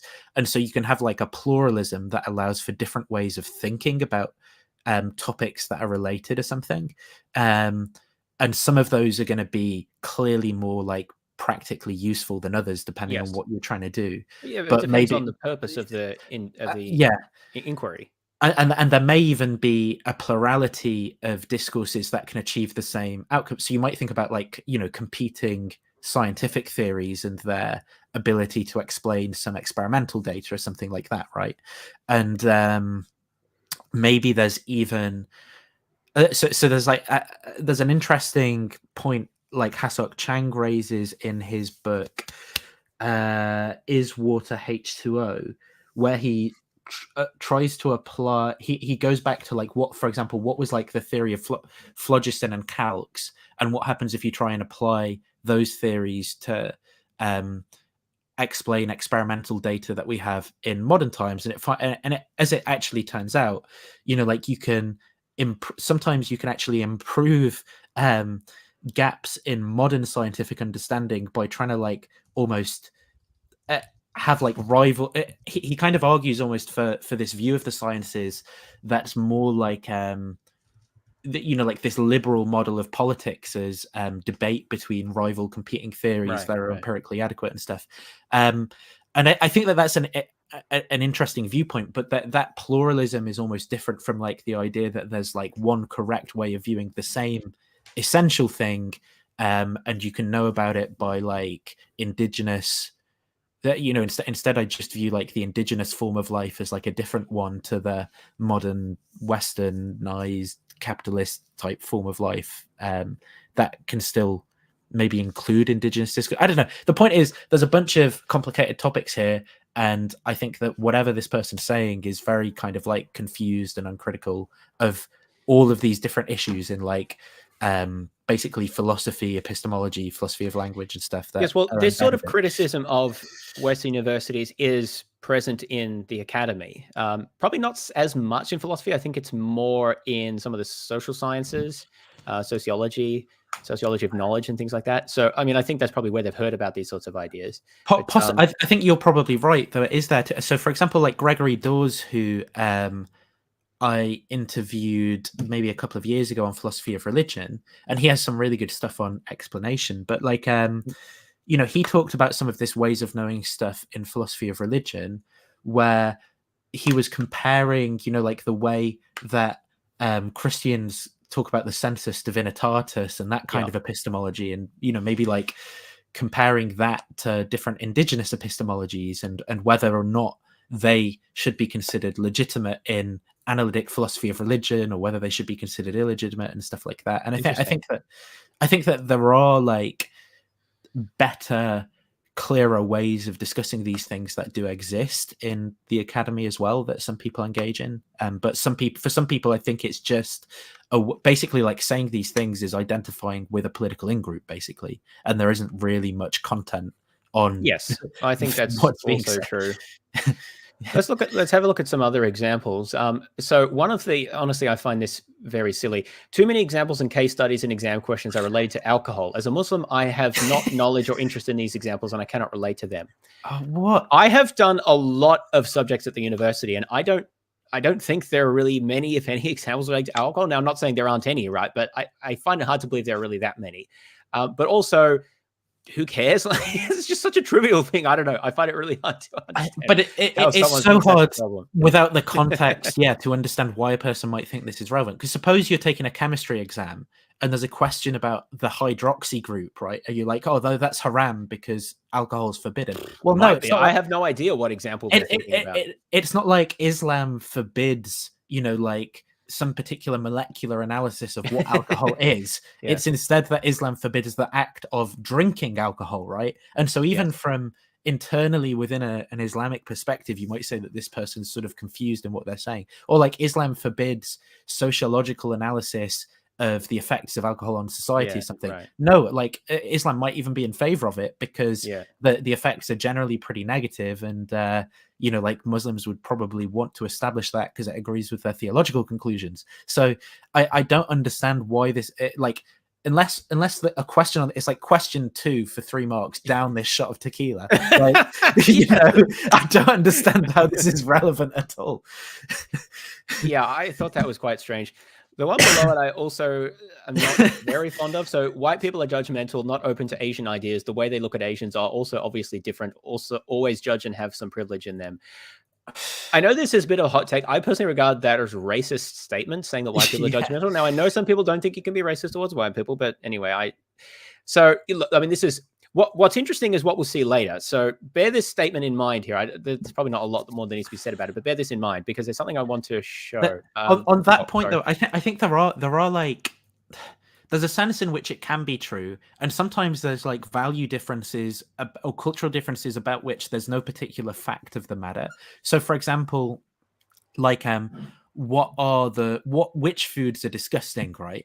I don't think there's some like cross-cultural fact of the matter, and that's just going to come down to basically what. Yeah, but are those the Asian ideas they're talking about, like the flavors of food? I don't know, but I suspect not. I don't know, but I can imagine a case where, for example, you know, there's some kind of preference discourse, and you know, an Asian person talks about eating something that a Western person considers disgusting, and somehow that cultural difference comes out as like a theory difference. I can imagine those cases as actually existing, but I can also imagine this person as basically just having like bad ideas and then putting it down to the other person being racist because they themselves are like viewing everything through that level of analysis too. So without context, again, it's just like basically impossible to say whether or not I think that this statement is appropriate or not, you know. I don't think the first sentence is really ever appropriate. You can say that I've encountered white people who are judgmental, but I guess I interpret that as dislike- just someone. I guess I interpret the first statement as someone just emoting. So like maybe they have been treated in a racist way and they're emoting in this way. But I agree, if you take it for its content, then that is like a racist statement, I suppose. Like, it's encouraging this judgment on the basis of people's skin color, that they are like particularly excessively judgmental or something like that. I mean, also super ironic, but yes, anyway. Exactly. So this one here is interesting. I'll just zoom out a bit because this is a pull quote. So particularly in Masters of Public Health, there is no consideration for people of color, and the course is suffocatingly Eurocentric just as much as the Bachelor of Science was. The white students were very arrogant and made many snide remarks during conversations regarding Indigenous Australians' different experience with healthcare, and the staff made no attempt to pull them up, which was pretty disgusting. I believe that there were probably insensitive comments made, although it's hard to know what. But this first statement here is more interesting to me because I feel like that must be false, right? Like, which statement? For example, the first statement about there's no consideration for people of color. Now, I think my interpretation is that the person making the claim probably means something specific by consideration for people of color beyond, for example, like, is there a discussion of different health outcomes, say, for people of different ethnic groups? Because I just can't. I genuinely. I mean, I can conceive of it, but I just think it's so implausible that there's no discussion of different health outcomes. Because there's a reason it's a part of screening at every European hospital in the world what your ethnic background is, right? Because people from different ethnic backgrounds have like different predispositions to medicines or different types of diseases and things like that, and so that's why people are screened that way at every emergency health. Like, so the idea that wouldn't feature in a Masters of Public Health at all. It's very hard to say what they're referring to. There, Yeah. there could be certain things that you could say, oh, there should be more of this in the curriculum. But yeah, it's interesting that there are two criticisms. One of the criticisms relates to the content of the course, and another relates to the students. And the fact that the fact that these two quite different observations are both seemingly in line with a very particular ideology makes me a little bit suspect, shall we say, about this person. Obviously, one can't be sure, but saying the white students were arrogant, again, I have some issues with that. Although, of course, there are arrogant white students that I'm sure they encountered, but there's a way that they're viewing that. I also wanted this comment here that we saw before as a pull quote, but I don't think we actually talked about it. My cohort is predominantly white people. Oh, that's okay. And they all have a white savior complex. I hate that. What does that mean? So I think it's the. I know the idea of the white savior, but how do you know if someone has a white savior complex? Yes. Well, I don't That's think what I mean. I think that there isn't a good way of knowing this.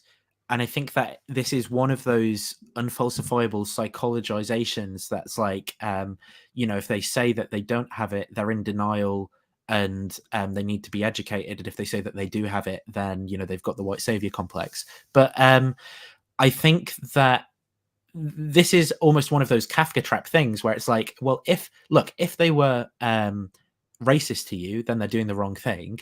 And if they are sensitive to like concerns of racism, then they've got a white savior context and they're doing the. So there's like, regardless of what someone does, whether they take your concerns seriously or they don't take your concerns seriously, you've created an impossible situation where you're going to complain about something. I think that that's like a self-victimizing mentality there that I dislike, combined with, a terrible epistemology for figuring out whether or not people have a white savior complex or not. Yeah, that's partly of what I really struggle with things like that, is how people make these assessments. Because I don't know how you can really know something like that. Maybe unless you know someone very well. Well, I think it's probably just trivially true, right? Or it could be, it could be trivially true. But my guess is that what's actually going on here is that there are white people who are trying to talk about these like issues for people of color or whatever, and provide, maybe these critical lenses and analyses on certain topics. And then it's basically, that's not good enough. It's like, yeah, but you're white. So now I feel like condescended to by you telling me what my issues are rather than me saying it myself or something. And that's how I interpret it. I could be wrong in that interpretation, but yeah, a lot of these are quite hard to know what they're quite referring to. I'm just seeing if there's another English language issue here. Tone deaf about Asians. What does that mean? Tone deaf about Asians. Many of these are often, language barriers or just extremely vague statements. Sometimes right-wing views that are racist, homophobic are expressed by the majority of people that are contributing to the discussion. Hard to know what those views are. It strikes me as fairly unlikely in the context of Melbourne Uni, in my experience, but it can that the majority of people would express this. Is not that you would ever hear them, but it's also a question as to what they consider racist, homophobic.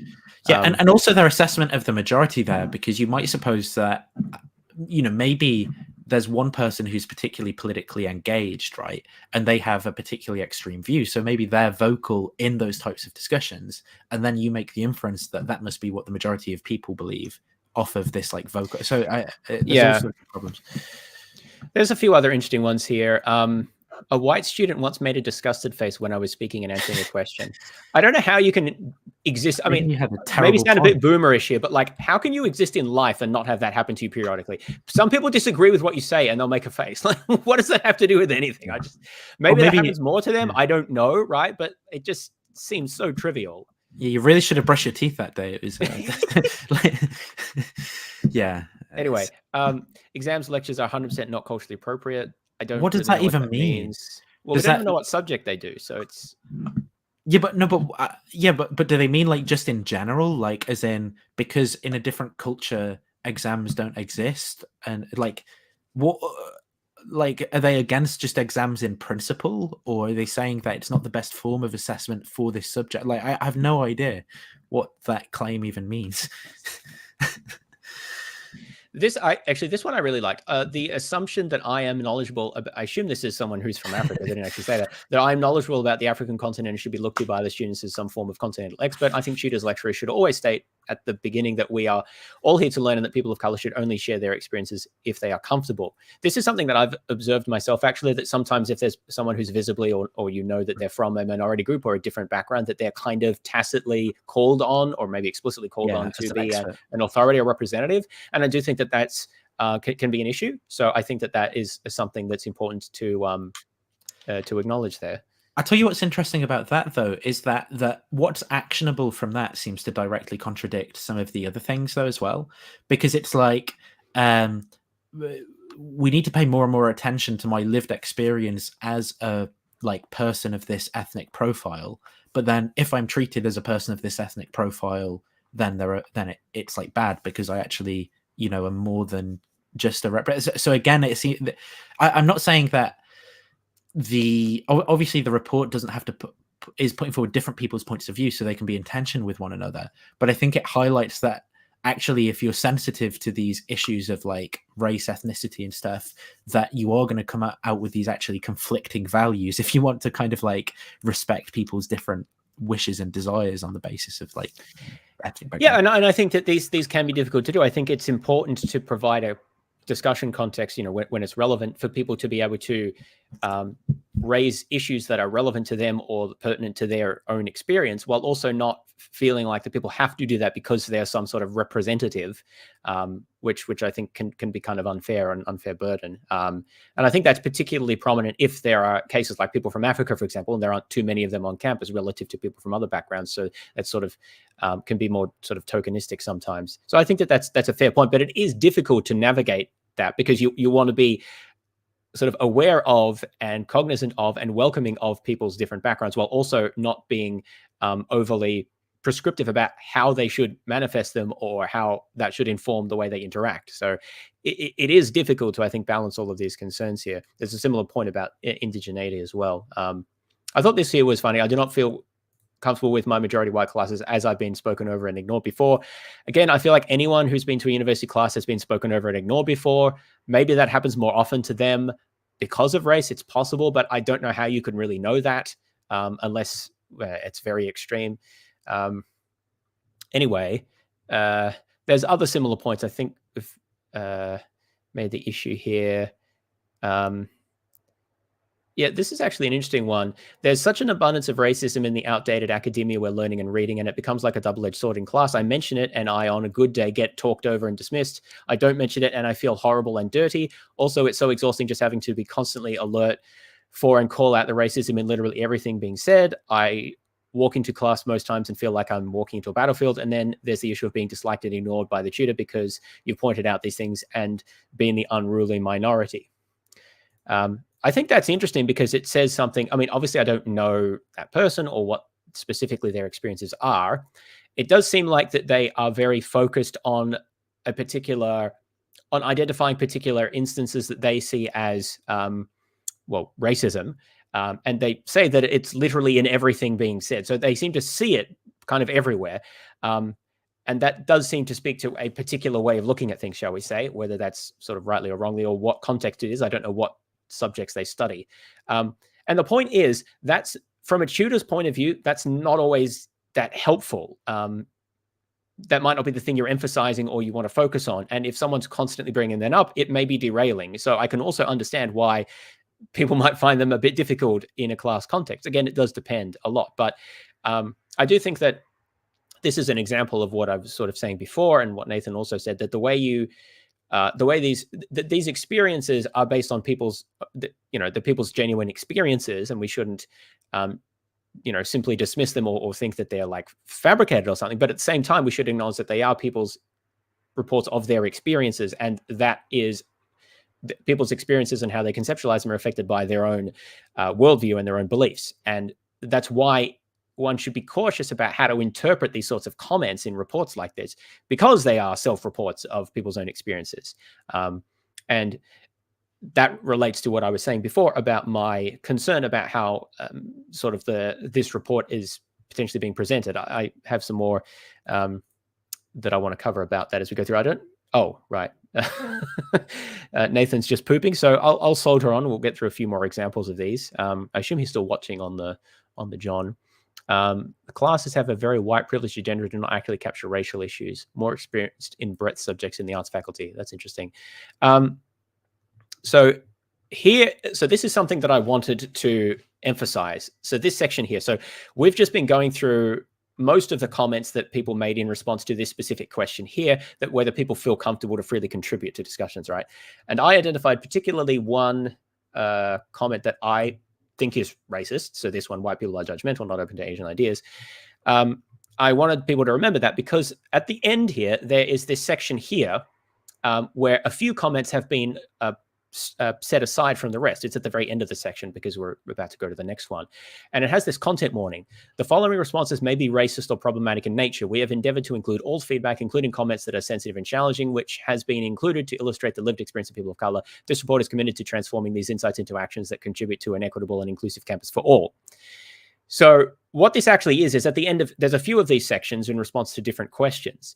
And each of them has this content warning section at the end, not at the start of, I mean, there's one for the whole report, but there's certain comments that are selected out and placed under this content warning label, which appears to be the ones that the authors of the report find problematic, essentially. I mean, it pretty much says that here, and says that it's committed to transforming these insights into actions that change things.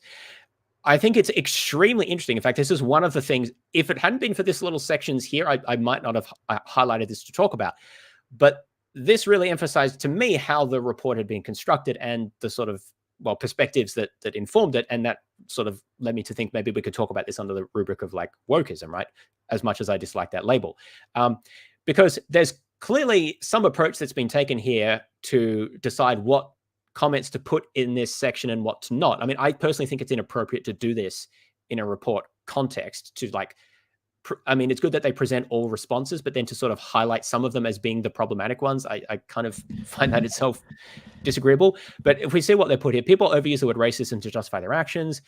As a white student pursuing a science degree, it's often difficult to contribute because in maths-related classes, I'm often the only white person in attendance. These subjects tend to be dominated by East Asian students. I think on that point here as well. Oh, sorry. That the concern is basically the same, right? As when some Chinese student says, as like the only Chinese student, I have like a bad feeling of isolation. The only relevant difference between the two cases is that this person's saying like because of their white identity, right? So why is one of those like racist? And I think that again, this observation that the basically the justification for both is equal is what then gets turned into actually like overall racist political sentiment, because people are like, yeah, that's right, and then it's okay to be white becomes like a meme, and then before you know it, you kind of like down some like Well, exactly 4chan right. pipeline Exactly. of like, and it flips to the other. Yeah. Yes, but and so these comments are all about raising concerns about English proficiency or communication, but from essentially a white or English speaker point of view, and they've been labeled as problematic. So I do have a real issue with that. I think there are valid concerns about how to best help people who have English as a second language, and to contribute to classes and to ensure that everyone can be best understood. That's a complex issue.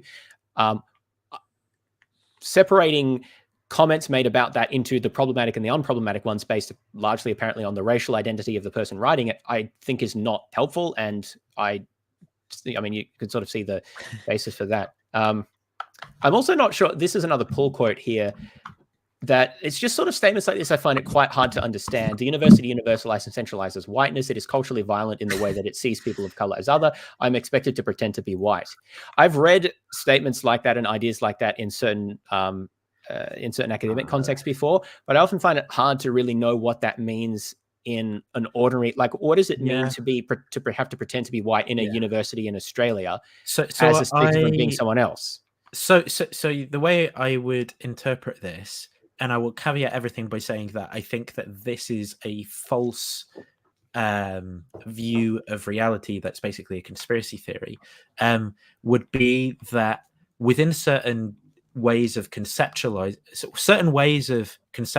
the world are connected to like power hierarchies that are embed like racial power dynamics. And so the university system is a part of a conceptual schema that includes, like white dominance at the top. So by a black person sort of like participating in that, adopting its norms and things like that, then they basically further this particularly hierarchical construction of reality with white people at the top, and what they should instead be doing is not participating in it, but like tearing it down and playing Bob Marley songs or something. I don't fucking know, but like, that's the. I think it's certainly hard for. I think it's hard for a lot of people to understand statements like this. Certainly, as me as a white person, but also as a pretty liberal, like philosophically liberally minded person, who would say that we should treat people equally, irrespective of cultural backgrounds, while acknowledging cultural differences and facilitating their incorporation into like people's discussion or whatever as far as is appropriate. But when it comes to saying like the university centralizes whiteness and people have to pretend to be white, I really just struggle to understand what the actual problem is supposed to be that they're talking about. I think the core of the criticism, right, if again being like excessively charitable, is probably going to be something like there are problems with university, or there are like social problems generally that universities are a part of, and the people who are involved in the people with power in universities are sort of like blinded by their role to some of these problems. So I think that's the charitable part. Like there's something about being in one of these positions of power that means that you overlook the actual problems that you should be addressing socially or something, right? I think that's as charitable as you can get with it, and maybe there's something to that, but I don't know that I'd agree that it essentially has to be so, that you should therefore tear the whole thing down and replace it with like all that kind of stuff. Yeah, well, it's also noteworthy, I think, that this has been selected as a pull quote, which presumably means it's of particular interest by the authors, whereas I see it as very hard to understand. Like, I identify one that I thought was a good comment.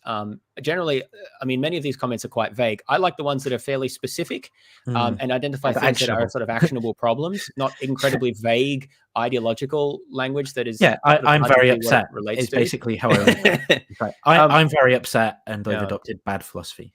So this one here is a more specific question asking about, I guess, racist behavior. So I feel that I have been treated differently to my white counterparts at university due to racial and ethnic due to their racial and ethnic background. I will comment though, just on the previous point. I do think that if someone, go ahead. I think if someone is that upset or that motivated kind of politically, it probably is a symptom of something going wrong somewhere, right? Like some social need isn't being met. Yes, Like something is going wrong for someone to be driven to that type of ideology, for them to have those types of extreme emotions. But you can't say exactly what that is. But I think that it's still a symptom of like problems at the university, that you have that, maybe the problem is something different, right? Maybe it's that the person feels that they will never be able to achieve, like social status through the academy that they want, and so they like become resistant to the whole idea of academia, and they want to tear the whole thing down, and then they just adopt this whole theory as like a proxy for, like, who knows what's going on. But I still think that, it's like we were saying before, when people have those extreme negative emotions, you want to validate those still and take them seriously. It's just the purported explanations of those emotions can be like completely broken and messed up. Yeah, so I think it would be useful to look at some examples here, because particularly from this section will be the instances of racial discrimination or mistreatment. And there are a couple here that I think are, but well, as we'll see. So yeah, that's the one we just looked at before. Hostile facial, I don't know why that's capitalized. Hostile facial expressions, comments of insincere care, gaslighting, and weaponizing my concerns with tears, complaints, and threats. So those could all be real, but it also seems like that it could be based on the way that person is conceptualizing their experience with other people. Yeah, like comments of insincere care, for example. It can be difficult to know if someone's being sincere. I mean, sometimes you can tell, but it sort of, these things feel very subjective to me, seem very subjective to me. And that's one of my broad concerns about a lot of these, is they seem quite subjective. And to the extent that that is supposed to be tied to any kind of like, like the microaggression type stuff, right? I think that is considered a paradigm case of like terrible social sciences research that was like overfunded because of political social hype, and like doesn't replicate, and the studies are all underpowered, and the effect sizes are like small and stuff like that. This comment here is about someone using sexist language and the lecturer not dealing with it well.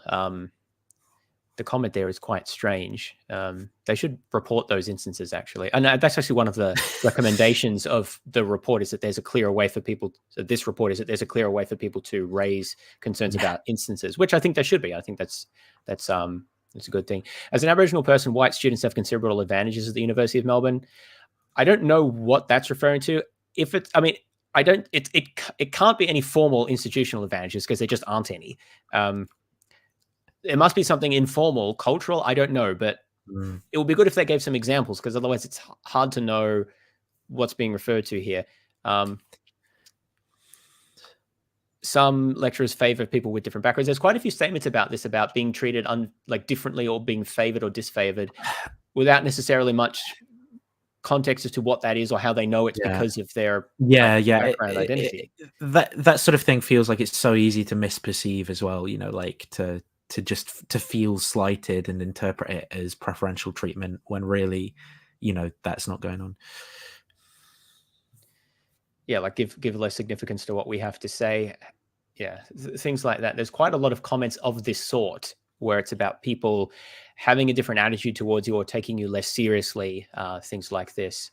But it's like, what does that mean? Does that mean like you didn't manage to persuade someone? Does that mean, like, does it just mean that you had a negative feeling after you shared your views? Like, and is that negative feeling actually appropriate for what happened? Like, I don't know. This person's raising some anti-Arab and Islamophobic things said to them in the queer society. They don't really talk about what those were. It could well have been, oh, hang on. It openly insulted my culture of origin entirely unprompted, went on an unbidden Islamophobic rant. It's hard to say there. I do dislike the idea. I don't know if this is what's being said here. I dislike the idea that any criticism of Islam is Islamophobic. I don't think that is correct. Now, it could be that these comments were just culturally insensitive and inappropriate. It could have just been also that a person was critical of some aspects of Islam or Islamic cultural aspects that are common in Islamic countries. I don't think you can tell by these sorts of comments. And And so again, it's things like this could easily be perceived if you perceive something as critical of your culture, you could perceive it as a kind of a personal cultural attack. Whereas it's not necessarily that. I mean, I don't think there's a problem with criticizing cultural practices. Of course, that can come from a prejudicial or biased point of view if you only criticize other cultures, not your own, and that sort of thing. But any criticism of cultural practices or beliefs isn't, I think, necessarily problematic or racially motivated. Yeah.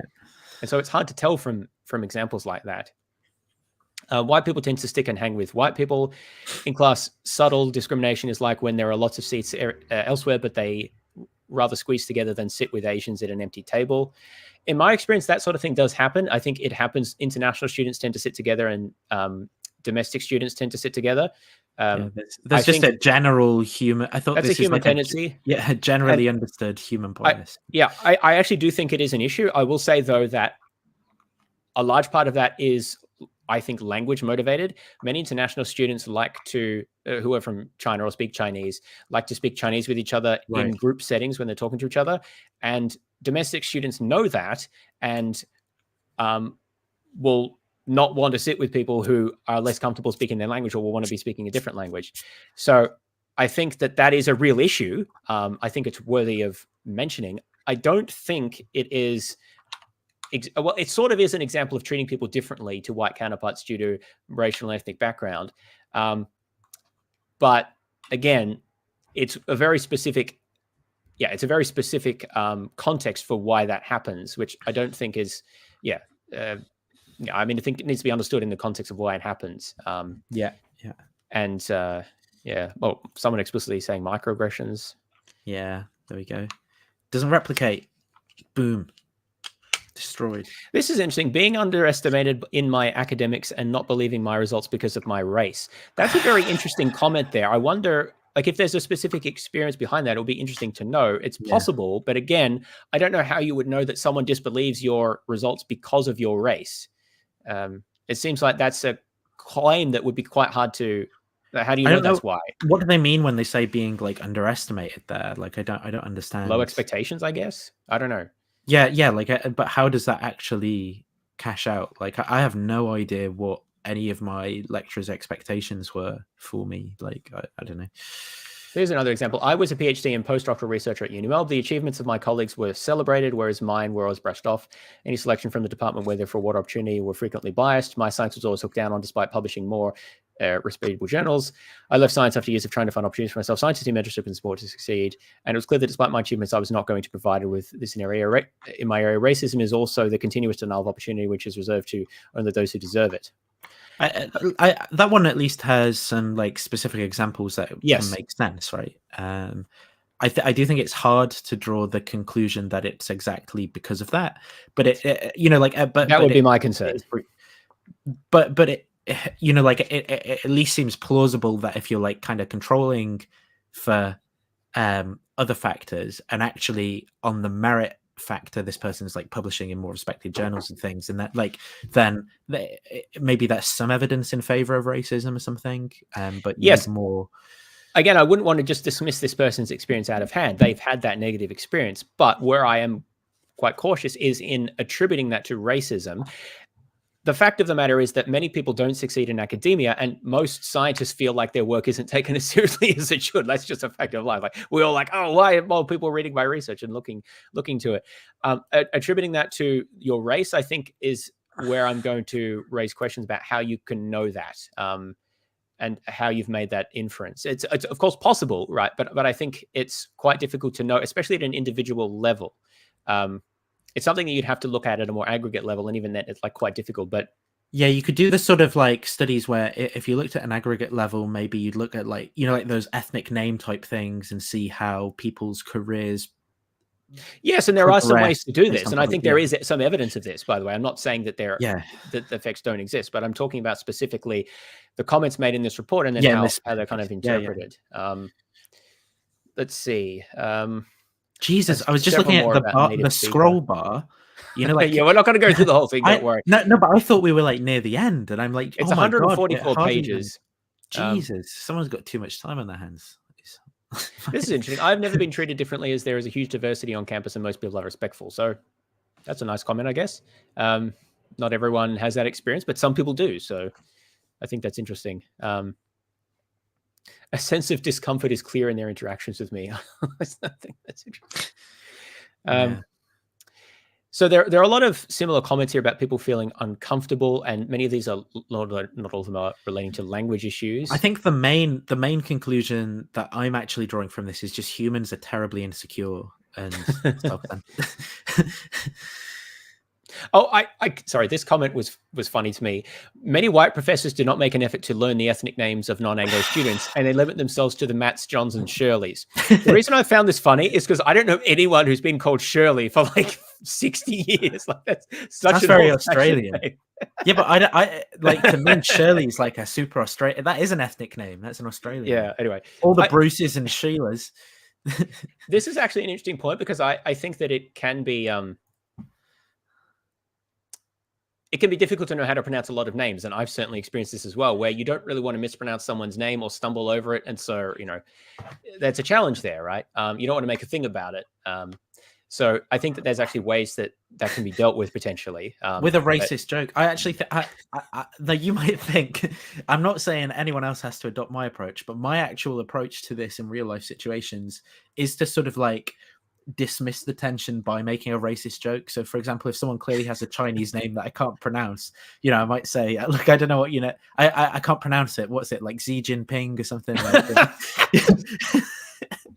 And I feel that usually that will dismiss the tension because they'll, then it's hard for them to be mad at you if that you've made them laugh. But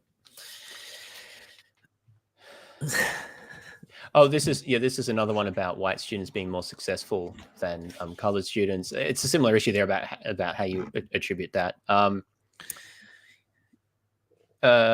I know for a fact that there is prejudice when marking assignments that favor white and male lenses. I don't know how you can know that. Like I say that as someone who's marking assignments right now, and like I don't freaking look at who the student is. Maybe it's different in smaller classes where you'll know, I suppose, but it's usually the Chinese characters that give it away. No, well,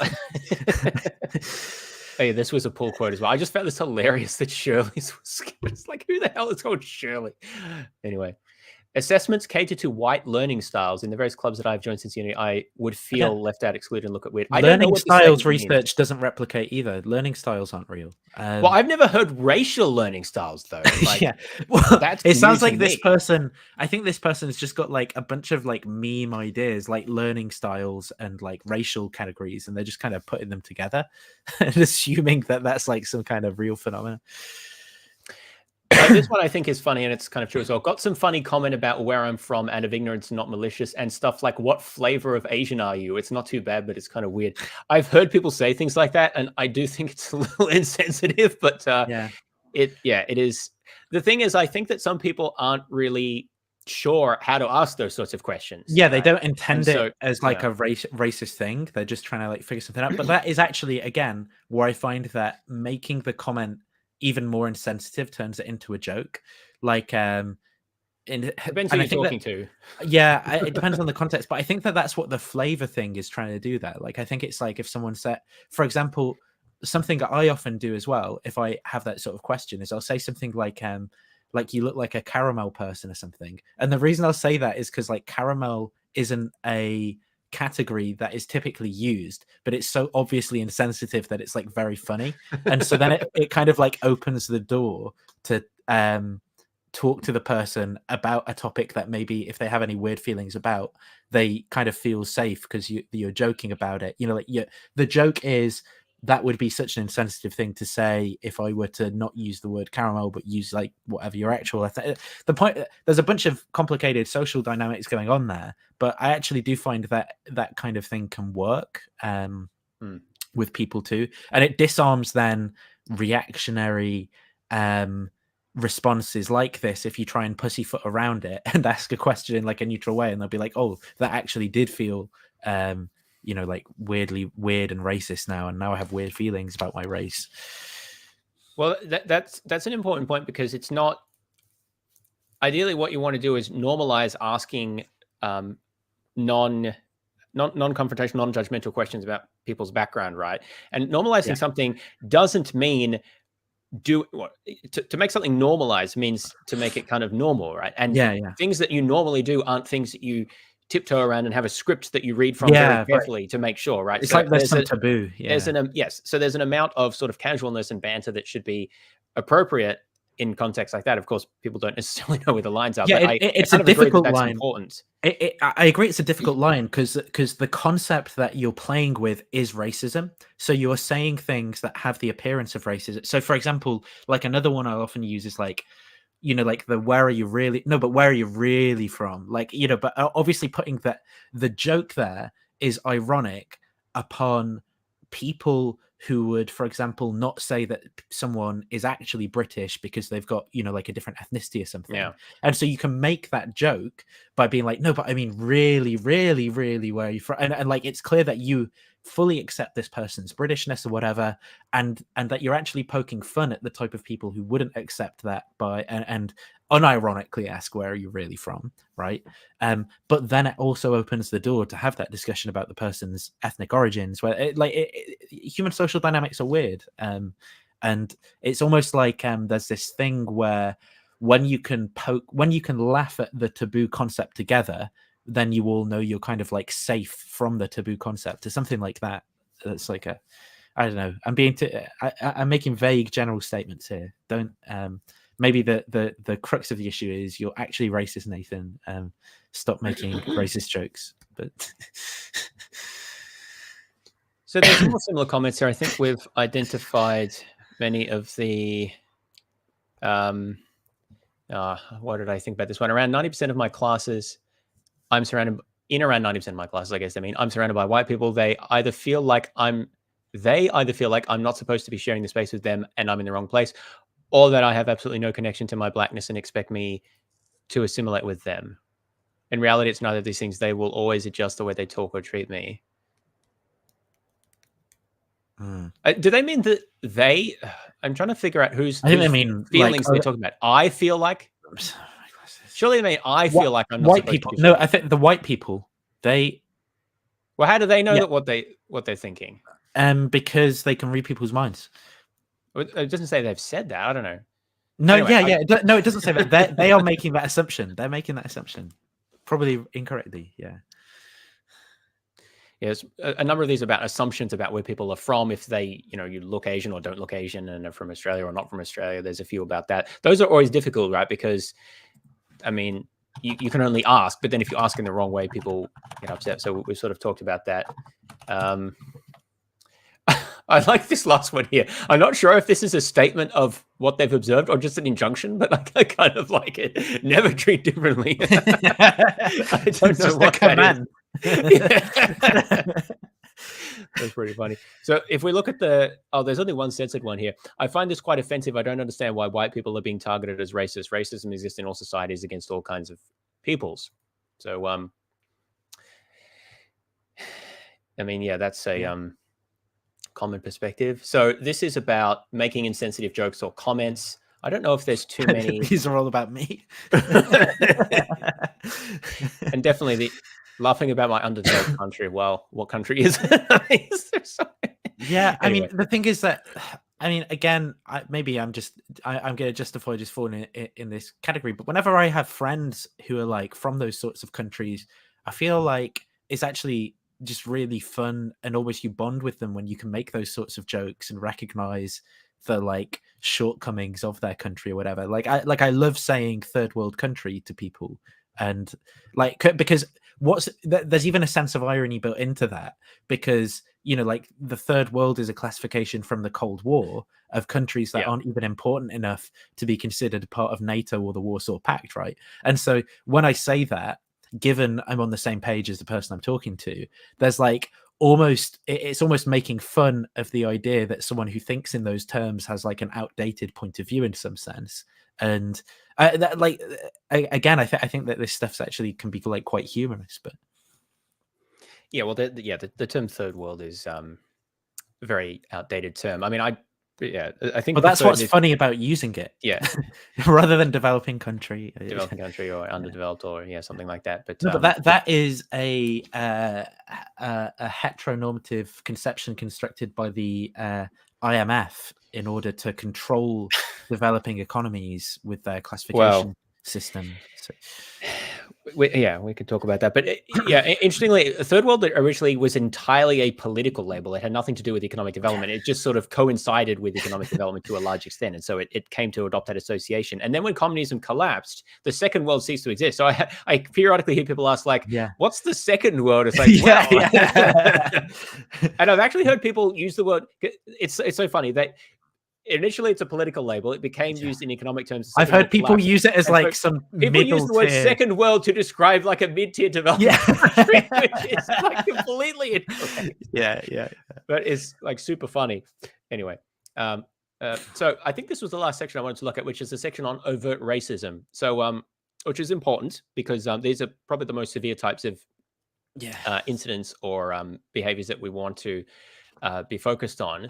Hang on, So, I love this cryptic comment from Matthew 16:18 that just says Sodom and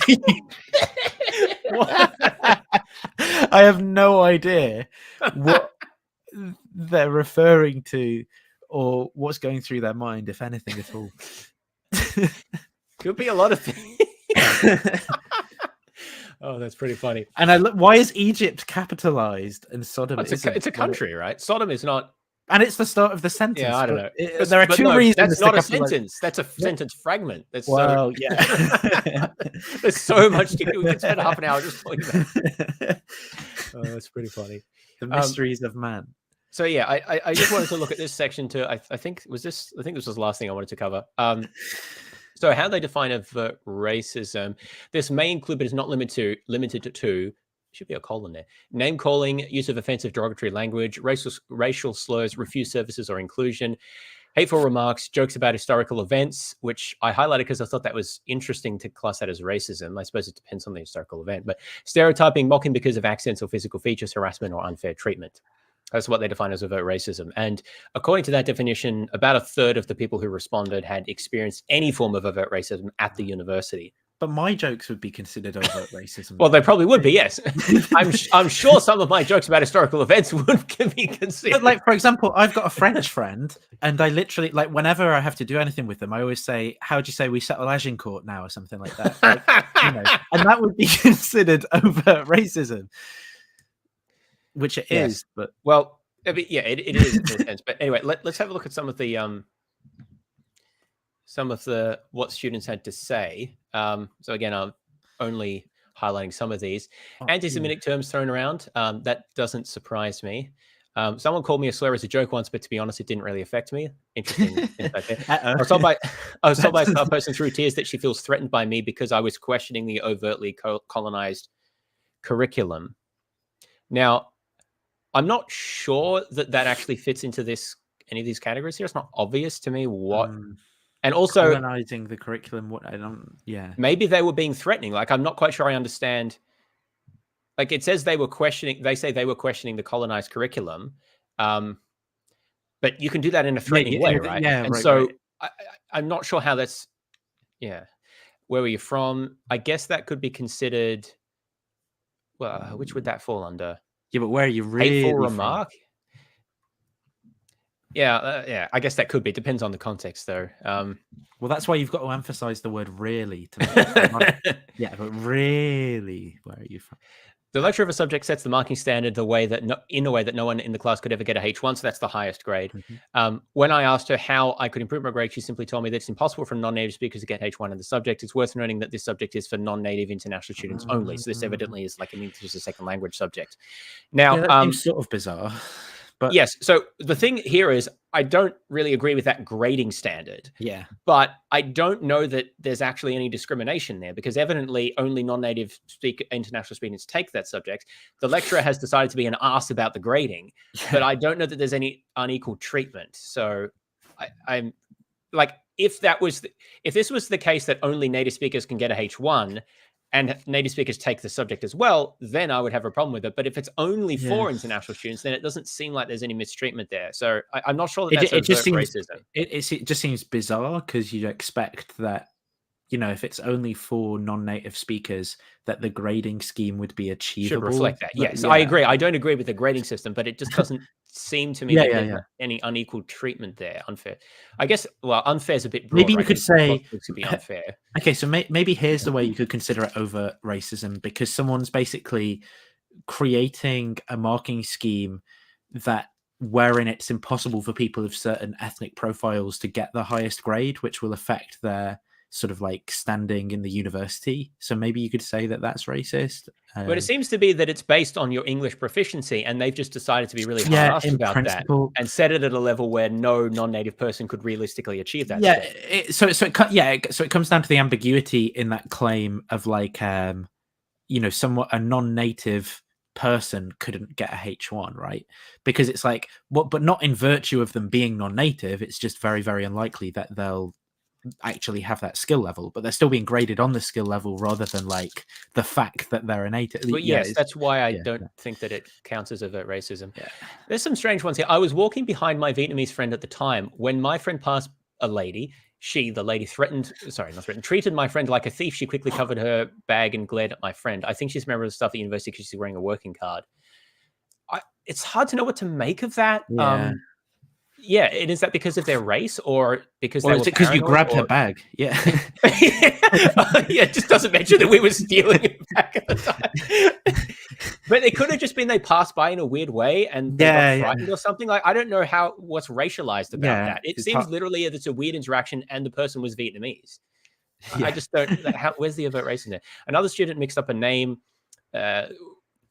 which sounded like another stereotypical name, proceeded to laugh and list more stereotypical names as the same thing occurred in class. So I think that's your like trying to diffuse with inappropriate jokes. So I guess that It does work. technically meet their standard. I highly recommend it. Students will often speak a language other than English with each other, further excluding me. Yeah, that does happen. Although I don't know that is exactly fits the criteria here.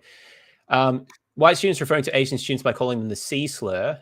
What Cantonese? I'm actually not sure what Chinese? that is. I genuinely don't. I don't know. think it's Chinese. That's not a slur. There's a word Cantonese? that I have in mind that I think it could be, which I'd rather not say. Though. It doesn't the really ending fit with a K? Chinese. No, that's not Ending what I with was a- thinking of. Oh, no one uses that word anymore. No, I don't think it's Okay. that. Anyway, it could be, but I don't think so. Expressing how the Chinese are taking over Melbourne. So I would agree that that's a racial. I have no idea what it is. This is How so- international students should go back to their home country. I can believe that they've heard some people say this. I find it hard to believe that they've heard many people say this, but I obviously don't know. But again, I feel like that can be said ironically to make fun of people who would vote that way. Oh, I for say things example, like that in all the UK time. Ironically, I hope people Yeah, learn them being ironic.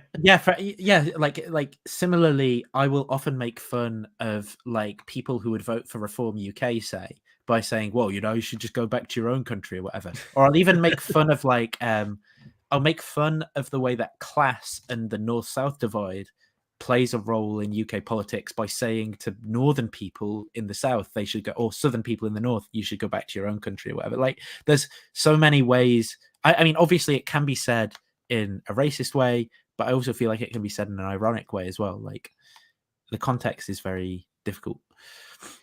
Yes, I agree. This one is very interesting here. My tutor grabbed my braids in class in front of my peers. She yanked my braid and my head had pulled back. She just smiled when I stared at her in shock. I mean, that is But that sounds like physical assault abuse. to me. Yeah. I don't know that that's racial in any way. It could be given the context, I suppose. Braids but I are also, involved. Braids are racial. that's tenuous to me. So, I mean, that sounds horrific, right? It's I hope that was reported and investigated. What I am not sure about is whether that's racial in any way. Again, it could be, but it's not obvious to me that it is. That's just assault. Yeah. Anyway, let's see, racial jokes and comments. Yeah, we talked about that. Unappreciation of cultural heritage. I don't think that really meets any of these definitions here. But what does that mean? You know, like, well, I don't know. Yeah. You didn't appreciate it enough. Like, what's enough? Yeah. Yeah, so that was a pull quote, and that is quite shocking. I was told multiple times my English was very good. Oh, so we can't compliment you now? Why don't you go back to your own country? It's hard to know. I mean, look, you can, Steelman, you can do that in a condescending way. Yeah. So maybe, but I honestly doubt that was done in a condescending way. It is possible. But I don't think actually complimenting someone counts as overt racism. Anyway, yeah, just like anything the ag regional students come out with. Now, this I believe. I think there's a typo in the, like the one on the right there where it says which one? I won't say racism. I think it's meant to say I won't say racism oy vey, but it says per se. Well, that is a typo. It's bringing out the worst in me, this conversation. That's not how you spell per se, but anyway. Actually, because it's about anti-Semitism, so that was there's a strong prevalence of anti-Semitism at the university that is supported by UMSU as shown by their BDS policy. I don't actually know what that is. Now, I will credit where it is due. This is an explicit criticism of UMSU, and they did include it in the report by an UMSU department, so I'm glad that they put that in there. Referring to Aboriginal people as hard work, have bad health, making it difficult, making an effort to acknowledge. Does that make making no effort? Making it an effort to acknowledge. Oh, making it an effort, right? I'm not sure I understand what that means. Yeah, but I don't. Yeah, that doesn't help. Oh, I actually wanted to ask you about this. So, okay. So someone shared where they're from, and the tutor asked if they're from the nice side of the country or the not so nice of the country. This is about you, isn't it? This is something you did at the university. No, I'm asking you because I'm curious what you think the country is. Where there's an obvious and well-known nice side and not so nice side. I assume it was Korea. Yeah, that's what I assumed as well. Now, I don't see how that's offensive. Like, North Korea is horrible. Like, I guess it's not the most sensitive way to ask that question. I agree. But would I call that racist? I feel like they should say also the nice side or the naughty side. The naughty side. Well, yeah. Kim Jong-un, because I can't pronounce your name. Are you from the nice side or the naughty side?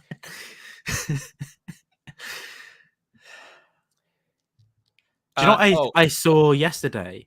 In North Korea, there's a song that allegedly was composed by Kim Jong-un that gets played. I don't know I have no idea if it was, but it sounds like horrific, and it gets played from these public speakers at 6 a.m. every single morning in Pyongyang, and it's like the most. It's like the most terrifying thing. Let me see if I can just find it. Yes, I'm sure we all want to hear this. Let me see if I can. While you're looking for that, I'll just explain this long one here. This is an example of something that a negative experience someone had with UMSU, with an event, a club event, which sounds pretty bad. But the issue I have is the attribution. So they say, I find it hard to believe that if it wasn't a bunch of black students, which was the relevant club, that they would have talked to us this way. Later, I confirmed that they're anti-black because other people of color who host their events they're actually sweet to them and never yelled or anything. So I find that highly problematic as a way of making a causal attribution there. Maybe this group is just actually kind of assholes, or there could be any number of other reasons why there's a difference. Saying that it must be due to race, I find, again, that so this may count as unfair treatment, but whether it's due to race, I don't know that you can call that overt racism. At least I have questions about that. Did you find the song that we're all dying to hear? I think I did. I think it says. Right. Very eerie.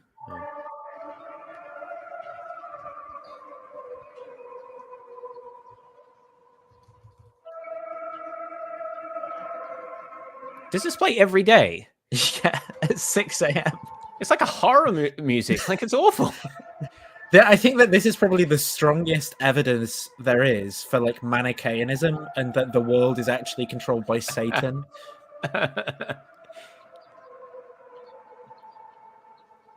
It's like it's designed to break the human spirit, this music. I think it is, actually. I think it literally is.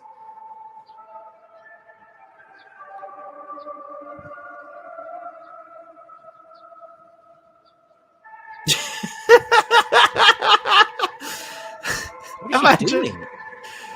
She's doing it very enthusiastically. She's doing what? The traffic. Directing the traffic. Yeah, this guy. It's just like one guy with this. But, Oh, sorry, they but have you not seen like we? Oh, what is this other thing? This is all I can like this. Look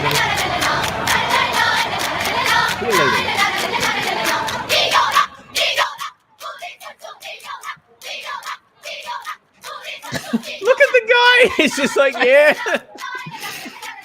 It's the way they all move. It's crazy. Which is really disturbing. I love the one guy there. He's definitely in a camp now. How long would they have had to train to do this in sync like this? Their whole life. It's their life purpose. Well, sadly, maybe it is, right?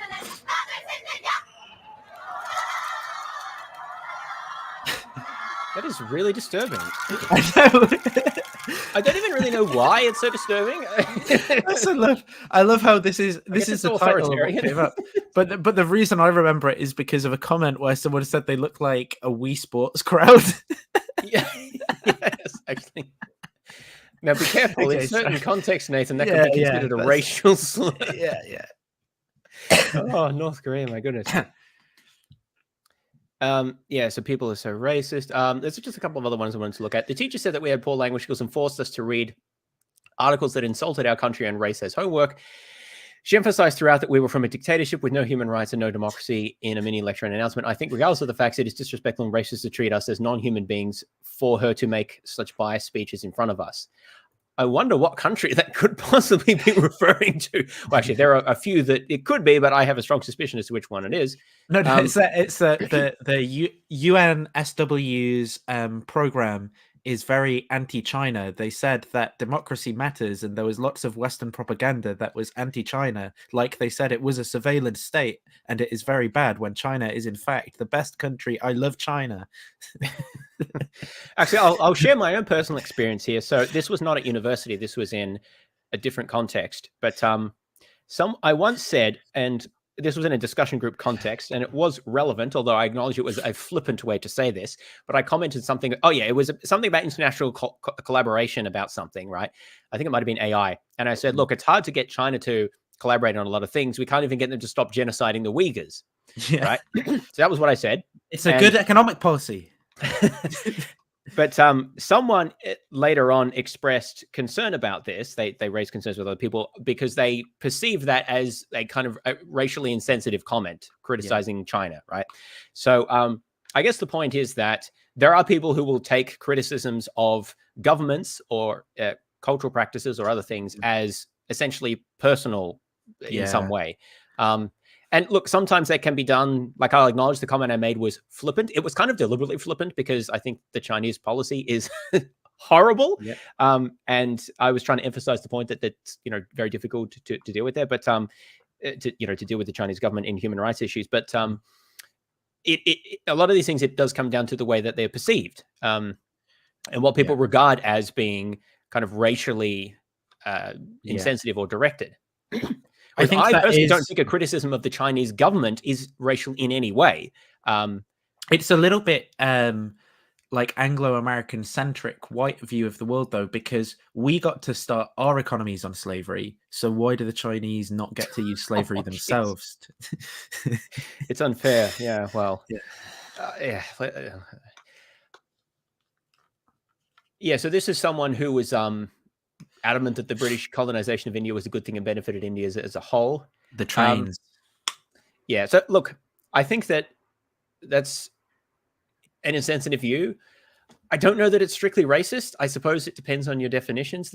I suppose you could think that the person has racist views about India. I don't know if that would constitute overt racism towards the person whom he was telling these things to.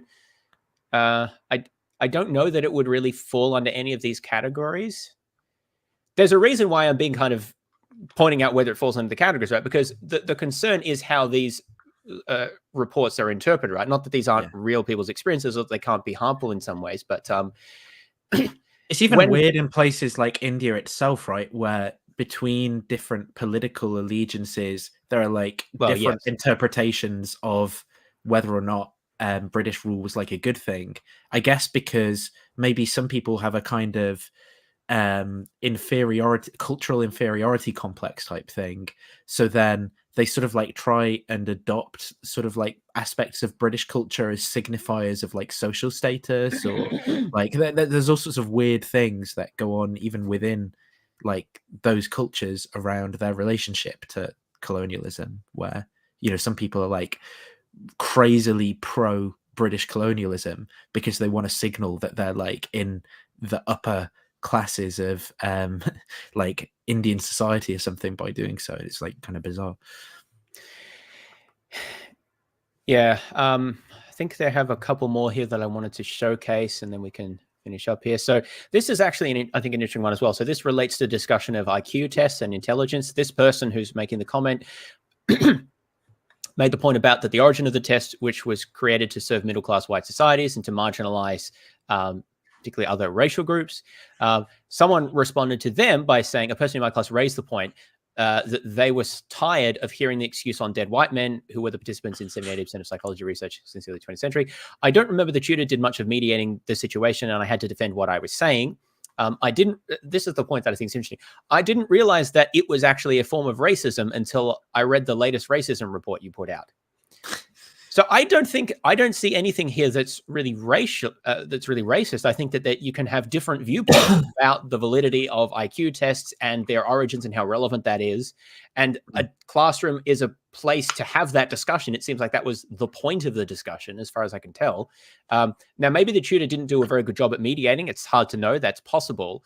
But what I think is interesting is they say that they now know, based on the last report that they read, that that's a form of racism. I'm not even sure specifically what the form of racism is. I'm assuming it was this comment. It could be that it was phrased in an unnecessarily provocative way, perhaps, or an insensitive way. But I just don't really... It's interesting that people are perceiving what counts as racism through the lens of evidently some report that they're reading. And I don't know what criteria that would fall under as overt racism. I guess offensive derogatory language, but I don't really think so. I don't really know either. I feel like this is like saying chi-squared statistical analysis is racist because it was invented for eugenics or something. Like, I don't know. It's kind of... Well, whether or not that argument is valid, it seems that talking about it itself is not, and having a different viewpoint, I don't see how that's racist. At least it's not at all. Well, it seems like maybe it's the endorsement of one particular perspective on this that's being considered racist. Like maybe the endorsement of the validity of some of this research. I don't really know. What do you think of this comment? The way and the eyes they look at us, it makes me lose my confidence. I don't know which group it's racist against. I don't know if they mean the white people or like if only there were some keywords in here like slit eyes or something. Like, at least then it would help to identify what I don't know. I'm going to be that guy. I'm going to be sort of comment on this. It doesn't matter what IQ tests were invented to do. That doesn't actually tell you whether they're good at testing intelligence. I think that this is just I think it's wrong to say that IQ tests don't measure something psychologically meaningful. We could talk about their origins, but I think you can't just say they're invented for a purpose, therefore they're useless and wrong. No, that's like saying anti-tobacco legislation was first promulgated in Nazi Germany, therefore it's wrong or bad or something. It doesn't follow. I think that there's a way of construing that claim, which is sort of like people assume because a term or a practice is done in some science that therefore it's like really real, well-found effect or something like that of the world. And an historic recognition that a lot of the research around IQ is actually part of like eugenics programs is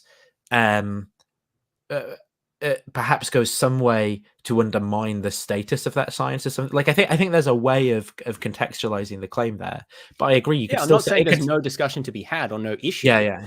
But again, the same claim can be made of anti-tobacco legislation in Germany. Actually, that was part of Hitler's program of promoting a physically and intellectually healthy, like superior race. He saw tobacco as a threat to that, as well as racial mixing and other things. It was absolutely part of that ideology, but that was actually problematic for anti-tobacco movements for a while because of that association. I think we thankfully did overcome that, but I really do resist trying to discredit something on the basis of its origins. You should be aware of these sorts of things. They can matter. And absolutely, IQ has been abused, but I also strongly disagree that IQ is necessarily an intrinsically racist.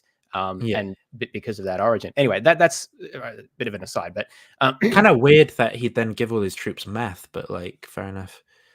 Well, not all of them. It was during the Blitzkrieg, right? They had to keep going. Right? Sorry. Someone saying there's anti-Semitic graffiti, which I can absolutely believe. There's some nasty graffiti around.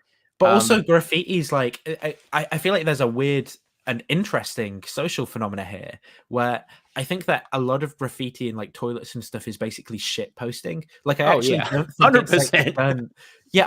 I think there's something about human psychology here where people aren't actually doing it because they like are strongly anti-Semitic and they're finally let loose in the toilet where they can do it.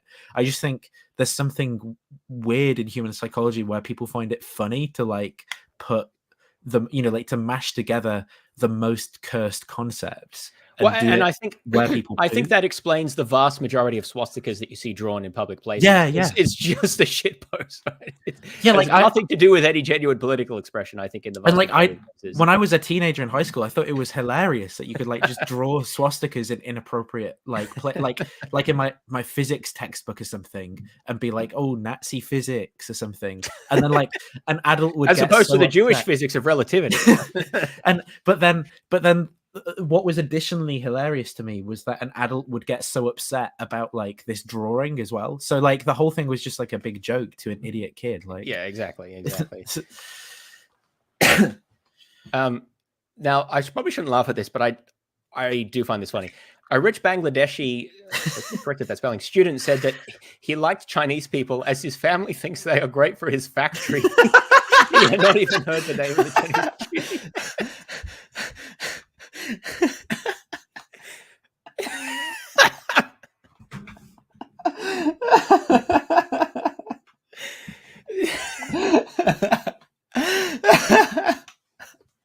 That's so funny.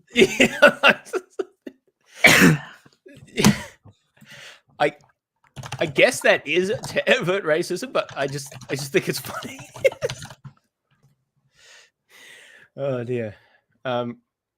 So there's a TikTok trend at the minute that I really like. That is like, videos of, it's like Chinese primary school children, like when they're on a school trip or something, and they're all wearing like little yellow, like high visibility jackets, and they've been told by the teachers to put their hands on each other's shoulders or something so none of them get lost. And then there'll be a caption over the video like like Huawei workers getting ready for a 48-hour shift or something with like,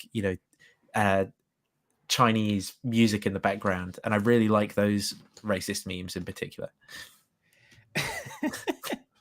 So now apparently I'm defending Nazi Germany. Yeah, that's clearly what I said. Obviously not worth engaging with that person. I'm being one guide in chat. Anyway, so I wanted to just finish by... So this is the content warning section, right? And some of these I think are what I'm trying to say here are revealing about what's been put in here. So these are the comments they find problematic. So surveys like this keeps victimizing racial minorities. Stop trying to paint white star students as racist. From this survey is a white Australian. I guess that means where they've experienced explicit racism. No, I don't think this survey is explicitly racist, but anyway. I made fun of a black guy. It was hilarious. He's my best friend. He then made fun of me for being white. Okay. So that's just a silly joke. This I have more of an issue with. Saw someone getting made fun of for eating a sandwich because it's bland. So yeah, better put some of those foreign spices in there. Get the Dutch East India Company. I don't know if that was the context, right, in which this was reported. It does seem a bit trivial, but the issue is this is being reported in the content warning section. Why is this here? Like, I just don't get it. Very, very strange. let's see. What else have we? I believe that there are far too many instances where these hang on. What conceptual issues? Oh, maybe I'll just read the whole thing. I've witnessed the backlash of our neoliberal correction. Neoliberal. Neoliberal. Some students have directly called out straight white male students as being privileged and part of the patriarchy. The students being called out were not acting in any way that entitled these responses. While yes, acknowledging privilege and patriarchy are important to forward more progressive thinking, I believe there are far too many instances where these conceptual issues are being applied literally towards students who may fall into these categories. It's not really fair to them. We need to find a way to be inclusive and not direct our frustration at people sitting directly next to us. I think that's a very fair comment and a very important thing to say. And I don't know why it's been placed under a content warning. Like, why? What's the justification for that? Because it's not very inclusive to the people who want to react in that way. I was told I wasn't welcome because I was white. I mean, yeah, so you're not. You might clearly doubt whether that happened, right? But the person's reporting it just as it says at the start of the report that they don't investigate any of these claims. They just take them all as truthful. I mean, I guess, you can't investigate them in the context of this report, but I do have an issue if people are reporting things like this, you place it under a content warning. That doesn't seem appropriate to me. Well, the reason that clearly they are not welcome because they're white. From the statement yeah, actually, it's content warning. Yeah. Anyway, I think that was mostly what I wanted to. Hang on, there was the recommendations. I just wanted to. There's a lot more of this, obviously, but wait, what was this section here? There's so much stuff here. Oh, this is about reporting and anyway. Where was the recommendations? Actually, most of the recommendations they have here, I think, are fine. Like better reporting methods for instances of racism, or racial discrimination, which I think is good. I don't think that that's adequate, and like meetings, accountability, stuff like that. There are some that I have some issues with, and relates again to the sort of woke label here. I think really what you want is a solution that can be final. Oh, jeez. Actually, ironically, sometimes in maths classes, people will talk about the final solution, like to the end of a series of calculations, and I always cancel it because I'm like, that's maybe not the best way to frame that, but yeah. So anyway, so a couple of things there, I do have some sort of issues here. Launch a review of subjects offered at the university to decenter Western styles of teaching and knowledge and give students a more global lens to their degrees instead of a Eurocentric one. Create a framework for academic staff that ensures that students' knowledge of their own culture and resources is appreciated rather than penalized in assessment and in class discussions. I feel like those two recommendations are incredibly vague, and it's not clear what problems they're trying to solve.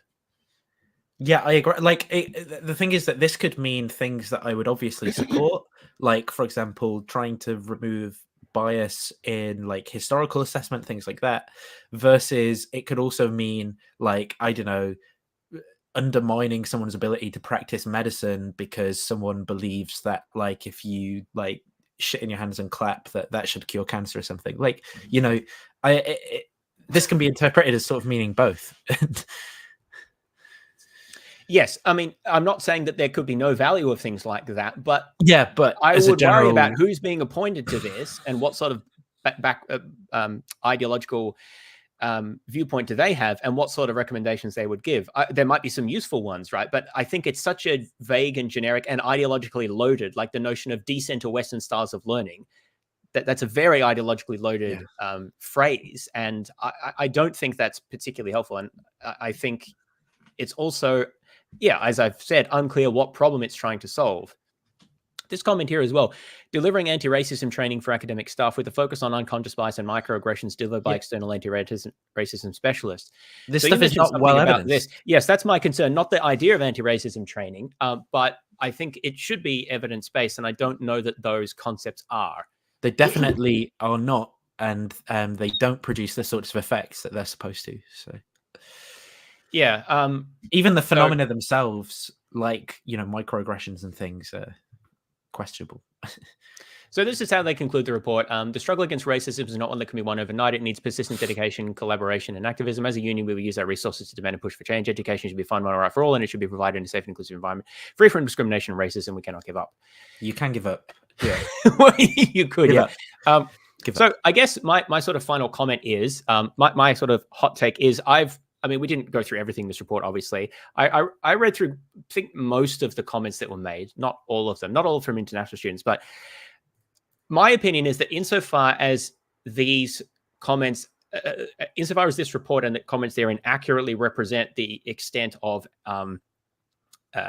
racialized behavior or racial prejudice or racist behavior at the University of Melbourne, I conclude there is very little of it at the University of Melbourne, because most of these issues are about people feeling uncomfortable because of their own, apparently their own sort of psychological dispositions, or because of language difficulties, or because of things that are very subjective. Like the woke mind virus.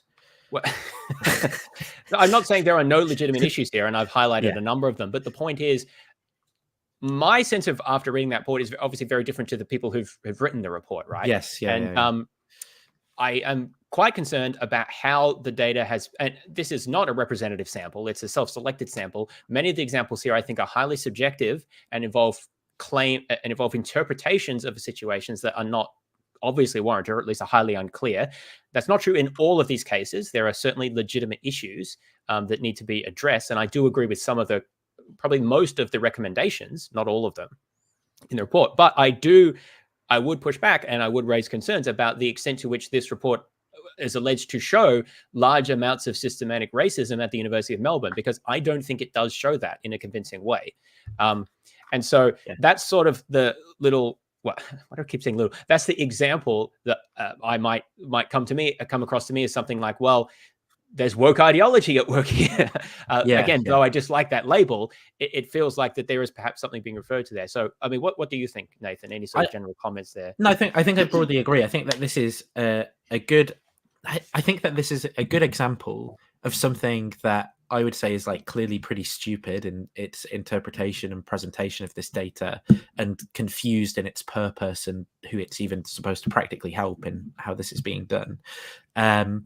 And I think that it's important to highlight that stuff like this is like an issue, but also that it's kind of largely also the extent of the issue of what, you know, you might consider to be like woke ideology on campus as well, right?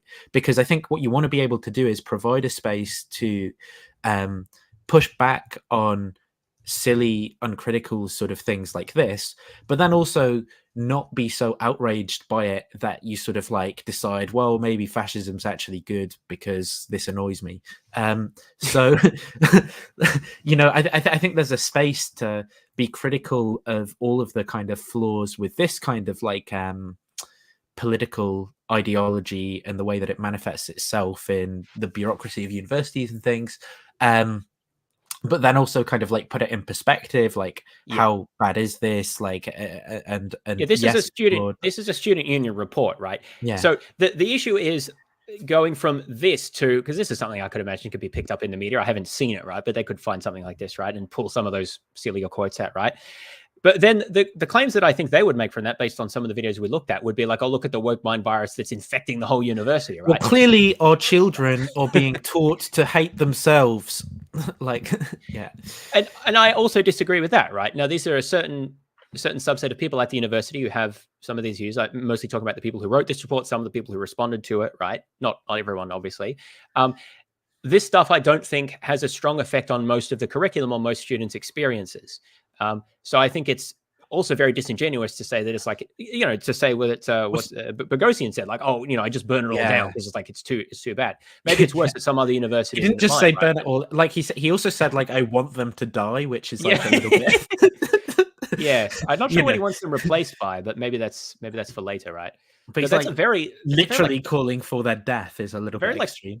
Kind of post-structuralist view, though. Like, can't they just go on as farmers or something and not academics? I don't know.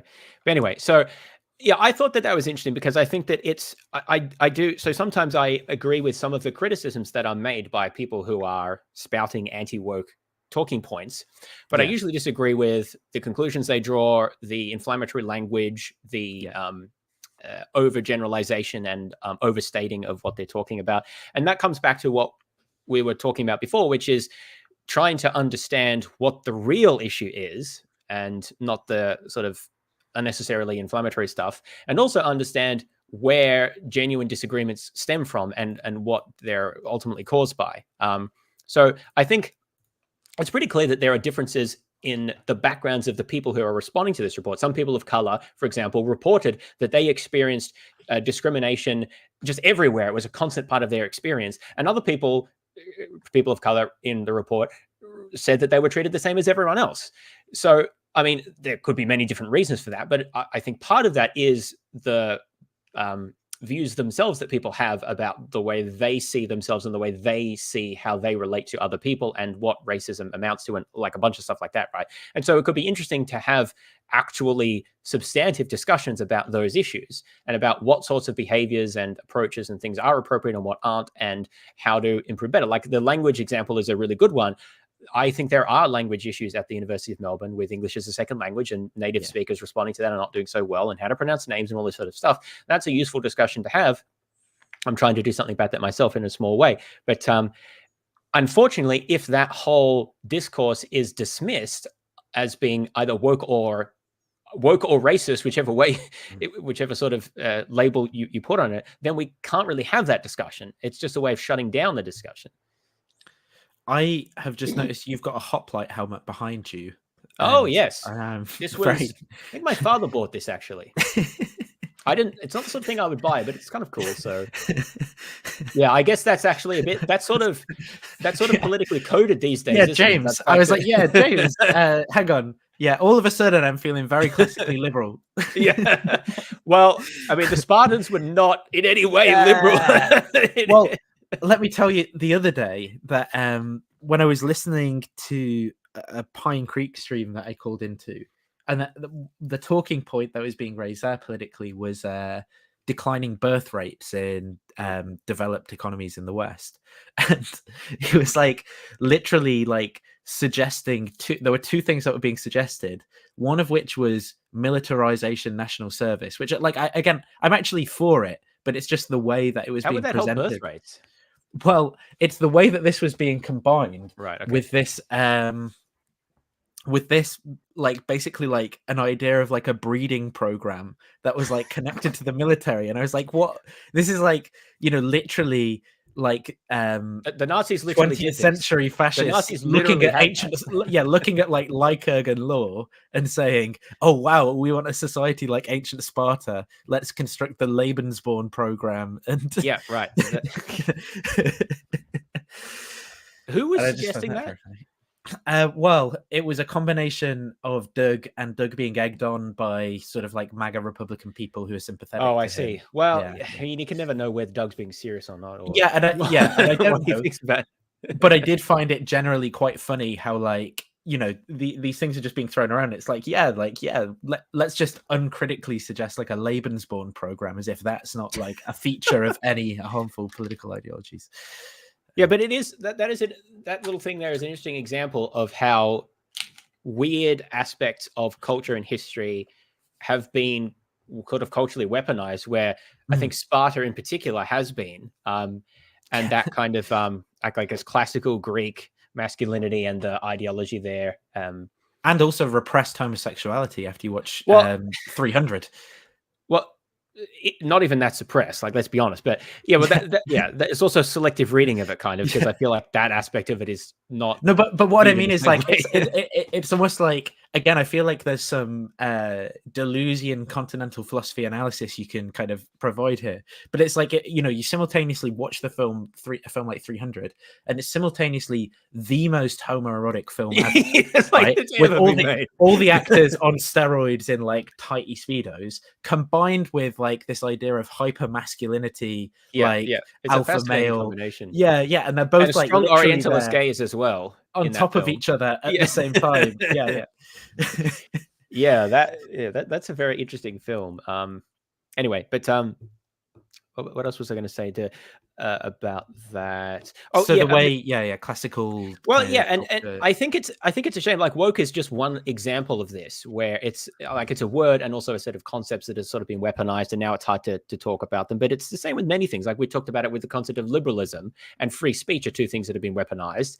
That it's hard to talk reasonably about and hard to be in favor of those without being read as saying something that you're not trying to say. And even things like classical Western civilization, which now almost sounds slightly racist to even say it, where like I like classical Western civilization. There's a lot of problems with it, but it has a lot to offer us, right? But this is where the Bailey reasoning happens to. Yeah, because it's like, look, I'm just saying I like classical Western civilization, but what's actually meant by that is like, you know. Yeah, it's and look, it gets, I mean, maybe this is a bit of a self-report, but it gets difficult when you're interested in, you know, these military history and stuff like that, and like art and songs, and like, oh, this is sort of cool. And then you realize, oh, like half the people who are with this are like have these really super right-wing regressive views. It's like, you know, I just kind of like the aesthetics and the history behind it. Like, why do you have to be so, you know? Yeah, why do you have to live action role play it too? Like, yeah, like it's, yeah, anyway, there's a lot of unfortunate stuff like that gets weirdly culturally coded. But yeah, there was one other point that I wanted to make there. Oh yeah, the classical. Well, so the one thing I'm trying to push back about that is it was the whole pagan angle, right? So it's like classical Western civilization before it was corrupted by Christianity, because most of the conservatives will like really be put off by that, right? But you can kind of push it back against them. So I kind of like that. I kind of like that angle. But you know, people who talk about these things, I don't know that they always. It's sort of like it's a mishmash of things from different periods that they kind of like. So it's this is the thing though as well. I've listened to commentators who should be better informed. So I don't know if you know the political philosopher John Gray. He's recently published a book called like why. It's like why liberalism has failed or something like that, right? Where it's supposed to be an analysis of why authoritarianism's on the rise, the success of like the Russian regime, stuff like that. But then I was listening to this, and there's a chapter that he gives where he just kind of lazily starts talking about cancel culture in universities and woke ideology. And like, even though he does mention a little bit of some of the stuff we mentioned, like connections to critical theory and stuff, a lot of it is also this like blown out of proportion kind of sensationalism. And then he kind of seamlessly weaves that into, you know, the Tom Holland Dominion, and liberalism is actually a political version of Christian theology. And because the Christian Roman Empire was so tolerant of alternative viewpoints. Like, what a strange reading. Well, the thing is, I'm like, look, there's obviously a historical case that you can make for this, and you can obviously draw this historical connection between, you know, certain political ideas that are on display in liberalism, and maybe, you know, like say rights and you know theological ideas that are floating around at the time as well that people are building. So you know, the Imago Dei and that being then connected to a political constriction of individual human rights or something like that.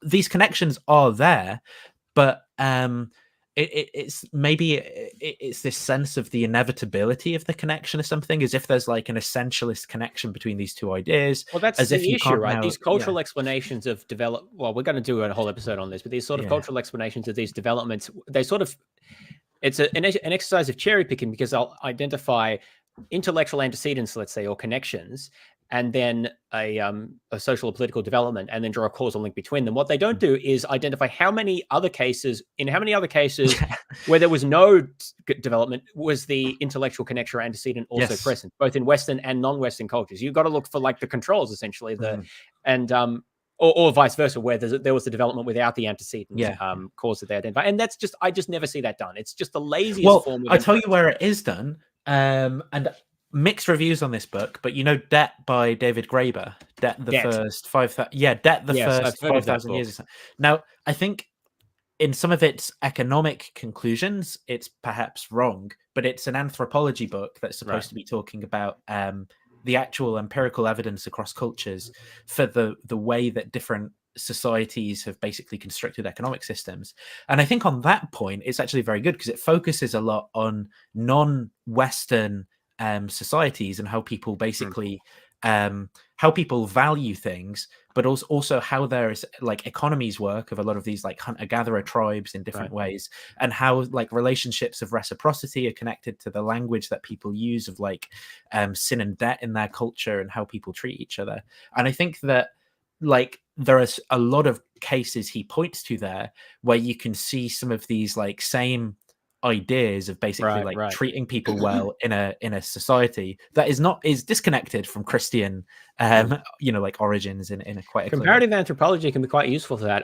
This is a sort of a little pet interest of mine, which is anthropology traditionally is a very qualitative discipline, and I would like to see more sort of efforts to do a quantitative comparison on the basis of ethnographic analysis. I think there's some potential useful collaborations there, which I haven't seen. I tried to look for it and I haven't seen much of, but anyway, that's sort of a bit of an aside. But I think I'd like to see a lot more work historically in contemporary societies looking at these sorts of issues, because I think they're very important questions. Unfortunately, what we typically get is a lot of people who make these arguments do so to score political points and not really to understand the development of ideas in society.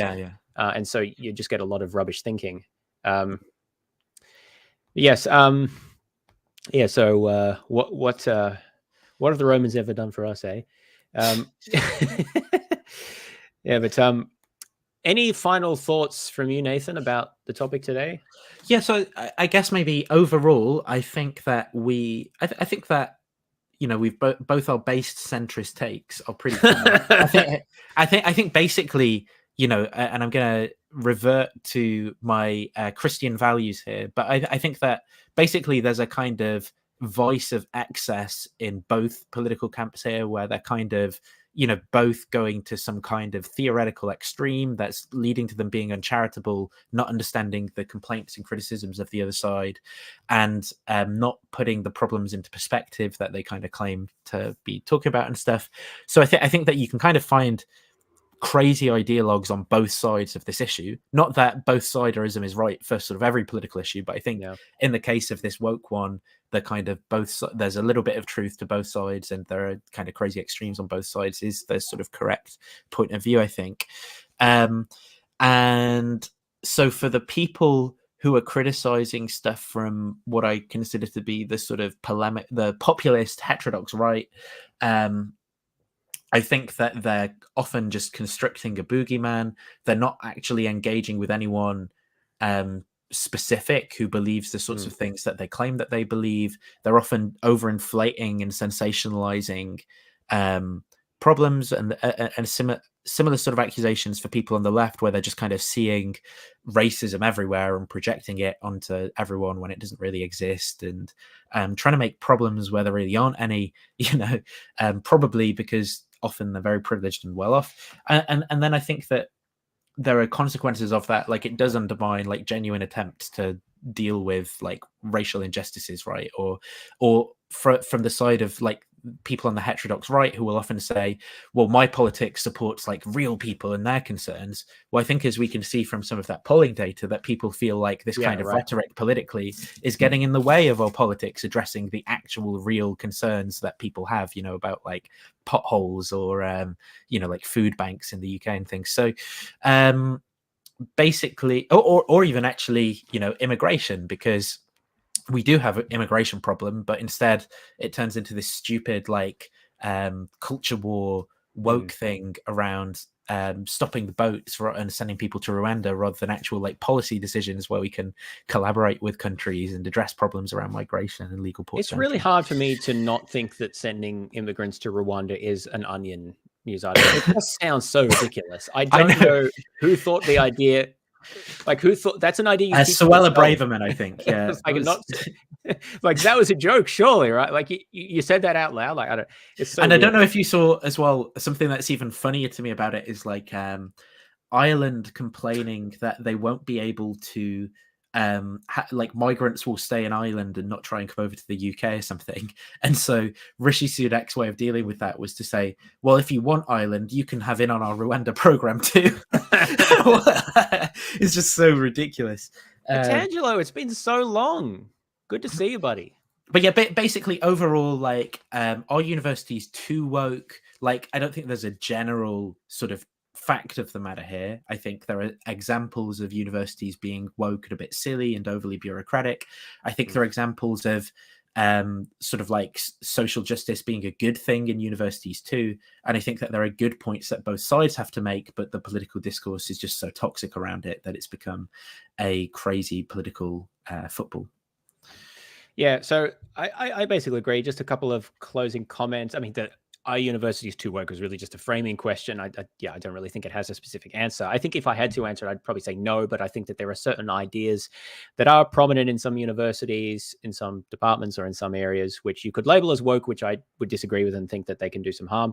That being said, I think that the anti-woke discourse is probably more harmful than any of these other ideas, at least in recent years, because the backlash to it is, well, maybe as you said, it will actually, it will ultimately, the use of these language by destroy itself. Right, may actually be a bit of an own goal, but I suppose we'll see. But at least it does seem to be kind of poisoning and disrupting the discourse a lot in unhelpful ways.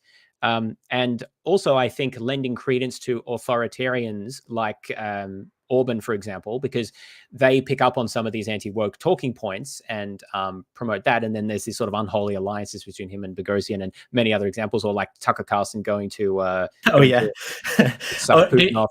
Well, did you see his interview with Dugin as well? No, I didn't see that. So this last week, Tucker just interviewed Alexander Dugin, where he's like literally just like pure like Russian propaganda, basically, right, about the decline of the West and the necessity of defending Christian values. I guess I would have. Does he not have more self-respect?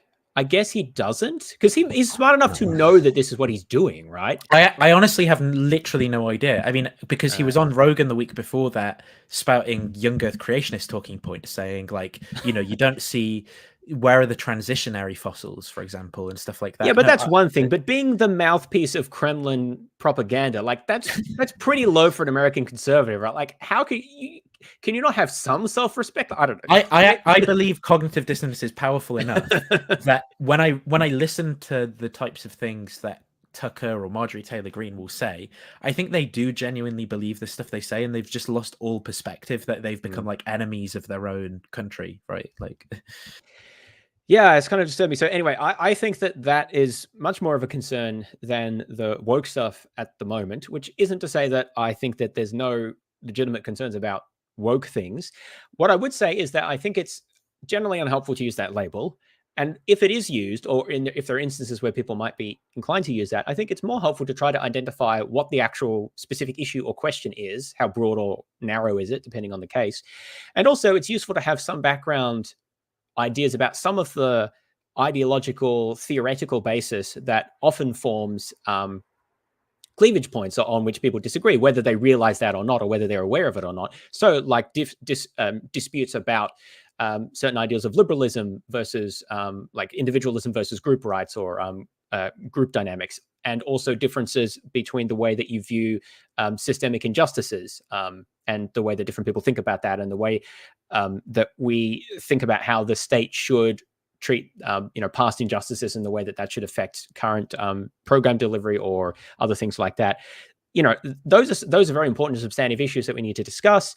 And I think that they're hard enough as it is to discuss those. It's made worse by either side labeling the other and throwing words like woke around, which makes it very difficult to even get any clarity on where the dispute lies. And so I think that almost sort of offering as a practical tool, like I don't think people should dismiss something as being woke. I also don't think someone should dismiss any criticism just because it's framed as, oh, this is woke trash, right? Like, you shouldn't necessarily do it either way. I mean, you could be selective where you engage, but someone may identify something that is a legitimate issue and not know how to label it and label it woke. So that doesn't mean that it may mean there may not be an issue there. There may be a problem there, something that's worth talking about or whatever. Or that you even agree with the person with, but they don't know how to label it. And so they're resorting to a label that they know that they feel sort of roughly appropriate. And that can happen across the political spectrum, right? So I think that it can be helpful if we try to exercise, again, when appropriate, when we want to engage, when it's useful to do so, to try to help bring some clarity to the discussion. Okay, so when you say woke, like, what aspect are you specifically referring to here, and why do you disagree with that? And what do you think the difference is between you and the person who's saying this? Or, like, to try to get some clarity there. That's one of the things that is really important to me, is to try to promote productive, useful, informed discourse. I know that that's a bit of a tall order these days, but like woke is such a sort of toxic and difficult and amorphous label that I thought it would be useful to talk about that and provide some specific examples, which is why we looked at like the university report, and maybe illustrate how, at least in some respects, you can have a bit more of a substantive discussion about that. So yeah, that's kind of what I want to say, and I hope people got something out of this. So yeah, I think that's all for me. I think that the most enjoyable thing for me was that video about the North Korean traffic director. That was the stuff that I nearly died at watching that. So thank you for sharing that, Nathan. Yeah, no yeah, I worries. think that's all from me. Thanks everyone for joining us. Hope you found this interesting. Yeah, thanks. Everyone. And yeah, take care. Goodbye. Stay woke.